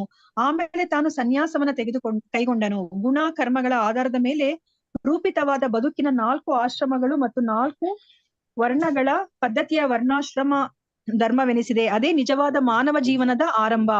ಯುಧಿಷ್ಠಿರ ಮಹಾರಾಜನು ಈ ವ್ಯವಸ್ಥೆಯ ರಕ್ಷಕನಾಗಿ ಆಡಳಿತ ಹೊಣೆಯನ್ನು ಸಮರ್ಪಕ ಶಿಕ್ಷಣ ಪಡೆದಿದ್ದ ಪರೀಕ್ಷಿತನ ಹೆಗಲಿಗೇರಿಸಿ ತಾನು ಸಕ್ರಿಯ ಜೀವನದಿಂದ ಸಕಾಲದಲ್ಲಿ ನಿವೃತ್ತನಾಗಿ ಸನ್ಯಾಸಿಯಾದನು. ವರ್ಣಾಶ್ರಮ ಧರ್ಮದ ವೈಜ್ಞಾನಿಕ ವ್ಯವಸ್ಥೆಯು ಮಾನವನ ಜೀವನವನ್ನು 4 ವೃತ್ತಿ ವಿಭಾಗಗಳಾಗಿ ಮತ್ತು 4 ಆಶ್ರಮಗಳನ್ನಾಗಿ ವಿಭಾಗಿಸಿದೆ. ವೃತ್ತಿ ವಿಭಜನೆ ಹೇಗೆ ಇರಲಿ ಅದನ್ನು ಗಮನಿಸದೆ ಪ್ರತಿಯೊಬ್ಬರು ಬ್ರಹ್ಮಚರ್ಯ, ಗೃಹಸ್ಥ, ವಾನಪ್ರಸ್ಥ ಮತ್ತು ಸನ್ಯಾಸ ಈ 4 ಆಶ್ರಮಗಳನ್ನ ಪಾಲಿಸಲೇಬೇಕು. ಇಂದಿನ ರಾಜಕಾರಣಿಗಳು ಸಾಕಷ್ಟು ವಯಸ್ಸಾಗಿದ್ದರೂ ಸಕ್ರಿಯ ಜೀವನದಿಂದ ನಿವೃತ್ತರಾಗಲು ಬಯಸುವುದೇ ಇಲ್ಲ. ಆದರೆ ಯುಧಿಷ್ಠಿರನು ಆದರ್ಶ ಮಹಾರಾಜನಾಗಿದ್ದುದರಿಂದ ಸಕ್ರಿಯ ಆಡಳಿತ ಜೀವನದಿಂದ ಸ್ವಯಂ ನಿವೃತ್ತಿ ಹೊಂದಿ ಮುಂದಿನ ಬದುಕನ್ನು ನಿರ್ವಹಿಸಲು ಉತ್ಸುಕನಾದನು. ಪ್ರತಿಯೊಬ್ಬರು ಜೀವನವನ್ನು ಹೇಗೆ ರೂಪಿಸಿಕೊಳ್ಳಬೇಕೆಂದರೆ ಮರಣಕ್ಕೆ ಮುಂಚಿನ 15-20 ವರ್ಷಗಳನ್ನ ಸಂಪೂರ್ಣವಾಗಿ ಪರಮ ಪ್ರಭುವಿನ ಭಕ್ತಿ ಸೇವೆಗೆ ಮೀಸಲಾಗಿಟ್ಟು ಅದರಿಂದ ಬದುಕಿನ ಅತ್ಯುನ್ನತ ಪರಿಪೂರ್ಣತೆಯನ್ನು ಸಾಧಿಸಲು ವ್ಯವಸ್ಥೆ ಮಾಡಿಕೊಳ್ಳಬೇಕು. ಲೌಕಿಕ ಸುಖಗಳನ್ನು ಸವಿದರಲ್ಲಿಯೇ ಕಾಮ್ಯ ಕರ್ಮಗಳಲ್ಲಿಯೇ ಇಡೀ ಬದುಕನ್ನ ಕಳೆಯುವುದು ಮೂರ್ಖತನ. ಏಕೆಂದರೆ ಎಲ್ಲಿಯವರೆಗೂ ಮನಸ್ಸು ಭೌತಿಕ ಸುಖಕ್ಕೋಸ್ಕರ ಕಾಮ್ಯ ಕರ್ಮಗಳಲ್ಲಿ ನಿರತವಾಗುತ್ತದೆಯೋ ಅಲ್ಲಿಯವರೆಗೆ ಬದ್ಧ ಜೀವನದಿಂದ ಅಥವಾ ಐಹಿಕ ಬಂಧನದಿಂದ ಬಿಡುಗಡೆಗೆ ಅವಕಾಶವೇ ಇಲ್ಲ. ಯಾರೊಬ್ಬನೂ ಹೀಗೆ ಬದುಕಿನ ಪರಿಪೂರ್ಣತೆಯನ್ನು ಅಂದರೆ ನಿಜತ್ವಕ್ಕೆ ಭಗವದ್ಧಾಮಕ್ಕೆ ಮರಳಿ ಹೋಗುವ ಪರಮ ಲಕ್ಷ್ಯವನ್ನು ಅಲಕ್ಷಿಸುವ ಆತ್ಮಘಾತಕ ಕ್ರಮವನ್ನ ಕೈಗೊಳ್ಳಬಾರದು. ಅಲ್ಲೂ ನಮ್ಗೆ ಇವಾಗ ಇಲ್ಲಿ ವರ್ಣಾಶ್ರಮ ಪದ್ಧತಿಯನ್ನ ಅವರು ಹೇಳ್ತಾ ಇದ್ದಾರೆ. ಇವಾಗ ಯುಧಿಷ್ಠಿರ ಮಹಾರಾಜ ಅವರು ವರ್ಣಾಶ್ರಮ ಪದ್ಧತಿಯನ್ನ ಅವರು ಪಾಲನೆ ಮಾಡ್ತಾ ಇದ್ರು. ಸೊ ಅದಕ್ಕೋಸ್ಕರ ಈಗ ಅವರು ನಮ್ಗೆ ಅವರು ಇವಾಗ ಆದರ್ಶ ರಾಜನಾಗಿ ಅವರು ಆದರ್ಶ ಮತ್ತೆ ಇಲ್ಲಿ ವರ್ಣಾಶ್ರಮದ ಪರಿಪಾಲನಕ್ಕನಾಗಿ ಅವ್ರು ಏನನ್ನ ಮಾಡ್ಬೇಕು ಅನ್ನೋದನ್ನ ನಮ್ಗೆ ಇಲ್ಲಿ ತೋರಿಸ್ಕೊಡ್ತಾ ಇದಾರೆ. ನಮ್ಗೆ ಪ್ರಭುಪಾದರು ಸಹ ಅದನ್ನ ಹೇಳ್ತಾ ಇದಾರೆ. ಇವಾಗ ಇಲ್ಲಿ 4 ವರ್ಣಗಳು ಮತ್ತೆ 4 ಆಶ್ರಮಗಳಿದೆ. ಇವಾಗ ನಾವ್ ಯಾವುದೇ ಒಂದು ವರ್ಣ ಅಂದ್ರೆ ನಾವ್ ಇವಾಗ ಬ್ರಾಹ್ಮಣ, ಕ್ಷತ್ರಿಯ, ವೈಶ್ಯ, ಶೂದ್ರ ಯಾವುದೇ ವರ್ಣದಲ್ಲಿರ್ಲಿ ನಾವು ಆ 4 ಆಶ್ರಮಗಳನ್ನ ನಾವು ಪಾಲಿಸ್ಲೇಬೇಕಾಗತ್ತೆ. 4 ಆಶ್ರಮಗಳು ಯಾವ್ದ್ಯಾವ್ದು? ಬ್ರಹ್ಮಚರ್ಯ, ಗೃಹಸ್ಥ, ವಾನಪ್ರಸ್ಥ ಮತ್ತೆ ಸನ್ಯಾಸ. ಈ 4ನ್ನ ಯಾರೇ ಆಗ್ಲಿ ಯಾವುದೇ ಒಂದು ವರ್ಣದಲ್ಲೇ ಇದ್ರೂನು ಸಹ ಅವ್ರು ಅದನ್ನ ಪಾಲಿಸ್ಲೇಬೇಕು ಅಂತ ಹೇಳ್ಬಿಟ್ಟು ಹೇಳ್ತಾ ಇದಾರೆ. ಆದ್ರೆ ಇಂದಿನ ರಾಜಕಾರಣಿಗಳು ನೋಡಿ ಪದೇ ಅವ್ರು ಹೇಳ್ತಾ ಇದಾರೆ. ಆದ್ರೆ ರಾಜಕಾರಣಿಗಳು ಆತರ ಮಾಡ್ತಾ ಇಲ್ಲ ಅಲ್ವಾ? ಅವ್ರು ಇವಾಗ ತರುಣರಿಗೆ ಅವರು ತಮ್ಮ ಆ ಅಧಿಕಾರವನ್ನ ಬಿಟ್ಟು ಕೊಡ್ಲಿಕ್ಕೆ ಅವರು ತಯಾರಿನೇ ಅವರು ಮಾಡ್ತಾ ಇಲ್ಲ.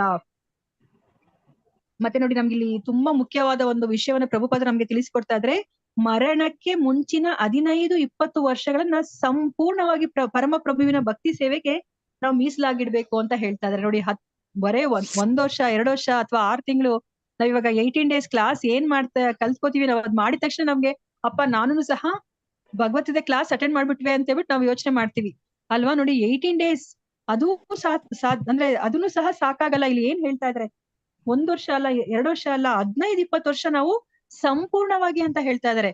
ಈ ಸಾಂಸಾರಿಕ ಅಗತ್ಯಗಳ ಕಡೆಗೆ ಹೆಚ್ಚು ಗಮನ ಹರಿಸ್ತಲೇ ನಾವು ಸಂಪೂರ್ಣವಾಗಿ ಪರಮ ಪ್ರಭುವಿನ ಭಕ್ತಿ ಸೇವೆಗೆ ಮೀಸಲಾಗಿಡ್ಬೇಕು. ಅವಾಗಷ್ಟೇ ನಾವು ಈ ಬದುಕಿನ ಅತ್ಯುನ್ನತ ಪರಿಪೂರ್ಣತೆನ ನಮ್ಗೆ ಸಾಧಿಸ್ಲಿಕ್ಕೆ ಸಾಧ್ಯ ಆಗತ್ತೆ. ಅಂತಹ ಒಂದು ವ್ಯವಸ್ಥೆನ ನಾವು ಮಾಡ್ಕೋಬೇಕು ಅಂತ ಹೇಳ್ತಾ ಇದ್ದಾರೆ. ನಾವು ಬರೇ ಈ ಲೌಕಿಕ ಸುಖವನ್ನ ನಾವು ಸವಿಯೋದ್ರಲ್ಲಿ ನಾವು ಮಗ್ನರಾಗಿದ್ರೆ ನಾವು ಅದೇ ತರ ನಾವು ಬದುಕನ್ನ ಕಳೆದ್ರೆ ಅದು ಮೂರ್ಖತನ ಅಂತ ಹೇಳ್ತಾ ಇದಾರೆ. ನಮ್ಗೆ ಈ ಮನುಷ್ಯ ಜನ್ಮ ಸಿಗೋದೇ ಅಪರೂಪ ಅಲ್ವಾ? ಮನುಷ್ಯ ಜನ್ಮ ಸಿಕ್ಕಿದಾಗ ನಾವು ಇಂತಹ ಒಂದು ಭಗವದ್ ಭಕ್ತಿಯ ಜ್ಞಾನವನ್ನ ಪಡ್ಕೊಳ್ಳೋ ಒಂದು ಅವಕಾಶ ಸಿಕ್ಕದೇ ಒಂದು ತುಂಬಾ ಅದು ಏನು ಅದೃಷ್ಟ ಇದೆ ಅಲ್ವಾ? ಅದು ಎಲ್ಲರಿಗೂ ಸಹ ಸಿಗೋದಿಲ್ಲ, ಅಪರೂಪ ಅದು.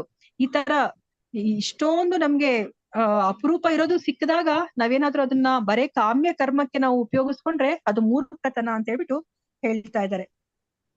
ಈ ತರ ಏನಾದ್ರೂ ನಾವು ನಮ್ಮ ಮನುಷ್ಯ ಜನ್ಮವನ್ನ ನಾವು ಭಗವದ್ ಭಕ್ತಿ ಮಾಡ್ಲಿಕ್ಕೆ ಉಪಯೋಗಿಸ್ಕೊಂಡಲೇ ಬರೇ ನಾವು ನಮ್ಮ ಇಂದ್ರಿಯ ಸುಖಕ್ಕೋಸ್ಕರ ಉಪಯೋಗಿಸ್ಕೊಂಡ್ರೆ ಅದನ್ನ ನಾವು ಏನಾಗತ್ತೆ, ನಮ್ಮನ್ನ ನಾವೇ ನಾವು ಸಾಯಿಸ್ಕೊಂಡಂಗೆ ಅಂದ್ರೆ ಆತ್ಮಹತ್ಯೆ ಮಾಡ್ಕೊಂಡಂಗೆ. ಇಲ್ಲಿ ಏನ್ ಹೇಳ್ತಾ ಇದ್ರೆ ಆತ್ಮಘಾತಕ ಕ್ರಮವನ್ನ ನಾವೇ ಕೈಗೊಂಡಂಗೆ ಅಲ್ವಾ? ಮನುಷ್ಯ ಜನ್ಮ ಈ ಅಪರೂಪವಾಗಿ ಸಿಕ್ಕಿರುವಂತಹ ಮನುಷ್ಯ ಜನ್ಮವನ್ನ ನಾವು ವ್ಯರ್ಥವಾಗಿ ನಾವು ಉಪಯೋಗಿಸ್ಕೊಂಡಂಗೆ ಅಲ್ವಾ? ನಾವು ನೋಡ್ತಾ ಇದೀವಿ ಅಲ್ವಾ? ಇವಾಗ ಅಕಸ್ಮಾತ್ ಮನುಷ್ಯ ಜನ್ಮ ಸಿಕ್ಕಿದ್ರು ಸಹ ನಾವ್ ಇವಾಗ ಅಕಸ್ಮಾತ್ ಯಾವ್ದೋ ಒಂದು ಬೇರೆ ಒಂದು ಖಂಡಗಳಲ್ಲಿ ಅಲ್ಲಿ ಈ ಭಗವದ್ ಭಕ್ತಿ ಅನ್ನೋದೇ ಇರೋದಿಲ್ಲ.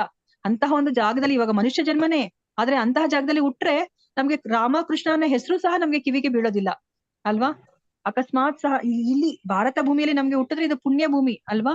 ಇಂತಹ ಭೂಮಿಯಲ್ಲಿ ನಾವು ಹುಟ್ಟಿದ್ರು ಸಹ ಅಕಸ್ಮಾತ್ ಬೇರೆ ಅನ್ಯ ಧರ್ಮೀಯದಲ್ಲಿ ಹುಟ್ಟಿದ್ರೆ ಅವ್ರು ಇವಾಗ ರಾಮಕೃಷ್ಣ ಹೆಸರನ್ನ ಹೇಳಲಿಕ್ಕೆ ಅವ್ರ ಹಿಂದೆ ಮುಂದೆ ನೋಡ್ತಾರೆ ಅಲ್ವಾ. ಹೌದು, ಇದು ಈ ಸನಾತನ ಧರ್ಮ ಅನ್ನೋದು ಪ್ರತಿಯೊಬ್ರು ಅನುಸರಿಸಬೇಕಾದಂತಹ ಧರ್ಮ. ಆದ್ರೆ ಎಲ್ಲರೂ ಸಹ ಅದನ್ನ ಈಸಿಯಾಗಿ ಒಪ್ಕೊಳೋದಿಲ್ಲ ಅಲ್ವಾ. ಈಗ ನಮ್ಗೆ ಯಾವ ಜನ್ಮದ ಪುಣ್ಯನೋ ಏನೋ ಗೊತ್ತಿಲ್ಲ. ಸೊ ನಾವಿವಾಗ ರಾಮಕೃಷ್ಣ ಅನ್ನೋ ಒಂದು ಹೆಸರನ್ನ ಹೇಳಲಿಕ್ಕೆ ಯಾವುದೇ ಒಂದು ಅಡೆತಡೆ ಇಲ್ದಲೆ, ಯಾವುದೇ ಒಂದು ಪ್ರತಿಬಂಧಕ ಇಲ್ದಲೆ ಇರುವಂತಹ ಒಂದು ಜನ್ಮವನ್ನ ನಾವು ಪಡೆದಿದೀವಿ. ಇದನ್ನ ನಾವು ಸಾರ್ಥಕವಾದ ರೀತಿಯಲ್ಲಿ ನಾವ್ ಇದನ್ನ ಉಪಯೋಗಿಸ್ಕೋಬೇಕು. ನಾವಿವಾಗ ಇಲ್ಲಿ ಏನ್ ಹೇಳ್ತಾ ಇದ್ರೆ ಪ್ರಭುಪಾದರು 10-20 ವರ್ಷಗಳನ್ನ ನಾವು ಪರಿಪೂರ್ಣವಾಗಿ ಭಗವದ್ ಭಕ್ತಿಯಲ್ಲಿ ನಾವು ಉಪಯೋಗಿಸ್ಕೊಳೋ ತರ ನಾವು ಒಂದು ಕ್ರಮವನ್ನ ನಾವು ಅದಕ್ಕೆ ಸಿದ್ಧತೆನ ನಾವು ಮಾಡ್ಕೋಬೇಕು ಅಂತ ಹೇಳ್ಬಿಟ್ಟು ಇಲ್ಲಿ ಹೇಳ್ತಾ ಇದ್ದಾರೆ. ಶ್ಲೋಕ 40.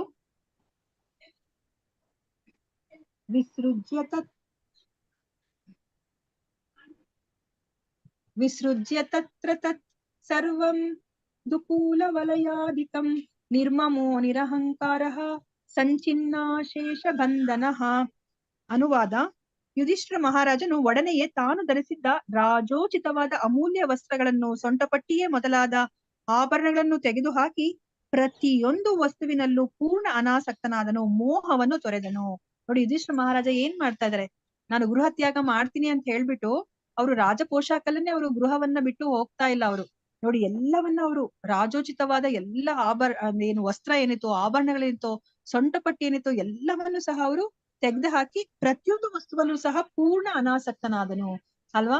ಸೊ ನಾವ್ ಇವಾಗ ಸನಾತನ ಗೋಸ್ವಾಮಿ ಅವ್ರದ್ದು ನಮ್ಗೆ ಕತೆ ಜ್ಞಾಪಕ ಬರುತ್ತೆ ಅಲ್ವಾ. ಸನಾತನ ಗೋಸ್ವಾಮಿ ಅವ್ರು ಏನ್ ಮಾಡ್ತಾರೆ, ಅವರು ಚೈತನ್ಯ ಮಹಾಪ್ರಭುಗಳ ಆಶ್ರಯವನ್ನ ಪಡಿಬೇಕು ಅಂತ ಹೇಳ್ಬಿಟ್ಟು ಆ ಜೈಲಿನಿಂದ ತಪ್ಪಿಸ್ಕೊಂಡು ಆ ಜೈಲರಿಗೆ ರಘುನಾಥ ರೂಪ ಗೋಸ್ವಾಮಿ ಅವರ ಹಣವನ್ನೆಲ್ಲ ಅವರು ಕೊಟ್ಬಿಟ್ಟು ಅವರು ಹೇಗೋ ಪರಾರಿಯಾಗಿ ಅವರು ಚೈತನ್ಯ ಮಹಾಪ್ರಭುಗಳನ್ನ ಭೇಟಿ ಆಗ್ಬೇಕು ಅಂತ ಹೋಗ್ತಾ ಇರ್ತಾರೆ ಅಲ್ವಾ. ಹೋಗ್ತಾ ಇದ್ದಾಗ ಅವ್ರ ಜೊತೆ ಒಬ್ಬ ಅವ್ರಿಗೆ ಸೇವಕ ಇರ್ತಾನೆ. ಸೇವಕನು ಸಹ ಸನಾತನ ಗೋಸ್ವಾಮಿ ಅವ್ರ ಜೊತೆ ಅವರು ಬರ್ತಾ ಇರ್ತಾರೆ. ಕೊನೆಗೆ ಏನಾಗುತ್ತೆ, ಅಲ್ಲಿ ಮಧ್ಯದಲ್ಲಿ ಅವರು ಒಂದು ಕಡೆ ಅವರು ಒಂದು ಛತ್ರದಲ್ಲಿ ಅವರು ತಂಗಿರ್ತಾರೆ ಅಲ್ಲ. ತಂಗಿದ್ದಾಗ ಆ ಛತ್ರದಲ್ಲಿ ಅವನಿಗೆ ಭವಿಷ್ಯ ಗೊತ್ತಿರುತ್ತೆ ಅಲ್ವಾ. ಜ್ಯೋತಿಷಿ ಆಗಿರ್ತಾರೆ, ಅವನಿಗೆ ಭವಿಷ್ಯ ಗೊತ್ತಿರುತ್ತೆ. ಅವ್ನಿಗೇನು ಇವ್ರ ಹತ್ರ ಹೆಚ್ಚು ಹಣ ಇದೆ ಅಂತ ಹೇಳ್ಬಿಟ್ಟು ಅವ್ನಿಗೆ ಗೊತ್ತಿರುತ್ತೆ.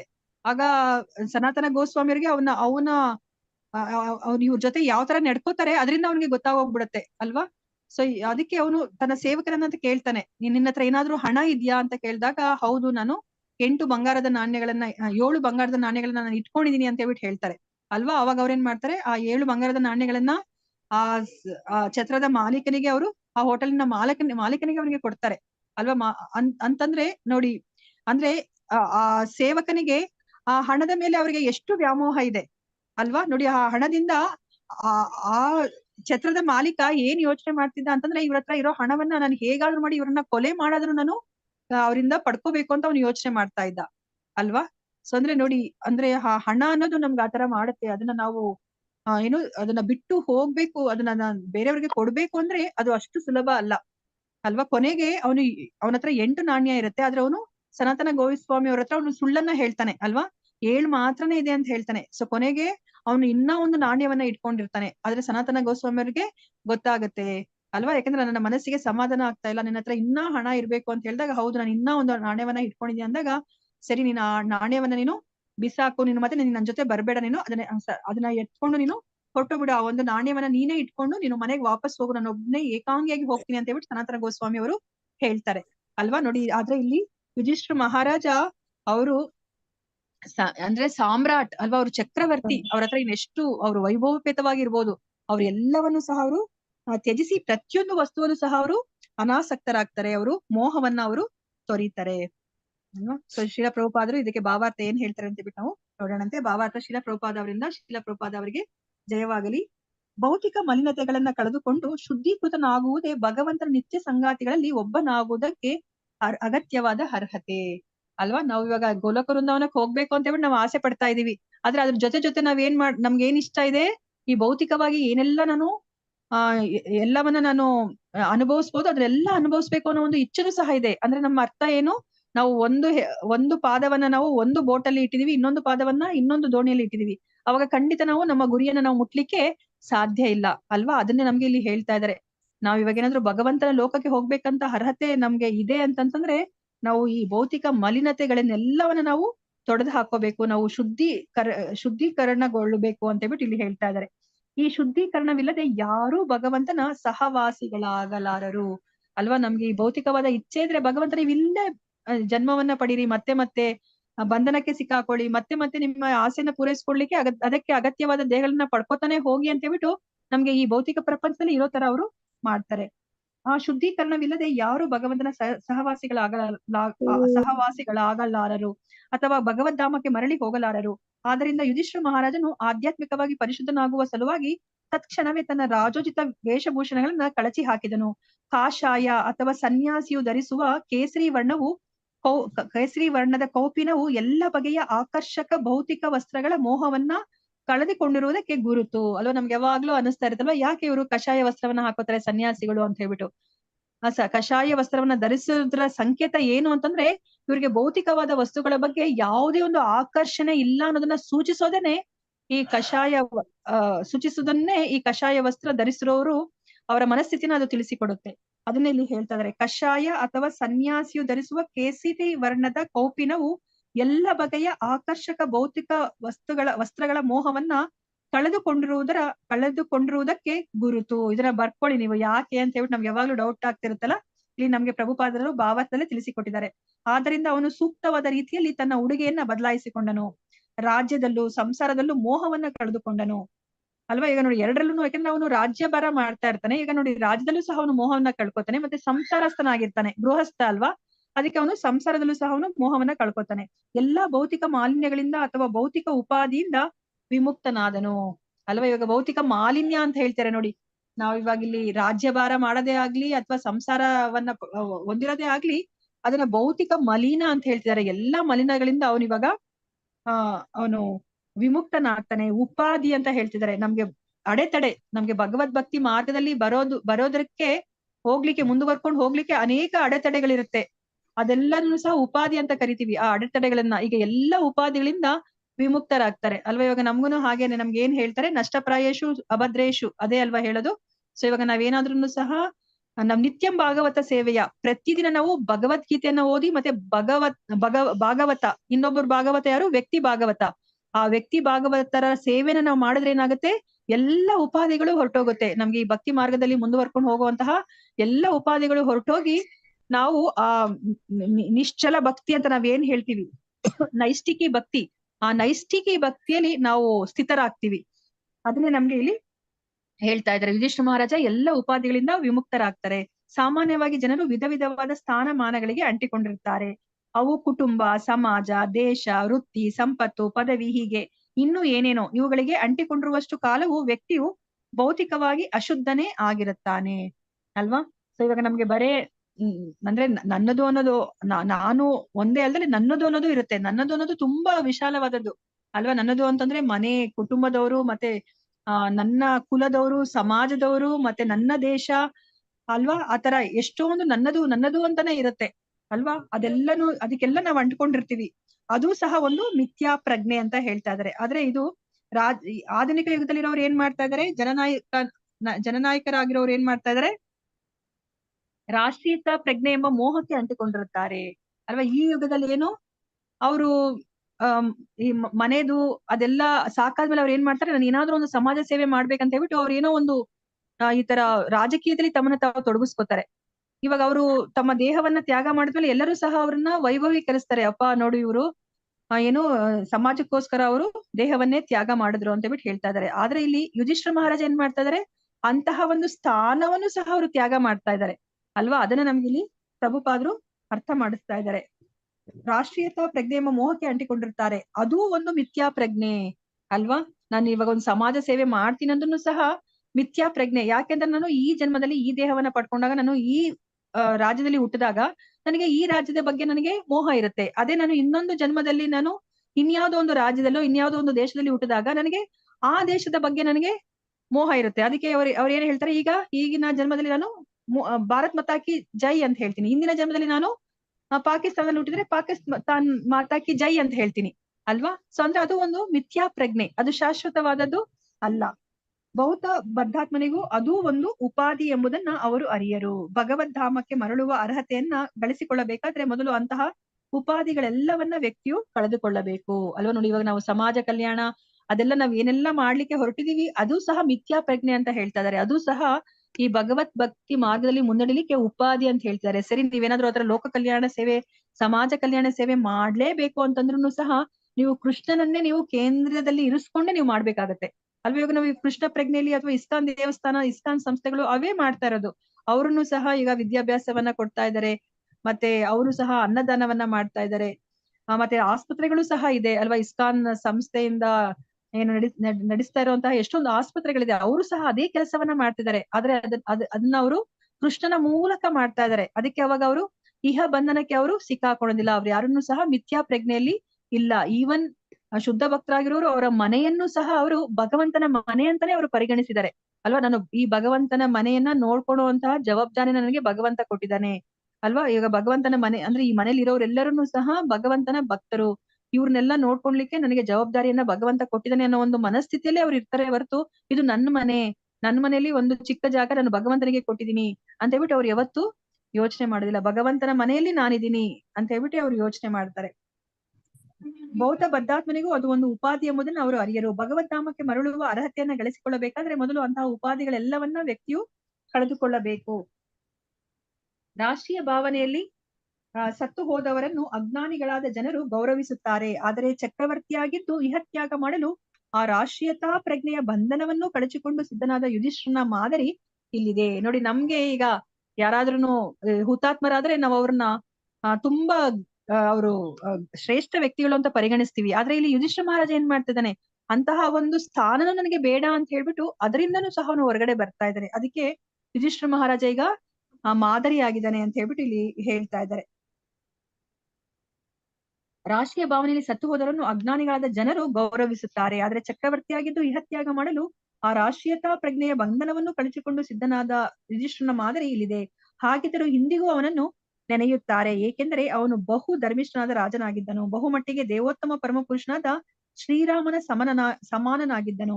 ಅಂತಹ ಧರ್ಮಿಷ್ಠ ರಾಜರು ಆಳುತ್ತಿದ್ದರಿಂದ ಜಗತ್ತಿನ ಜನರು ಸರ್ವ ವಿಧಗಳಿಂದಲೂ ಸಂತುಷ್ಟರಾಗಿದ್ದರು. ಈ ರೀತಿಯ ಶ್ರೇಷ್ಠ ಅರಸರು ಇಡೀ ಜಗತ್ತನ್ನೇ ಆಳುವುದು ಸಾಧ್ಯವಾಗಿತ್ತು ಅಂತ ಹೇಳ್ಬಿಟ್ಟು ಇಲ್ಲಿ ಹೇಳ್ತಾ ಇದ್ದಾರೆ ಅಲ್ವಾ. ನೋಡಿ, ಎಷ್ಟು ಚೆನ್ನಾಗಿ ಅವನು ರಾಜ್ಯವನ್ನ ರಾಜ್ಯಭಾರ ಮಾಡ್ತಾ ಇದ್ದ ಅಂತಂದ್ರೆ ಶ್ರೀರಾಮನಿಗೆ ಹೋಲಿಸ್ತಾ ಇದ್ದಾರೆ ಯುಧಿಷ್ಠಿರ ಮಹಾರಾಜನ ರಾಜ್ಯಾಡಳಿತವನ್ನ ಅಲ್ವಾ.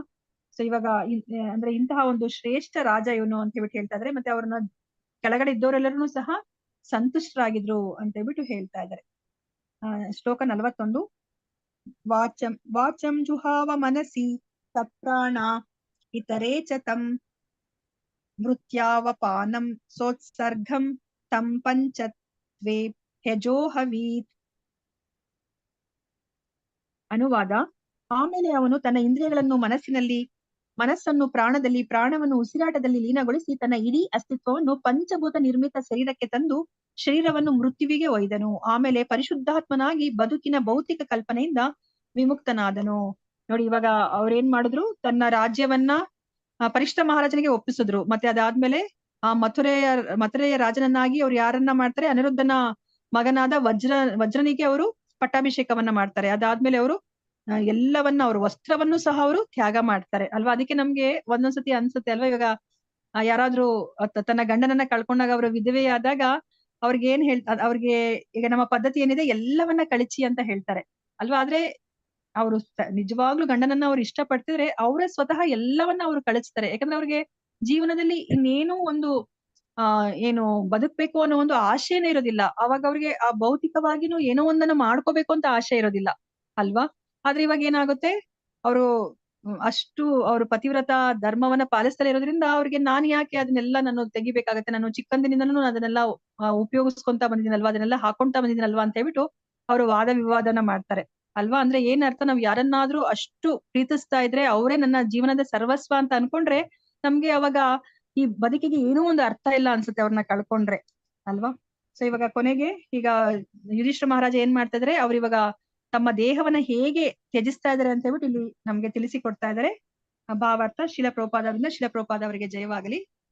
ಯುಧಿಷ್ಠಿರ ಮಹಾರಾಜನು ತಮ್ಮನಾದ ಅರ್ಜುನನಂತೆಯೇ ಗಮನವನ್ನು ಕೇಂದ್ರೀಕರಿಸಿ ಕ್ರಮಕ್ರಮವಾಗಿ ಎಲ್ಲ ಭೌತಿಕ ಬಂಧನಗಳಿಂದ ವಿಮುಕ್ತಿ ಪಡೆಯಲು ತೊಡಗಿದನು. ನಾವ್ ಇದಕ್ಕಿಂತ ಮುಂಚೆ ನಾವು ಏನ್ ನೋಡಿದ್ವಿ, ಅರ್ಜುನನನ್ನ ನೋಡಿದ್ವಿ ಅಲ್ವಾ. ಅರ್ಜುನ ಏನ್ ಮಾಡ್ತಾರೆ, ಅವರು ಕೃಷ್ಣ ಅಲ್ಲಿ ಎದುರುಗಡೆ ಇಲ್ಲ, ಆದ್ರೆ ಕೃಷ್ಣನ ಉಪದೇಶಗಳು ಈಗ್ಲೂ ಪ್ರಸ್ತುತವಾಗಿದೆ. ಅವರು ಕೃಷ್ಣನ ಉಪದೇಶಗಳ ದತ್ತ ಅವರು ತಮ್ಮ ಮನಸ್ಸನ್ನ ಅವರು ಕೇಂದ್ರೀಕರಿಸಿ ಅವ್ರೇನ್ ಮಾಡ್ತಾರೆ, ಕೃಷ್ಣನ ಪಾದ ಕಮಲಗಳಲ್ಲಿ ಅವ್ರ ಮನಸ್ಸನ್ನ ಅವರು ನಿಲ್ಲಿಸ್ತಾರೆ ಅಲ್ವಾ. ಅದೇ ತರ ಇಲ್ಲಿ ಯುಧಿಷ್ಠಿರ ಮಹಾರಾಜನು ಸಹ ಅರ್ಜುನನ ತರನೇ ಈಗ ಅವರು ಎಲ್ಲ ಭೌತಿಕ ಬಂಧನಗಳಿಂದ ವಿಮುಕ್ತಿಯನ್ನ ಪಡೆದು ಅವರು ತಮ್ಮ ಗಮನವನ್ನ ಭಗವಂತನ ಆ ಪಾದ ಕಮಲಗಳಲ್ಲಿ ಕೇಂದ್ರೀಕರಿಸ್ತಾ ಇದ್ದಾರೆ. ಮೊದಲು ಎಲ್ಲ ಇಂದ್ರಿಯಗಳ ಕಾರ್ಯ ಚಟುವಟಿಕೆಗಳನ್ನ ಕೇಂದ್ರೀಕರಿಸಿ ಅವುಗಳನ್ನ ಮನಸ್ಸಿನಲ್ಲಿ ಲೀನಗೊಳಿಸಿದನು ಅಲ್ವಾ. ಇಂದ್ರಿಯಗಳನ್ನೆಲ್ಲ ಅವರು ಏನು ಚಟುವಟಿಕೆಗಳನ್ನೆಲ್ಲ ಅವರು ನಿಗ್ರಹಿಸಿ ಅದನ್ನ ಮನಸ್ಸಲ್ಲಿ ಲೀನಗೊಳಿಸ್ತಾರೆ ಅಲ್ವಾ. ಅಂದ್ರೆ ಇವಾಗ ಎಲ್ಲವನ್ನೂ ಸಹ ಅವರು ಅವರ ಇಂದ್ರಿಯಗಳೆಲ್ಲವನ್ನೂ ಸಹ ಇವಾಗ ಭಗವದ್ ಭಕ್ತಿಗೆನೆ ಅವರು ಉಪಯೋಗಿಸ್ತಾರೆ. ಸೊ ಅವಾಗ ಮನಸ್ಸನ್ನು ಸಹ ಅವರು ಭಗವದ್ ಭಕ್ತಿ ಅಂದ್ರೆ ತಮ್ಮ ಮನಸ್ಸನ್ನು ಸಹ ಭಗವಂತನನ್ನೇ ಅವರು ಜ್ಞಾಪಿಸ್ಕೊತಾ ಇರ್ತಾರೆ. ಲೌಕಿಕ ಚಟುವಟಿಕೆಗಳನ್ನು ನಡೆಸುವುದು ಮನಸ್ಸು. ಇಂದ್ರಿಯಗಳ ಕ್ರಿಯೆ ಪ್ರತಿಕ್ರಿಯೆಗಳ ಮೂಲಕ ಅದು ಕಾರ್ಯನಿರತವಾಗುತ್ತದೆ. ಸೊ ಇವಾಗ ನಮ್ಗೆ ಭಗವದ್ಗೀತೆ 3ನೇ ಅಧ್ಯಾಯದಲ್ಲಿ ನಾವ್ ಏನನ್ನ ತಿಳ್ಕೊಂಡಿದೀವಿ, ಸೊ ಈ ಜಡ ವಸ್ತುಗಳಿಗಿಂತ ಶ್ರೇಷ್ಠವಾದದ್ದು ಯಾವುದು ಅಂತ ನಾವು ತಿಳ್ಕೊಂಡಿದೀವಿ. ಹರೇ ಕೃಷ್ಣ. ಈ ಜಡ ವಸ್ತುಗಳಿಗಿಂತ ಶ್ರೇಷ್ಠವಾದದ್ದು ಯಾವುದು ಅಂತ ನಾವು ತಿಳ್ಕೊಂಡಿದೀವಿ, ಇಂದ್ರಿಯಗಳು, ದೇಹ ಅಂತ ನಾವು ತಿಳ್ಕೊಂಡಿದೀವಿ ಅಲ್ವಾ. ದೇಹಕ್ಕಿಂತ ಶ್ರೇಷ್ಠವಾದದ್ದು ಯಾವುದು ಅಂತ ನಾವು ತಿಳ್ಕೊಂಡಿದೀವಿ, ಇಂದ್ರಿಯಗಳು ಅಲ್ವಾ. ಸೊ ಇಂದ್ರಿಯಗಳಿಗಿಂತ ಶ್ರೇಷ್ಠವಾದದ್ದು ಯಾವುದು ಅಂತ ನಾವು ತಿಳ್ಕೊಂಡಿದೀವಿ, ಮನಸ್ಸು, ಮನಸ್ಸು. ಮನಸ್ಸಿಗಿನ ಶ್ರೇಷ್ಠವಾದದ್ದು ಏನು ಅಂತ ನಾವು ತಿಳ್ಕೊಂಡಿದೀವಿ, ಬುದ್ಧಿ ಅಲ್ವಾ. ಸೊ ಬುದ್ಧಿಗಿಂತ ಶ್ರೇಷ್ಠವಾದದ್ದು ಏನಂತ ನಾವು ತಿಳ್ಕೊಂಡ್ವಿ, ಆತ್ಮ ಅಲ್ವಾ. ಆತ್ಮಕ್ಕಿಂತ ಶ್ರೇಷ್ಠವಾದದ್ದು ಏನಂತ ತಿಳ್ಕೊಂಡ್ವಿ, ಪರಮಾತ್ಮ. ಪರಮಾತ್ಮ. ಇವಾಗ ಅದನ್ನೇ ಇಲ್ಲಿ ನಮ್ಗೆ ಹೇಳ್ತಾ ಹೋಗ್ತಾ ಇರೋದು. ಸೊ ಇವಾಗ ಎಲ್ಲ ಜಡ ವಸ್ತುಗಳನ್ನೆಲ್ಲ ಈಗ ಯುಧಿಷ್ಠಿರ ಮಹಾರಾಜ ಏನ್ ಮಾಡ್ದ, ಅದರ ಮೇಲೆ ಇವಾಗ ಅವರು ಏನ್ ಹೇಳಿದ್ರು, ಅವ್ರೆಲ್ಲ ಮೋಹವನ್ನ ಅವರು ಬಿಟ್ಬಿಡ್ತಾರೆ ಅಲ್ವಾ. ಇವಾಗ ಇಂದ್ರಿಯಗಳನ್ನು ಅಷ್ಟೇ ಅಲ್ವಾ, ನಮ್ಗೆ ಏನು ಅದನ್ನ ನೋಡಿದ್ರೆ ನಮ್ಗೆ ಅದ್ ತಿನ್ಬೇಕನ್ಸುತ್ತೆ, ಇದನ್ನ ನೋಡಿದ್ರೆ ಇನ್ನೇನೋ ಮಾಡ್ಬೇಕನ್ಸುತ್ತೆ, ಇನ್ನೇನೋ ಕೇಳಿಸ್ಕೊಂಡ್ರೆ ಅದು ಬೇಕು ಅನ್ಸುತ್ತೆ ಅಲ್ವಾ. ಇವಾಗ ಅವರು ಆ ಇಂದ್ರಿಯಗಳನ್ನೆಲ್ಲ ಅವರು ಯಾರ ಹಿಡಿತದಲ್ಲಿ ತಗೊಂಡ್ ಬರ್ತಾ ಇದಾರೆ, ಅವರು ಮನಸ್ಸಿನ ಹಿಡಿತದಲ್ಲಿ ಅವರು ತಗೊಂಡ್ ಬರ್ತಾ ಇದ್ದಾರೆ ಅಲ್ವಾ. ಸೊ ಇವಾಗ ಅದೇ ತರನೇ ಇವಾಗ ಏನಾಗ್ತದೆ, ಹಿಂದೆ ಹಿಂದೆ ಹೋಗ್ತಾ ಇದೆ ಆ ಪ್ರಕ್ರಿಯೆಗಳೆಲ್ಲ, ಹಿಂದೆ ಹಿಂದೆ ಹಿಂದೆ ಹೋಗಿ ಅವರು ತಮ್ಮ ಆತ್ಮವನ್ನ ಈಗ ಭಗವಂತನಲ್ಲಿ ಅಂದ್ರೆ ಪರಮಾತ್ಮನಲ್ಲಿ ಅವರು ನಿಲ್ಲಿಸ್ತಾ ಇದ್ದಾರೆ. ಅದೇ ಕ್ರಿಯೆಯನ್ನ ನಮ್ಗೆ ಇಲ್ಲಿ ಭಾವಾರ್ಥದಲ್ಲಿ ಪ್ರಭುಪಾದರು ತಿಳಿಸ್ತಾ ಹೋಗ್ತಾ ಇರೋದು. ಲೌಕಿಕ ಚಟುವಟಿಕೆಗಳನ್ನು ನಡೆಸುವುದು ಮನಸ್ಸು. ಇಂದ್ರಿಯಗಳ ಕ್ರಿಯೆ ಪ್ರತಿಕ್ರಿಯೆಗಳ ಮೂಲಕ ಅದು ಕಾರ್ಯನಿರತವಾಗುತ್ತದೆ. ಆಗ ಅವನು ದೇವತ್ವಕ್ಕೆ ಹಿಂತಿರುಗುತ್ತಿರುವುದರಿಂದ ಮನಸ್ಸು ತನ್ನ ಲೌಕಿಕ ಚಟುವಟಿಕೆಗಳನ್ನ ನಿಲ್ಲಿಸಲಿ ಮತ್ತು ಭಗವಂತನ ದಿವ್ಯ ಸೇವೆಯ ಕಡೆಗೆ ಅದು ತಿರುಗಲಿ ಎಂದು ಪ್ರಾರ್ಥಿಸಿದನು. ಇನ್ನು ಮುಂದೆ ಭೌತಿಕ ಚಟುವಟಿಕೆಗಳ ಅಗತ್ಯ ಉಳಿಯಲಿಲ್ಲ. ವಾಸ್ತವಿಕವಾಗಿ ಮನಸ್ಸಿನ ಚಟುವಟಿಕೆಗಳನ್ನು ನಿಲ್ಲಿಸುವುದು ಸಾಧ್ಯವಿಲ್ಲ, ಏಕೆಂದರೆ ಅವು ನಿತ್ಯಾತ್ಮರ ಪ್ರತಿಬಿಂಬವಾಗಿರುತ್ತದೆ. ಆದರೆ ಆ ಚಟುವಟಿಕೆಗಳ ಗುಣವನ್ನು ಬದಲಾಯಿಸಬಹುದು. ಅದನ್ನು ಭೌತ ವಸ್ತುಗಳಿಂದ ಭಗವಂತನ ದಿವ್ಯ ಸೇವೆಯತ್ತ ತಿರುಗಿಸಬಹುದು. ಪ್ರಾಣವಾಯುವಿನ ಕಲ್ಮಶದಿಂದ ಮನಸ್ಸನ್ನು ಸ್ವಚ್ಛಗೊಳಿಸಿದಾಗ ಮನಸ್ಸಿನ ಭೌತಿಕ ಗುಣವು ಬದಲಾವಣೆ ಹೊಂದುತ್ತದೆ. ಆ ಮೂಲಕ ಮತ್ತೆ ಮತ್ತೆ ಹುಟ್ಟುವ ಸಾಯುವ ಗೋಜಲನ್ನು ತಪ್ಪಿಸಿಕೊಂಡು ಶುದ್ಧ ಆಧ್ಯಾತ್ಮಿಕ ಜೀವನದಲ್ಲಿ ನೆಲೆಗೊಳ್ಳಬಹುದು. ಎಲ್ಲವೂ ಭೌತ ಶರೀರದ ತಾತ್ಕಾಲಿಕ ಅಸ್ತಿತ್ವದಿಂದ ಪ್ರಕಟವಾಗುತ್ತದೆ. ಸಾಯುವ ಸಮಯದಲ್ಲಿ ಮನಸ್ಸು ಮುಂದಿನ ಶರೀರವನ್ನು ಉತ್ಪತ್ತಿ ಮಾಡುತ್ತದೆ. ಆದರೆ ಭಗವಂತನ ದಿವ್ಯ ಚರಣ ಕಮಲಗಳ ಪ್ರೇಮಯುತ ಸೇವೆಯಲ್ಲಿ ಸತತವಾಗಿ ನಿರತವಾಗುವುದರಿಂದ ಶುದ್ಧಗೊಂಡು ದೇಹಾವಸಾನ ಸಮಯದಲ್ಲಿ ಮನಸ್ಸಿಗೆ ಇನ್ನೊಂದು ದೇಹವನ್ನು ಉತ್ಪತ್ತಿ ಮಾಡುವ ಅವಕಾಶವೇ ಬರುವುದಿಲ್ಲ. ಅದು ಭೌತಿಕ ಕಶ್ಮಲದಲ್ಲಿ ಮಗ್ನವಾಗುವುದರಿಂದ ಬಿಡುಗಡೆ ಪಡೆಯುತ್ತದೆ. ಆಗ ಪರಿಶುದ್ಧ ಆತ್ಮವು ಭಗವದ್ಧಾಮಕ್ಕೆ ಮರಳಲು ಸಮರ್ಥವಾಗುತ್ತದೆ. ಸೊ ನಮ್ಗೆ ಇವಾಗ ಭಗವದ್ಗೀತೆಯಲ್ಲಿ ನಾವು ಏನನ್ನ ನಾವು ತಿಳ್ಕೊಂಡಿದೀವಿ 8ನೇ ಅಧ್ಯಾಯದಲ್ಲಿ, ಅದಕ್ಕೆ ಇಲ್ಲಿ ಕೊನೆಯದಾಗಿ ಪ್ರಭುಪಾದರು ಅದ್ರ ಬಗ್ಗೆ ಹೇಳ್ತಾ ಇದ್ದಾರೆ ಅಲ್ವಾ. ಯಾಕಂದ್ರೆ ನಮ್ಮ ಮನಸ್ಸು ಯಾವ್ದ್ರ ಬಗ್ಗೆ ಅದು ಯೋಚನೆ ಮಾಡುತ್ತೆ ಅಥವಾ ಯಾವ ಭಾವವನ್ನ ಪಡೆದಿರುತ್ತೋ ಅದೇ ಭಾವವನ್ನ ನಾವು ಮುಂದಿನ ಜನ್ಮದಲ್ಲಿ ನಾವು ಪಡಿತೀವಿ. ಸೊ ಅದಕ್ಕೋಸ್ಕರ ನಾವು ಮನಸ್ಸನ್ನ ಯಾವ ಭಾವದಲ್ಲಿ ಇಟ್ಕೋಬೇಕು ಅಂತ ನಾವು ತಿಳ್ಕೊಂಡಿದೀವಿ. ಸೊ ನಾವು ಯಾವಾಗ್ಲೂ ಭಗವಂತನ ನಾಮಸ್ಮರಣೆಯನ್ನೇ ಅದು ಮಾಡ್ತಾ ಇರ್ಬೇಕು ಅಂತ ನಾವು ತಿಳ್ಕೊಂಡಿದೀವಿ ಅಲ್ವಾ. ಸೊ ಇವಾಗ ಮುಂದೆನೂ ಸಹ ಇದ್ರ ಬಗ್ಗೆನೇ ನಮ್ಗೆ ತಿಳಿಸ್ತಾ ಹೋಗ್ತಾರೆ ಪ್ರಭುಪಾದರು. ಸೊ ನಾಳೆ ಮತ್ತೆ ಅದನ್ನ ಕಂಟಿನ್ಯೂ ಮಾಡೋಣಂತೆ. ಸೊ ಇವತ್ತಿನ ದಿನದಲ್ಲಿ ನಾವು ಮುಖ್ಯವಾಗಿ ನಾವ್ ಏನನ್ನ ತಿಳ್ಕೊಂಡ್ವಿ, ನಾವು ಭಗವಂತ ಅವರು ಈ ದೇಹವನ್ನ ಅವರು ಬಿಟ್ಟಿದ್ದಾರೆ ಅಂತಂದ್ರೆ ಅರ್ಥ ಅವ್ರಿಗೆ ಒಂದು ಸಾವಾಗಿದೆ ಅಂತ ಅರ್ಥ ಅಲ್ಲ. ನಮ್ಗೆ ಇವಾಗ ನಾವು ನೋಡಿದಿವಲ್ವ, ಎಷ್ಟೊಂದು ವಾಟ್ಸಪ್ ಅಲ್ಲಿ ಕೃಷ್ಣನ ಜನನ ಈ ದಿನ ಮತ್ತೆ ಕೃಷ್ಣನ ಮರಣ ಅಂತ ಹೇಳ್ಬಿಟ್ಟು ಎಲ್ಲ ಹೇಳ್ತಾರೆ ಅಲ್ವಾ. ಸೊ ನಾವ್ ಯಾವತ್ತೂ ಸಹ ಜನನ ಮರಣ ಅಂತ ಹೇಳ್ಬಿಟ್ಟು ಭಗವಂತನಿಗೆ ನಾವು ಉಪಯೋಗಿಸಬಾರ್ದು ಅಲ್ವಾ. ಅವರು ಅವತರಿಸಿದ್ದಾರೆ, ಅವರು ಆವಿರ್ಭಾವ ಮತ್ತೆ ತಿರುಭಾವ ಅಂತ ಹೇಳ್ಬೇಕು. ಅವರು ಈ ಭೌತಿಕ ಪ್ರಪಂಚಕ್ಕೆ ಬಂದಿದ್ದಾರೆ ಮತ್ತೆ ಕಣ್ಮರೆಯಾಗಿದ್ದಾರೆ ಅಂತ ನಾವ್ ಹೇಳ್ಬೇಕೆ ಹೊರತು ಜನನ ಮರಣ ಅಂತ ಹೇಳ್ಬಿಟ್ಟು ಸಾಮಾನ್ಯ ಮನುಷ್ಯರಿಗೆ ಏನ್ ಹೇಳ್ತೀವೋ ಆತರ ಹೇಳ್ಕೊಡ್ದು. ಯಾಕಂದ್ರೆ ಅವರು ಆಧ್ಯಾತ್ಮಿಕ ಲೋಕದಲ್ಲಿ ಅವರು ಎಲ್ಲಾ ರೂಪದಲ್ಲೂ ಅವರು ಇದ್ದಾರೆ ಅಲ್ವಾ. ಯಾವುದೇ ಒಂದು ಅವತಾರದಲ್ಲಿ ನಡೆಸ್ಬೇಕು ಅಂತ ಇಲ್ಲಿ ಭೌತಿಕ ಪ್ರಪಂಚದಲ್ಲಿ ಅದರ ಅಗತ್ಯ ಇರುತ್ತೋ ಆಗ ಅವರು ಅಲ್ಲಿಂದ ಅದೇ ರೂಪದಲ್ಲಿ ಅವರು ನೇರವಾಗಿ ಬರ್ತಾರೆ ಅಲ್ವಾ. ಅದನ್ನ ನಾವು ಇಲ್ಲಿ ಇವತ್ತಿನ ದಿವಸ ಸರಿಯಾಗಿ ನಾವು ಅದನ್ನ ಅರ್ಥ ಮಾಡ್ಕೊಂಡ್ವಿ. ಮತ್ತೆ ಯುಧಿಷ್ಠಿರ ಮಹಾರಾಜ ಅವರು ಹೇಗೆ ಅವರು ಆ ವರ್ಣಾಶ್ರಮ ಧರ್ಮವನ್ನ ಅವರು ಪರಿಪಾಲನೆ ಮಾಡಿದ್ರು, ಸರಿಯಾಗಿ ಗೃಹ ತ್ಯಾಗವನ್ನ ಮಾಡಿದ್ರು ಅಂತ ನಾವು ತಿಳ್ಕೊಂಡ್ವಿ. ಸೊ ಹೇಗೆ ಅವ್ರು ಇವಾಗ ದೇಹ ತ್ಯಾಗವನ್ನ ಮಾಡ್ತಿದ್ದಾರೆ ಅಂತ ಹೇಳ್ಬಿಟ್ಟು ನಾವು ನಾಳೆ ದಿವಸ ನಾವು ತಿಳ್ಕೊಂಡಂತೆ. ಸೊ ಎಲ್ಲರಿಗೂ ಸಹ ಅನಂತ ಧನ್ಯವಾದಗಳು ನಾನು ಅರ್ಪಿಸ್ತಾ ಇದ್ದೀನಿ ದೇವಸ್ಥಾನದ ಪರವಾಗಿ. ಶ್ರೀಮದ್ ಭಾಗವತ ಗ್ರಂಥ ಮಹಾರಾಜ್ ಕಿ ಜೈ, ಶಿಲಾ ಪ್ರಭುಪಾದ್ ಕಿ ಜೈ, ಶಿಲಾ ಗುರುದೇವ್ ಕಿ ಜೈ. ಇಲ್ಲಿ ನೆರೆದಿರುವ ಅನಂತ ಕೋಟಿ ವೈಷ್ಣವ ಭಕ್ತರೊಂದು ಕಿ ಜೈ. ವಾಂಚಕಲ್ಪತೃಭ್ಯಶ್ಚ ಕೃಪಾ ಸಿಂಧುಭ್ಯಶ್ಚ ಪತಿತನಾಂ ಪಾವನೇಭ್ಯೋ ವೈಷ್ಣವೇಭ್ಯೋ ನಮೋ ನಮಃ. ಹರೇ ಕೃಷ್ಣ ಕೃಷ್ಣ ಕೃಷ್ಣ ಹರೇ ಹರೇ, ಹರೇ ರಾಮ ರಾಮ ರಾಮ ಹರೇ ಹರೇ. ಹರೇ ಕೃಷ್ಣ. ಸೊ ಯಾರಿಗಾದ್ರೂ ಪ್ರಶ್ನೆ ಇದ್ರೆ ಕೇಳಬಹುದು. ಧನ್ಯವಾದಗಳು. ಹರೇ ಕೃಷ್ಣ. ಹರೇ ಕೃಷ್ಣ ಮಾತಾಜಿ, ಧನ್ಯವಾದಗಳು. ಹರೇ ಕೃಷ್ಣ. ಹರೇ ಕೃಷ್ಣ ಮಾತಾಜಿ. ಹರೇ ಕೃಷ್ಣ ಮಾತಾಜಿ, ಧನ್ಯವಾದಗಳು. ಮಾತಾಜಿ ಧನ್ಯವಾದಗಳು. ಹರೇ ಕೃಷ್ಣ. ಧನ್ಯವಾದಗಳು. ಹರೇ ಕೃಷ್ಣ ಮಾತಾಜಿ, ಧನ್ಯವಾದಗಳು ಮಾತಾಜಿ. ಹರೇ ಕೃಷ್ಣ ಮಾತಾಜಿ. ಹರೇ ಕೃಷ್ಣ ಮಾತಾಜಿ, ಧನ್ಯವಾದಗಳು. ಧನ್ಯವಾದಗಳು. ಹರೇ ಕೃಷ್ಣ. ಎಲ್ಲರಿಗೂ ಧನ್ಯವಾದಗಳು. ನಾನು ಕ್ಲಾಸ್ ಅನ್ನ ಎಂಡ್ ಮಾಡ್ತಾ ಇದೀನಿ. ಹರೇ ಕೃಷ್ಣ. ಒಂದ್ ನಿಮಿಷ. ಹರೇ ಕೃಷ್ಣ ಮಾತಾಜಿ. ಮಾತಾಜಿ ಹರೇ ಕೃಷ್ಣ ಮಾತಾಜಿ. ಸಾರೂಪ್ಯ ಮಾತಾಜಿ ಸಾಯುಜ್ಯ, ಸಾಮೀಪ್ಯ, ಸಾರೂಪ್ಯ ಮತ್ತು 5 ಉಂಟಲ್ಲ ಅದೇನದು? ಮತ್ತೊಂದು ಯಾವ್ದು? ಹರೇ ಕೃಷ್ಣ ಮಾತಾಜಿ, ಧನ್ಯವಾದಗಳು. ಸಾರೂಪ್ಯ ನೋಡ್ಕೊಂಡಿರ ಮಾತಾಜಿ. ಸಾಯುಜ್ಯ, ಸಾಮೀಪ್ಯ, ಸಾಲೋಕ್ಯ, ಸಾಲೋಕ್ಯ, ಸಾರೂಪ್ಯ, ಸಾಷ್ಟಿ ಮಾತಾಜಿ. ಸಾಷ್ಟಿ ಇನ್ನೊಂದು ಭಗವಂತನಷ್ಟೇ ನಮ್ಗೆ ಸಂಪತ್ತಿರೋದನ್ನ ಸಾಷ್ಟಿ ಅಂತ ಕರೀತಾರೆ. ಸಾರೂಪ್ಯ ಅಂದ್ರೆ ಭಗವಂತನ ರೂಪವನ್ನೇ ನಾವು ಪಡೆಯೋದು. ಸಾಲೋಕ್ಯ ಅಂದ್ರೆ ಭಗವಂತ ಇರೋ ಲೋಕದಲ್ಲೇ ನಾವ್ ಇರೋದು. ಸಾಮೀಪ್ಯ ಅಂದ್ರೆ ಭಗವಂತನ ಜೊತೆಯಲ್ಲೇ ಇರೋದು. ಸಾಯುಜ್ಯ ಅಂತಂದ್ರೆ ಆ ಬ್ರಹ್ಮ ಜ್ಯೋತಿಯಲ್ಲಿ ಇರೋದನ್ನ ಸಾಯುಜ್ಯ ಮುಕ್ತಿ ಅಂತಾರೆ. ಹರೇ ಕೃಷ್ಣ ಮಾತಾಜಿ. ಸಾಷ್ಟಿ ಮಾತಾಜಿ, ಹೌದು. ಭಗವಂತನಷ್ಟೇ ಸಂಪತ್ತನ್ನ ಪಡೆಯೋದನ್ನ ಸಾಷ್ಟಿ ಅಂತಾರೆ. ಧನ್ಯವಾದಗಳು ಮಾತಾಜಿ. ಧನ್ಯವಾದಗಳು ಮಾತಾಜಿ. ಧನ್ಯವಾದಗಳು ಮಾತಾಜಿ. ಹರೇ ಕೃಷ್ಣ. ನಾಳೆ ಏನಾದ್ರು ಪ್ರಶ್ನೆಗಳಿದ್ರೆ ನಾವು ಅಥವಾ ನಿಮ್ ರಿಯಲೈಸೇಷನ್ ಅನ್ನ ತಿಳ್ಕೊಂಡಂತೆ. ಸೊ ಇವತ್ತಿಗೆ ನಾನು ಇವಾಗ್ಲೇ ಎಂಡ್ ಮಾಡ್ತಾ ಇದೀನಿ. ಎಲ್ಲರಿಗೂ ಧನ್ಯವಾದಗಳು. ಹರೇ ಕೃಷ್ಣ. ಮಾತಾಜಿ. ಹರೇ ಕೃಷ್ಣ ಮಾತಾಜಿ. ಹರೇ ಕೃಷ್ಣ ಮಾತಾಜಿ. ಮಾತಾಜಿ, ಧನ್ಯವಾದಗಳು. ಹರೇ ಕೃಷ್ಣ ಮಾತಾಜಿ. ಹರೇ ಕೃಷ್ಣ. ಹರೇ ಕೃಷ್ಣ ಮಾತಾಜಿ. ಹೇಳಿ ಮಾತಾಜಿ. ಅದೇ ಕಲಿಪುರುಷ ಅಟ್ಯಾಕ್ ಮಾಡಿದ್ರೆ ಏನಾಗುತ್ತೆ ಮಾತಾಜಿ? ಕೃಷ್ಣ ಮಾತಾಜಿ. ಹೇಳಿ ಮಾತಾಜಿ. ಕಲಿಪುರುಷ ಅಂದ್ರೆ ಇದು ಏನ್ ಹೇಳುದು, ಹೇಗೆ ಅರ್ಥ ಮಾಡ್ಕೋಬೇಕು ಅಂತ. ಅದೇ ಕಲಿಪುರುಷನ ಯಾಕ ಅವಾಯ್ಡ್ ಮಾಡ್ಬೇಕು ಮಾತಾಜಿ? ಹಾ ಮಾತಾಜಿ. ಕಲಿಪುರುಷ ಅಂತಂದ್ರೆ ಅದು ನಮ್ಮ ಮೇಲೆ ಅವರು ಏನು ಅಂದ್ರೆ ನಾವಿವಾಗ ಭಗವತ್ ಭಕ್ತಿ ಮಾಡ್ಲಿಕ್ಕೆ ಅವ್ರು ಬಿಡೋದಿಲ್ವಲ್ಲ ಮಾತಾಜಿ.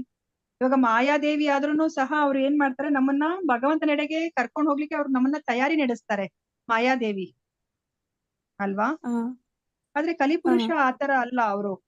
ಅವರು ನಮ್ಮನ್ನ ಭಗವಂತನ ಭಕ್ತಿ ಮಾಡ್ಲಿಕ್ಕೆನೆ ಅವ್ರು ಬಿಡೋದಿಲ್ಲ ಅಲ್ವಾ.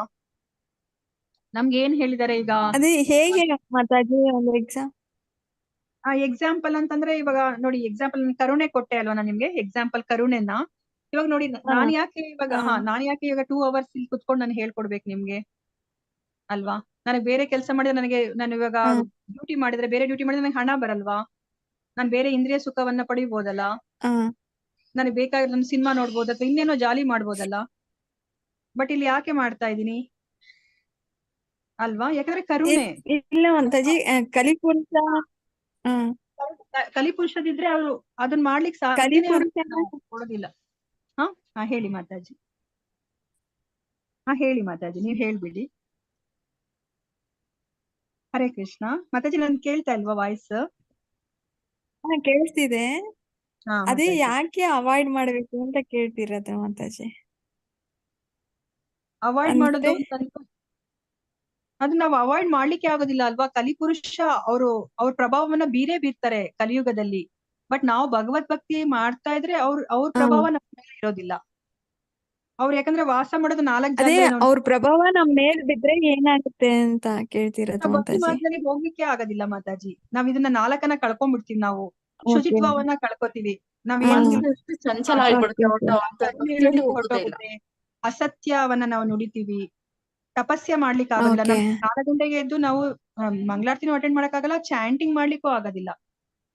ನೋಡಿ ಇವಾಗ ನೀವು 2 hours ಹಿಂಗ್ ಕುತ್ಕೋಬೇಕಂತಂದ್ರೆ ಎಷ್ಟು ಕಷ್ಟ ಇರ್ಬೇಕು. ಅದು ತಪಸ್ಸೇನೆ ತಾನೆ ಅಲ್ವಾ. ಅದು ಸಾಮಾನ್ಯದಲ್ಲ ಅಲ್ಲ. ನಾವು ಮೂವಿ ನಾವು 3 hours ಅಲ್ಲ, ಇನ್ನೊಂದು ಬೇಕಾದ್ರೆ ಹೋಗಿ ನೋಡ್ತೀವಿ ಅಲ್ವಾ. ಬಟ್ ಈ ಭಗವಂತನ ಬಗ್ಗೆ ನಾವು ಕುತ್ಕೊಂಡ್ ಕೇಳ್ಬೇಕಂದ್ರೆ ಈ 2 hours ಇದು ತಪಸ್ ಮಾಡ್ದಂಗೆನೆ, ಒಂದು ಯಜ್ಞ ಮಾಡ್ದ ಹಾಗೆ ಅಲ್ವಾ. ಇದನ್ನೆಲ್ಲ ಮಾಡ್ಲಿಕ್ಕೆ ಸಾಧ್ಯ ಆಗೋದಿಲ್ಲ ಕಲಿಯುಗದಲ್ಲಿ. ನಾವು ಭಗವಂತನ ಶರಣಾದ್ರೆ, ಭಗವದ್ ಭಕ್ತಿ ಮಾಡಿದ್ರೆ ಅಷ್ಟೇನೆ ನಮ್ಗೆ ಆಗತ್ತೆ.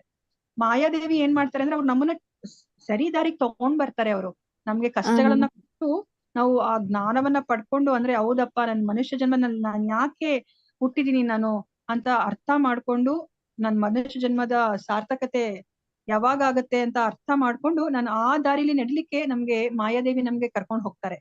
ಬಟ್ ಕಲಿಪುರುಷ ಹಾಗ್ ಮಾಡೋದಿಲ್ಲ. ಅದಕ್ಕೆ ನಮ್ಗೆ ಏನ್ ಹೇಳ್ತಾರೆ ಇವಾಗ, ಏನು ಬ್ರಾಹ್ಮಣ, ಕ್ಷತ್ರಿಯ, ವೈಶ್ಯ, ಶೂದ್ರ ಅಲ್ವಾ. ನಾವೇನಾದ್ರೂ ಈ 4 ಮಾಡ್ತಿದ್ರೆ, ಇವಾಗ ಮಾಂಸಾಹಾರ ಭಕ್ಷಣೆ ಮಾಡ್ತಿದ್ರೆ, ಆಲ್ಕೋಹಾಲ್ ಕುಡಿದ್ರೆ, ಮದ್ಯಪಾನ ಅದು ಪರಸ್ತ್ರೀ ಸಂಘ ಮಾಡಿ ಜೂಜಾಡಿದ್ರೆ ನಾವು ಶೂದ್ರರಿಗಿನ್ನ ಇನ್ನ ಕೆಳಗಿರ್ತೀವಿ ಅಂತ ಹೇಳ್ತಾರೆ ನಮ್ಗೆ. ಶೂದ್ರನಾದ್ರೂ ಪರವಾಗಿಲ್ಲ, ಯಾಕಂದ್ರೆ ಅವನು ಶೂದ್ರ ಜಾತಿಯಲ್ಲೇ ಇತ್ಕೊಂಡು ಅಂದ್ರೆ ಆ ಗುಣದಲ್ಲೇ ಇತ್ಕೊಂಡು, ಆ ವರ್ಣದಲ್ಲೇ ಇತ್ಕೊಂಡು ಅವನು ಭಗವಂತನ ಲೋಕಕ್ಕೆ ಹೋಗ್ಬೋದು. ಆದ್ರೆ ಈ 4 ಮಾಡಿದ್ರೆ ಮಾತ್ರ ನಾವು ಹೋಗ್ಲಿಕ್ಕೆ ಸಾಧ್ಯನೇ ಆಗೋದಿಲ್ಲ. ಓಕೆ ಮಾತಾಜಿ. 4 ಮಾಡಿದ್ರೆ ಅಂದ್ರೆ ಅಸತ್ಯವನ್ನು ನುಡಿತೀವಿ, ಮತ್ತೆ ಕರುಣೆ ಇರಲ್ಲ, ಆದ್ರಿಂದ ಭಕ್ತಿಲಿ ನಾವು ಮುಂದುವರಿಯಕ್ಕಾಗಲ್ಲ. ಹೋಗ್ಲಿಕ್ಕೆ ಸಾಧ್ಯನೇ ಇಲ್ಲ. ಹೌದು. ಈಗ ನೋಡಿ ನಮ್ಗೆ ಈ ಜ್ಞಾನ ಸಿಗ್ತಾನೆ ಇರ್ಲಿಲ್ಲ. ಈಗ ಶಿಲ ಪ್ರಭುಪಾದ್ರಿ ಅವ್ರ ಜೀವನವನ್ನ ಮುಡಿಪಾಗಿಟ್ಟಿರ್ಲಿಲ್ಲ ಅಂದ್ರೆ, ಅಕಸ್ಮಾತ್ ಷಡ್ಗೋಸ್ವಾಮಿಗಳು ಅವ್ರ ಜೀವನವನ್ನ ಮುಡಿಪಾಗಿಟ್ಟಿರ್ಲಿಲ್ಲ, ನಾಮನಿಷ್ಠಾಸ್ ಪ್ರಭುಗಳು ಅವ್ರ ಜೀವನವನ್ನ ಮುಡಿಪಾಗಿಟ್ಟಿರ್ಲಿಲ್ಲ ಅಂದ್ರೆ ನಮ್ಗೆ ಈ ಜ್ಞಾನನೇ ಸಿಗ್ತಿರ್ಲಿಲ್ಲ ಅಲ್ವಾ. ಆ ಕರುಣೆ ಅನ್ನೋದು ನೋಡಿ ಅವರಲ್ಲಿ ಅಷ್ಟಿದೆ. ಯಾಕಂದ್ರೆ ನಮಗ್ ಗೊತ್ತಿದೆ ಭಗವಂತನ ಬಳೆಗೆ ಹೋಗ್ಲಿಕ್ಕೆ ಆ ಮಾರ್ಗ ತುಂಬಾ ಸುಲಭವಾದ ಮಾರ್ಗ, ಅದೆಲ್ಲರಿಗೂ ಗೊತ್ತಾಗ್ಲಿ ಅಂತ ಹೇಳ್ಬಿಟ್ಟು ಅವ್ರು ನಮ್ಗೆ ತೋರ್ಸಿದ್ದಾರೆ ಅಲ್ವಾ. ಧನ್ಯವಾದ. ಹಾ ಮಾತಾಜಿ, ಧನ್ಯವಾದಗಳು ಮಾತಾಜಿ. ಹರೇ ಕೃಷ್ಣ. ಹರೇ ಕೃಷ್ಣ. ನಾನು ಎಂಡ್ ಮಾಡ್ತೀನಿ.